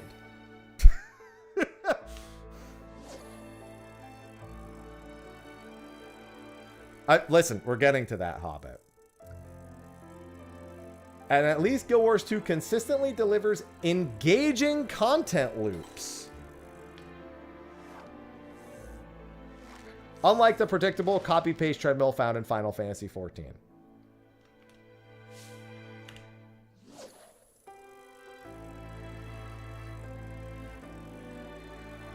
Engaging content loops. I mean, I guess World vs. World is engaging. That's correct.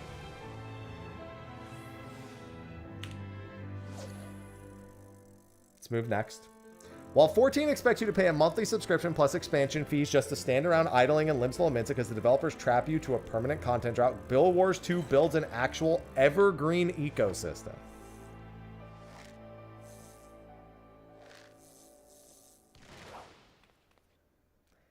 It's Do you know why it's evergreen? Because nothing ever gets better!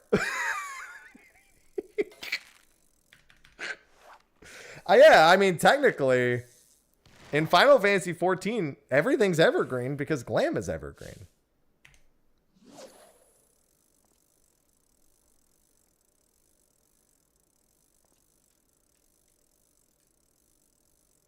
What's incorrect about that statement? It's correct in the most I need to be more right than you way possible. Because Guild Wars 2, all of its content is factually evergreen. But it's because nothing better has ever come out. Like, literally, you can buy gear that was out 10 years ago and be best in slot in 5 minutes, practically. There are some leeways to that. What are the names of the things that you can put in gear? Because I remember in Heart of Thorns, one of the meta events is still popular to this day. The one where you have to like break all the roots, because there's like an abysmal chance of getting one of the drops from that. That is like, it's worth so much gold you can't even like sell it on the trading post, because that's how good it is. Does anyone know what I'm talking about? Hobbit, do you know what I'm talking about? With the root event, when you open all the chests underneath after you're done, you have to like run through with all the keys that you get and like open as many chests as you can underneath.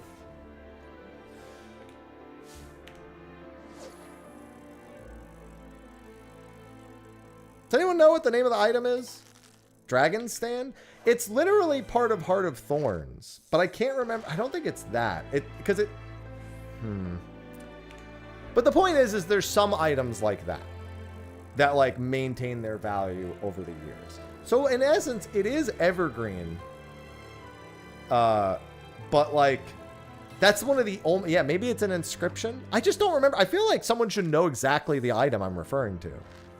With the Heart of Thorns meta event with the roots, where you have to destroy the roots. Infusion. There you go.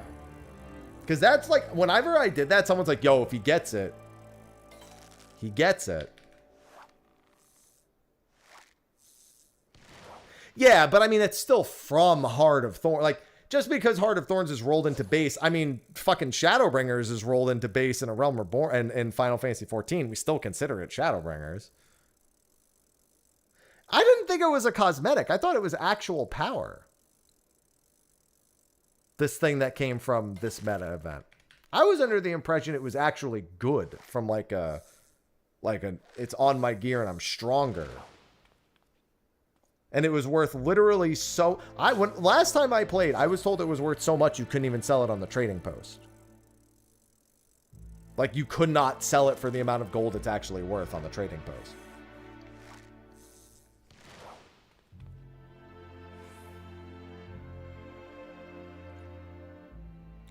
I can't remember what it is.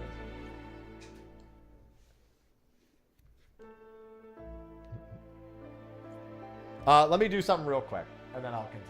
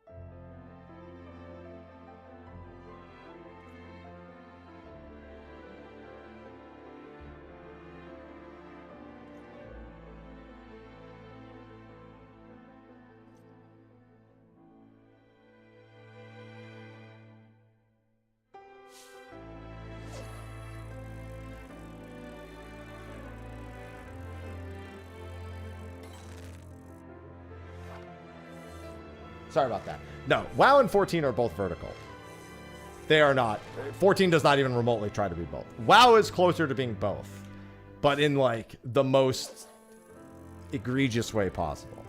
The problem is, so Guild Wars 2 basically has 3 tiers of gear. You have your regular exotic gear, which literally the same exotic gear for the past, like, Chak Infusion Egg. There you go. The Chak Egg Infusion. Okay.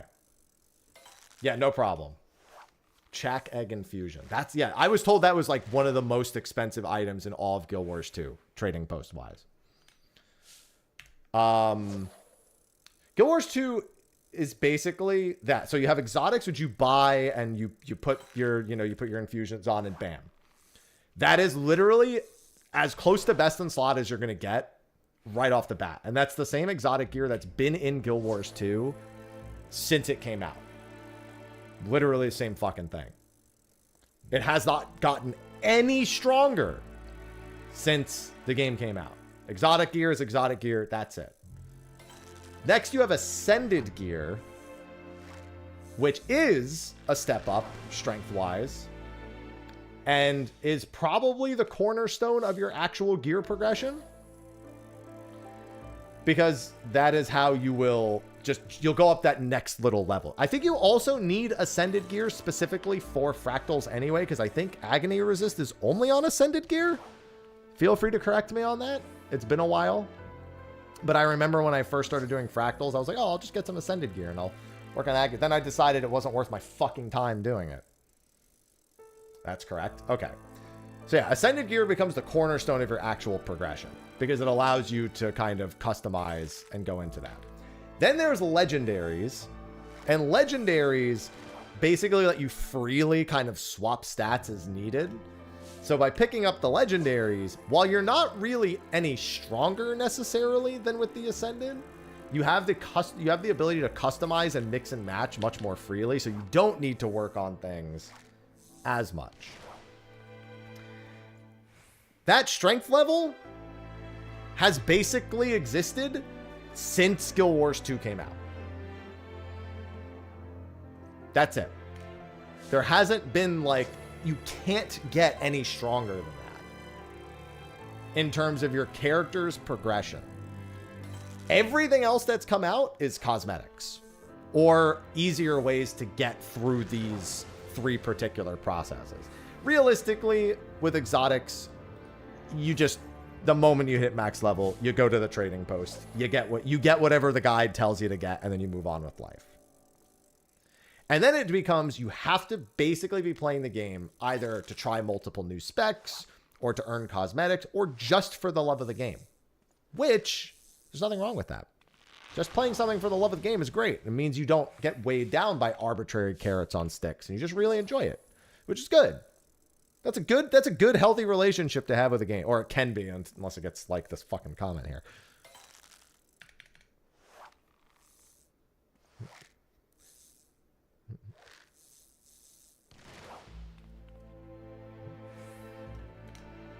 But most horizontal progression games don't stop progressing your character to be more powerful.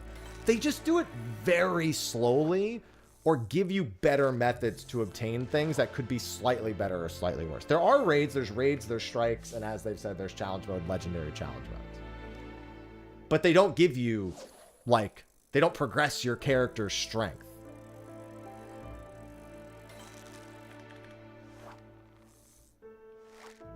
Which is also technically fine. They don't need to make you stronger, crazy strong and then constantly release new raids and increase your strength. But there should be something there that's valuable to you as a character that isn't just cosmetics and clearing the raid initially.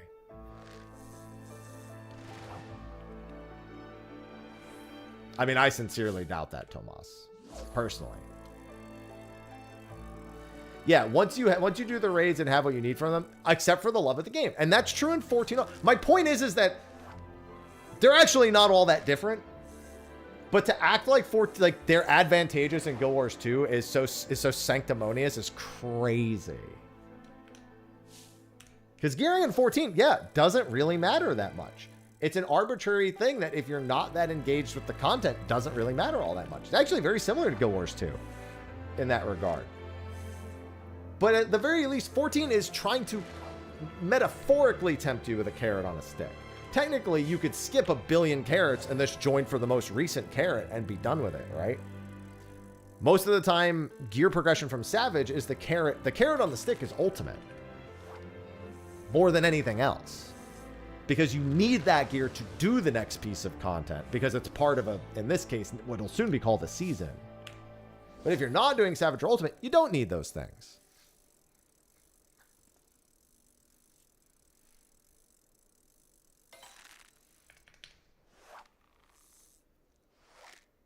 But Guild Wars 2, let's say Guild Wars 2 introduced... Let's say with an expansion, they introduced new gear that's still at exotic level, right? But introduced... Let's just say that the new exotic gear from this expansion has like a new slot for like something else. And in that new slot comes stuff that helps you specifically with that expansion's content. Because, let's be honest, other than the mounts, most of Guild Wars 2's content is what I would like to call content islands. Where, yes, you can take those things into the other expansions. Obviously, you can earn the mastery points from one and take that spec and use it elsewhere. Sounds like what they do with the most masteries. Yeah, except that those don't really impact. Like, those impact your way to get around the mount, the new stat spread.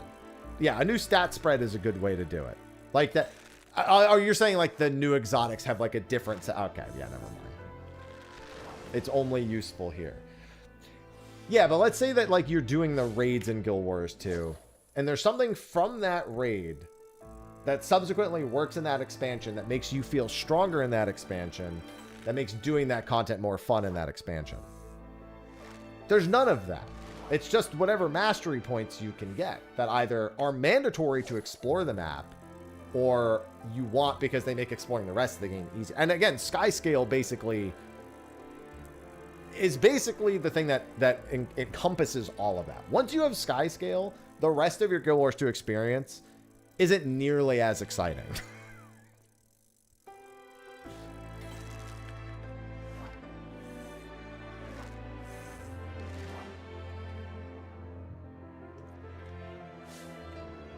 Skyscale and Griffin. You basically want some of those. Like, sure, is the mount from the most recent expansion, the water one, kind of cool? Sure. Would I use it over Skyscale? Probably not.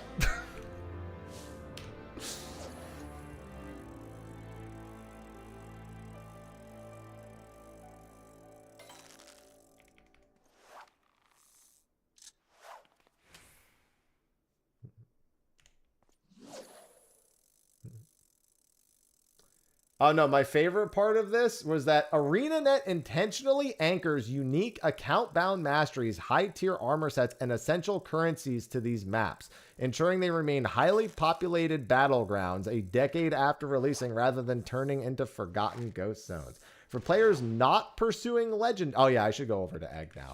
For players not pursuing legendaries, the materials rewarded by these encounters convert directly into liquid gold. I don't know why it has to be liquid gold.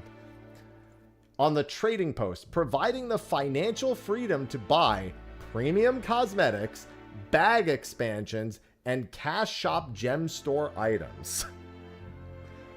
Or instantly gear up alternative characters.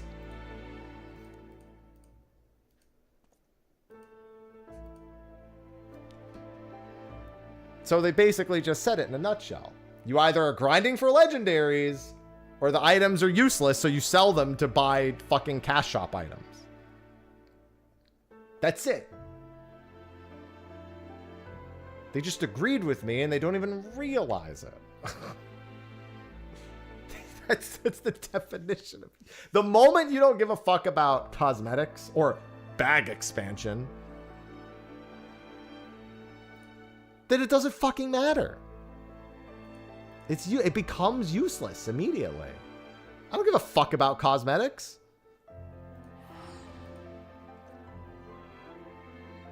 That's because that's how it is. No, unless you really want to play a ton of alternate characters.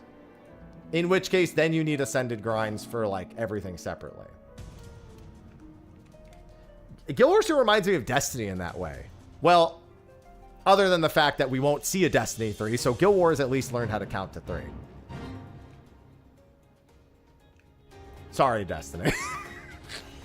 Destiny fans be like, why you gotta say it like that, man? Why you gotta make it like that? Why's it gotta be like that? Huh? Man, that hurt.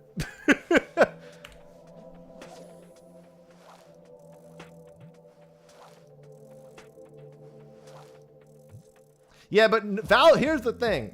Everyone wants Valve to count to 3, but they won't. They're not made. Valve exists whether or not they count to 3. Bungie, everyone's a little concerned about.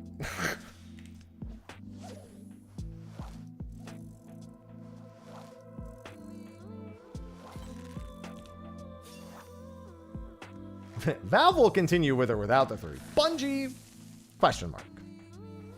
Big difference. That's 1 egg. But yeah, it's like I think what they're failing to see is we're both arguing about 2 games that have pointless grinds. You just got to do them for the love of the game.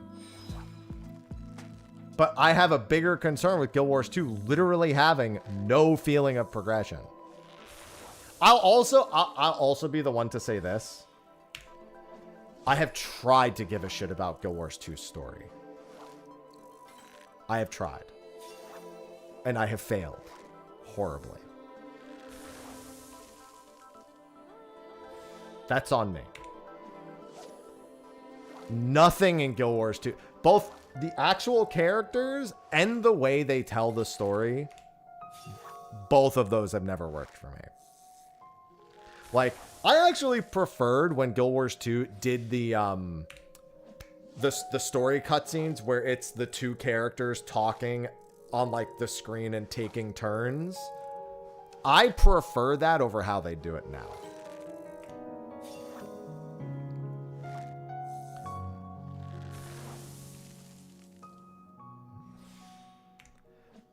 Because now it's like, it just kind of like in theory, the way Guild Wars 2 does it should be really cool because they basically just make you play out cutscenes all the time.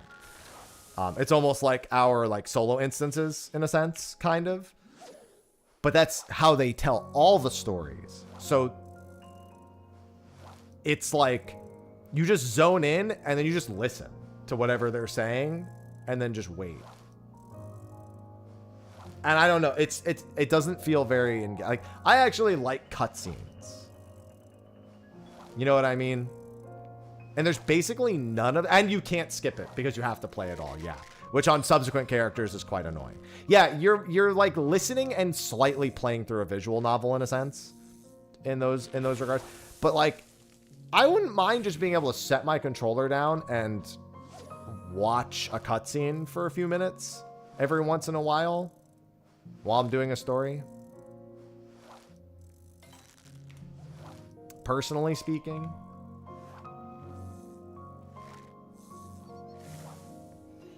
Instead of having to like go through it. I don't like the way Guild Wars 2 does its story. I don't care for any of their characters at all. And I've tried to. There's a few cool characters. Like you do meet some decent ones. It's really hard for me to give a shit about them long term. Because I do not like the way they do the storytelling. At least more so nowadays.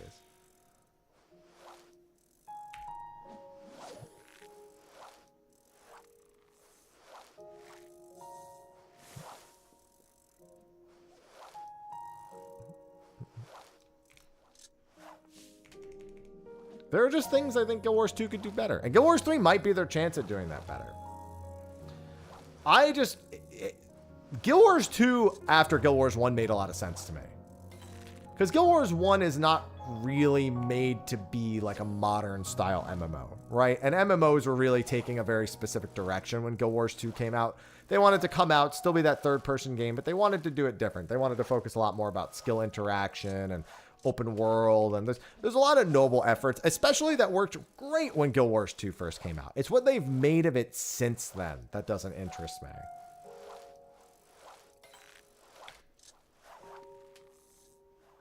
No, it's not like that, Aster. Yeah, it's just like, imagine if every cutscene in Final Fantasy XIV, there was never a cutscene. Or like very, almost, just barely ever a cutscene. And every single cutscene that was in the game, you basically just zoned in and the NPCs just started talking in front of you. Like, imagine if when you walk into the Waking Sands... No, that's the problem, Jaded. You can't skip Guild Wars 2's story because they're not cutscenes. You have to sit there and do the entire dialogue and wait. You can't click through it. You can't skip it. You can't do anything. It's brutal.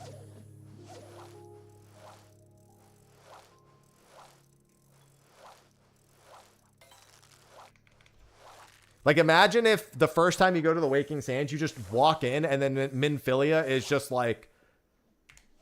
And they don't even have, like, a text pop up. Like, you know how when we're doing solo instances in 14, how, at the very least, they, like, put the characters, you know, like, their portrait with their dialogue next to it.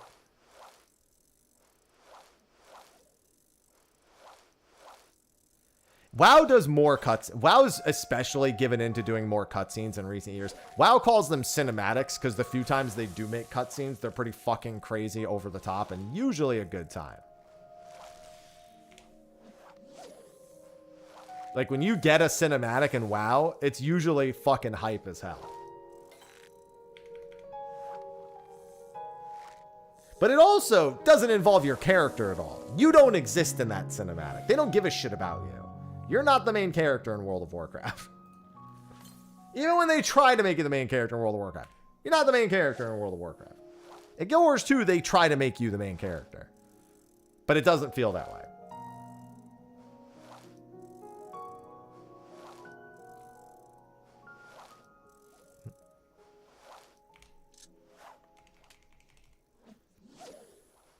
I wish I could like Guild Wars 2's story. Sometimes I feel like they're onto something, and then honestly, people tell me base game Guild Wars 2 story is the worst of its stories.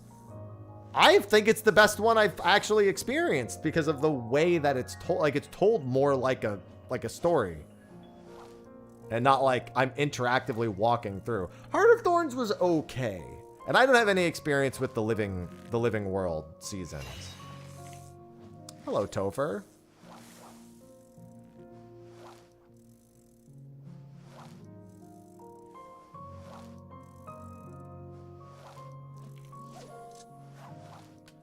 I just don't really like that always play alongside them.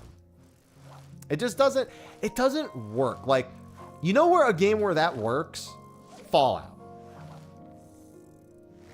Fallout, telling the stories without actually, but even then, they still at least pull you into one-on-one dialogues, which quasi act as the cutscene and the interaction. You know what I mean? Like, same with like BioWare games. Like, even outside of cutscenes, they still pull you into like dialogues and stuff. You know, and I feel like that works. There's like that extra level of engagement that makes you feel like you're actually like stopping and engaging with the story, and I like that.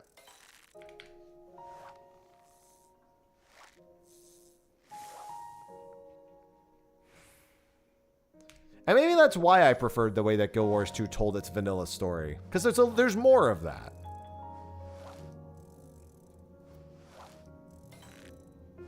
Oh my god, don't even get me started on Hoyoverse storytelling. Bro, I'll never forgive them for, like, I was really enjoying Honkai, and then Penacony happened.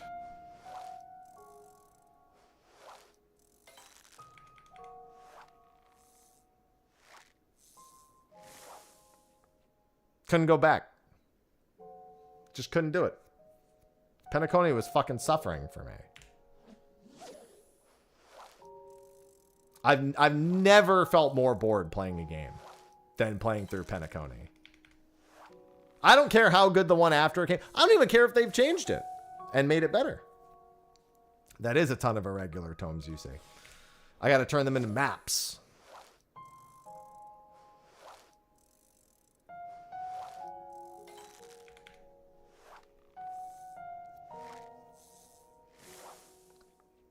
I just think Guild Wars 2 could use a little bit of progression.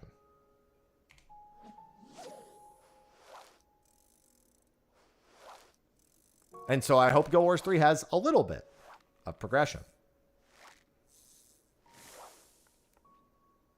Yeah, so to my understanding, that's the same thing they did with 1.0 as well.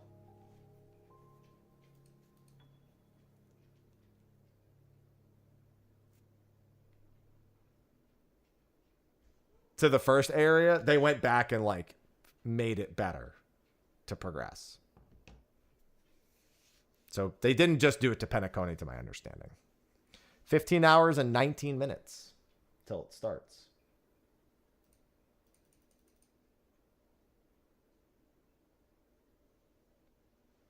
Where is Carbuncle Plush? There it is. I'm getting excited.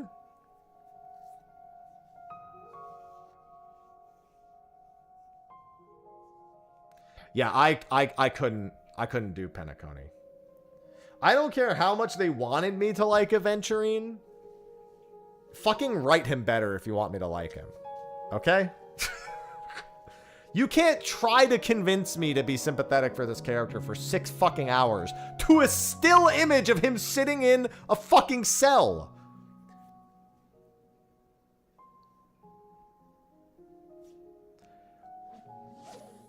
Meanwhile, Acheron and the other fucking guy are just talking about Honkai Third Impact. They're not even interested in the current game that they're playing. So they gotta talk about the game they came from.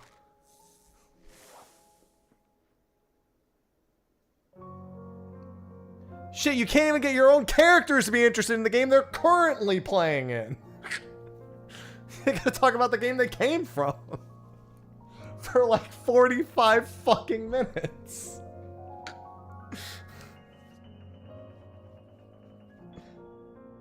Oh, well, I think we'll see the tank first. I need to get a pressure cooker. I need a slow cooker and a pressure cooker. Be nice to have.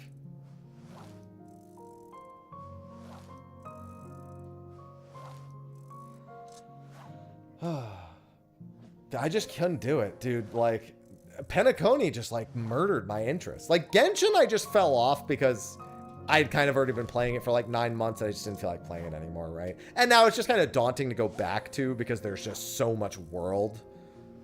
And I'm not gonna, and I will get distracted exploring the world. Like, it's just a bit daunting to go back to Genshin. There's so much between when I played before and playing now, right? Even if you could, I probably don't need to explore the whole world to do it. Like, it's rough. It's hard to convince. Honkai, I'm not confident I'll give a shit. You know what I mean?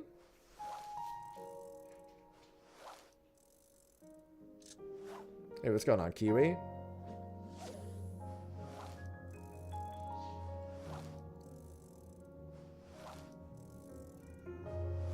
Hey. I mean, we don't know if we have clues for the tank.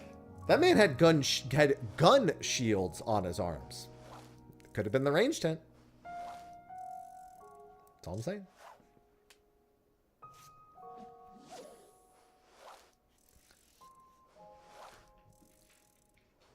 You having fun, Ivy? More recently, I played Chaos Zero Nightmare. That game, I only stopped playing it because Sophie stopped playing it, really. I was enjoying that a lot, though. I played it a little bit longer after she stopped playing.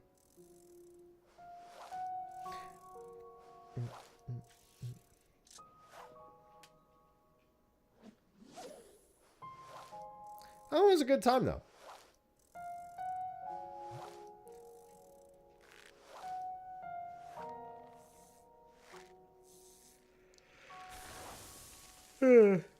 Yeah, I don't know anything about Amphorius or anything past Penacony.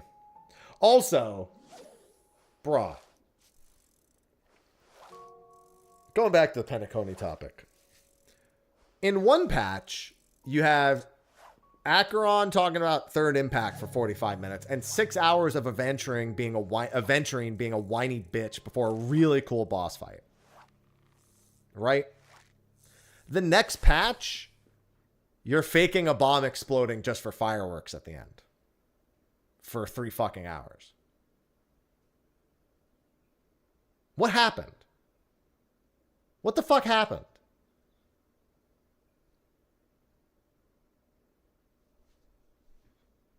Like, Penacony starts great. Like, the first Penacony patch is fucking awesome. And then it just goes, then it just loses itself. Like, I thought the first, like, it was a little slow and it took a little while because exploring. But the start was awesome.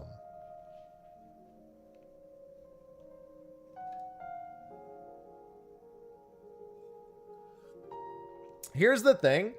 Aventurine story should be tragic, but the way it's told just makes it seem like I don't give a shit what's happened to you in your life. I don't, because it's 6 hours of it being like him in a fucking jail cell or whatever. Just a still fucking image while he talks for 6 fucking hours.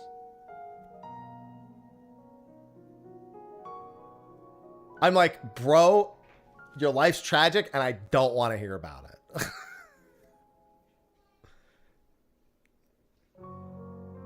Like, if you're gonna do like a visual novel style cutscene, use more than like 1 or 2 fucking images. Bro, you have so much money, Hoyo. How are you gonna tell me this is all you got?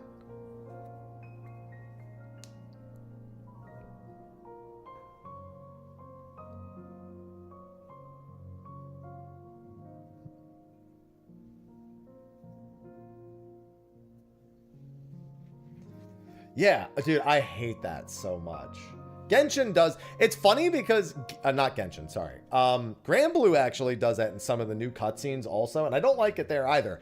But for there, it's like 90 seconds max. Whether like the Fate episodes are the most egregious way that they've done it. Like Grand Blue, like Relink, the Fate episodes are the most boring part by far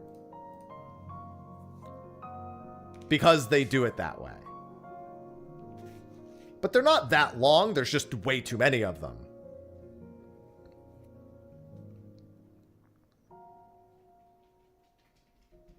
That's why, dude, when I was playing through Enfield, I was like, my God, it feels good to have a real fucking cutscene engine. Holy shit. And actual semi-frequent cutscenes. Oh my God, thank you. Enfield felt so refreshing from like a storytelling standpoint after my previous like big budget gacha game cutscenes being told from the Hoyoverse way. Yeah, I heard about Silver Palace. That's the one where you shoot the gun for the gacha.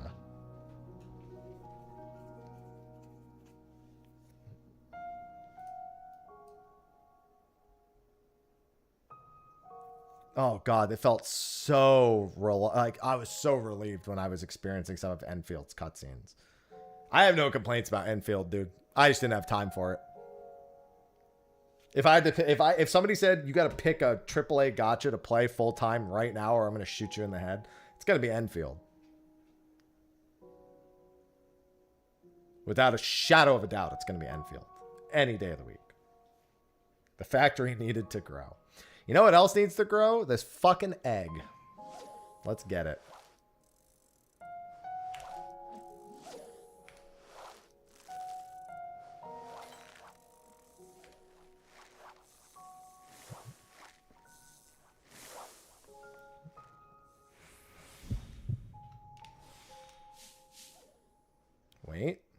Wait.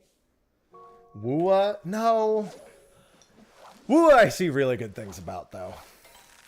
I just know full well it's not wise for me to try to get into any of them, because I'm not going to keep up with them.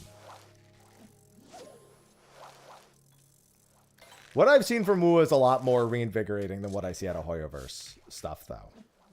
Like, what I do catch of Wua on, like, socials, I'm like, God, that looks so much better than Hoyoverse stuff. Unironically, I'm just like, you're doing good. Even just from, like, a spectator standpoint.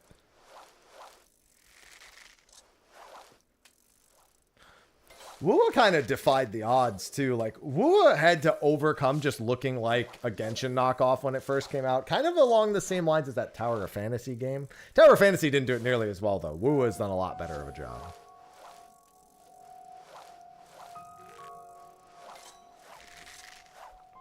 Hello, Peach.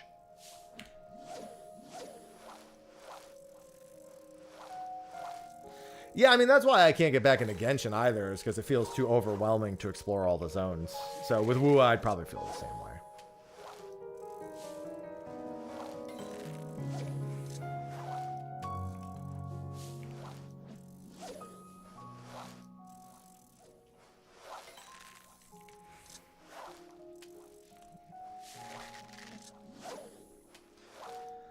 No, I need to catch this egg whole.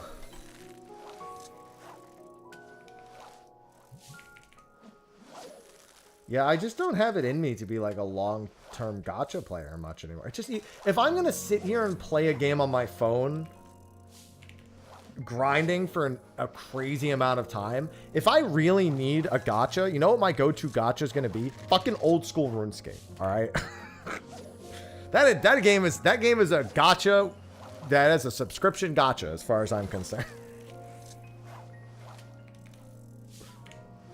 Everything in that game is a gacha, alright? Every mob I kill is a gacha. Every boss I kill is a gacha. Every corrupted gauntlet I run is a gacha.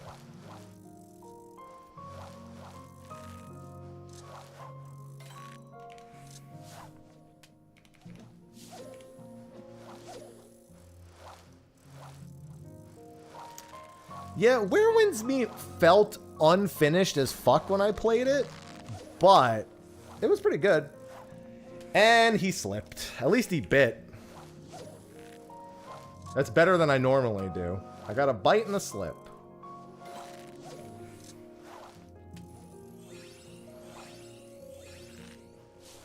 Get back here. I kind of want to try Dragon Wilds at some point. Seems pretty cool.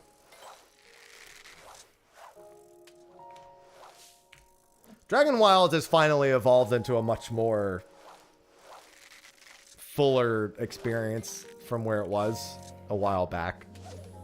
I've been seeing a little bit more and more of Dragon Wilds as time goes on.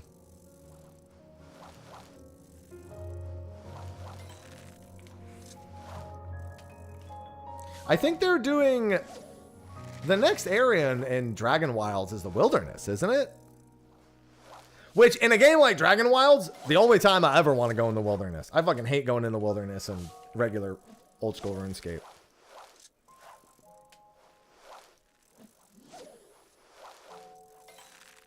I am not a Wilderness enjoyer in old school RuneScape. Not by any stretch of the imagination.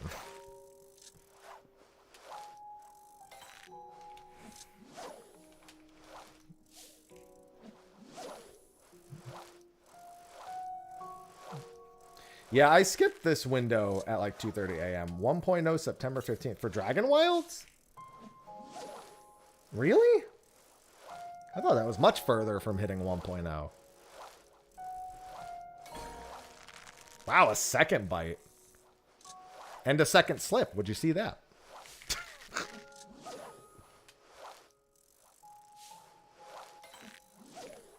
Yeah, that's why I didn't like the Wilderness, is because it was like, bro, as an Iron Man, this place fucking sucks. Hey, that's my first time ever getting 2 bites in one window, at least. Like I said, you never show up expecting Cinder's Surprise to bite. You just show up and pray. Nothing else you can do, realistically. I've got chocolate frogs, come back.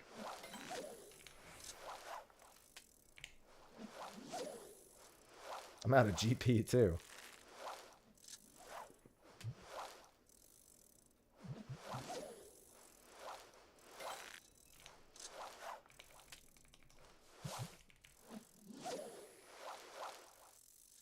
Yeah, Cinder's a little bitch. Probably just getting 2 more casts.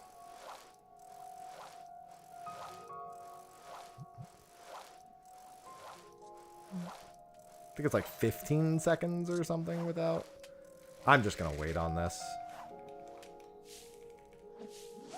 If it's a really fast one, maybe I get another hook. Oh, well, it'd have to be like done already because the window's about to close. No. Okay. No luck. Next one is Monday at 8:30 a.m. before patch. Sweet. 2 bites. 2 slips. Never had 2 bites before in a window, though. That's new. That's new. That's a new experience for me. EU Fanfest is in 15 hours. Don't even need to give you approximate UK time. I'll just tell you in how long. Yeah, if I get the egg Monday, that would be pretty fucking crazy. Right before the new Legends come out, man. Looks like 6:01 p.m. EST, Azure. So in like 5 hours. It's in 15 hours. I just said it. Maybe you weren't here when I said it.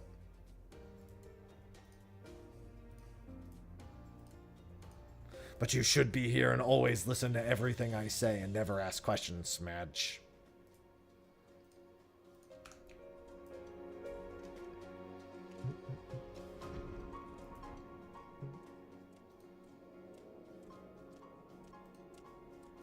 No, I'm happy. But yeah, I guess my point to that entire discussion is that I think Guild Wars 2's progression is ass. To circle back to that conversation, Guild Wars 2's character progression is ass. That's how it feels.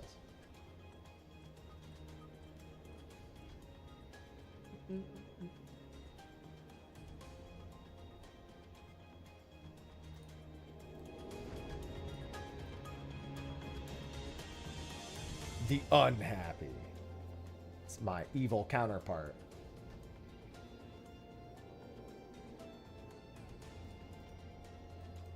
Don't worry, I brought the entire conversation back around. It all worked out.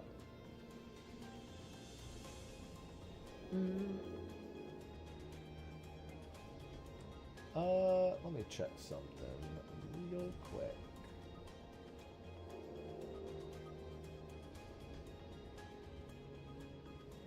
All right.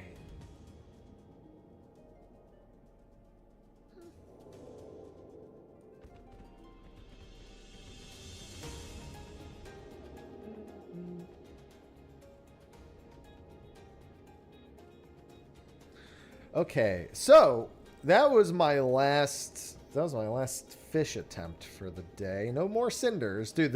Has there ever been a day where there's 2 cinders in one day? It'd be crazy. I still need 271 more Heavensward fish. That I wouldn't be able to get done today. So we caught up with our daily and weekly stuff that I have been negligent on for the past week because I've been playing Grand Blue and Pow World so much. That being said, I have some stuff I want to do today before I go to bed. Didn't see a single bite. Yeah, that's Cinder. I very rarely even get 1 bite. The fact that I got 2 is crazy. Slipped both times, but I did get 2 bites. So honestly, I'm quite content with that. I'd rather see bites and fails than never see a bite, personally speaking. But I think we're going to wrap now because tomorrow morning I'll be live. The moment I wake up, I'm basically grabbing coffee and going live. So I have my alarm set for 2:15 at the moment, which means at the latest I should be live by like 2:30. And then the keynote doesn't begin till 90 minutes after that. So that's 2:30 a.m. EST. It starts at 4 a.m. EST. So I'll have quite some time. I may attempt to co-stream on YouTube because here's the thing. If you get content ID'd on YouTube, all it does is take your stream down. So it's not the worst thing imaginable. I just don't know what's going to get content ID'd. If it's going to be the audio or the restreaming of the stream itself, I have no idea what's actually going to get content ID'd on YouTube. Worst case scenario, though, I would expect if you are someone who watches me on YouTube, it could be the trailer itself too, yeah, and the music to that. Though that music is probably going to be incomplete.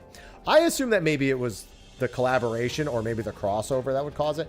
But sometimes YouTube just ID checks you, even if it's just something that is like other content on YouTube. Especially if you're like a high profile YouTube channel that you don't have explicit written / registered permission to be restreaming. YouTube's is a fucking nightmare when it comes to that stuff. So if I were you and you were watching on YouTube, I would highly expect to have to tune into Twitch if you want to watch alongside and watch my reactions. I'm going to turn the co-stream back on after the opening keynote. And I'm also going to do my overview of the opening keynote and upload that to YouTube and all my usual stuff. Then we have the live letter that same day, and I'll be co-streaming that because there is no YouTube content ID issue for that as far as I'm aware. So that's where we're at currently, but we may try. I may even go live on YouTube, shut the stream off on YouTube and let people know that that's happening when the opening keynote's about to begin, and then turn it back on afterwards. It's fucking shitty, but it is what it is. You know, so fingers crossed. We'll see what happens. Either way, tomorrow opening keynote is in 15 hours from now. Don't give a shit what time zone you're in. It's 15 hours from now. So make sure that you're ready and awake and raring to go. There's also a live letter in 21 and a half hours from now, right? Yeah, 21 and a half hours from now, there's also a live letter, and that's Beastmaster stuff. So I'm very much looking forward to seeing that as well. Sorry, I had to do the math, and I already said doing the math's not a good idea. So with that, I'm going to wrap things up. I'll be back tomorrow. You'll be able to earn one of the chat badges here, should you so desire, but you will also need to watch the actual live stream at some point, their actual live stream at any point to get their badge as well, so make sure you do that also. With that, thanks for hanging out. Thanks for the subs and resubs. Thanks for hanging out while I do some achievement hunting, and I'll see you tomorrow for the opening keynote and live letter. Until then, enjoy the rest of your day. Bye-bye.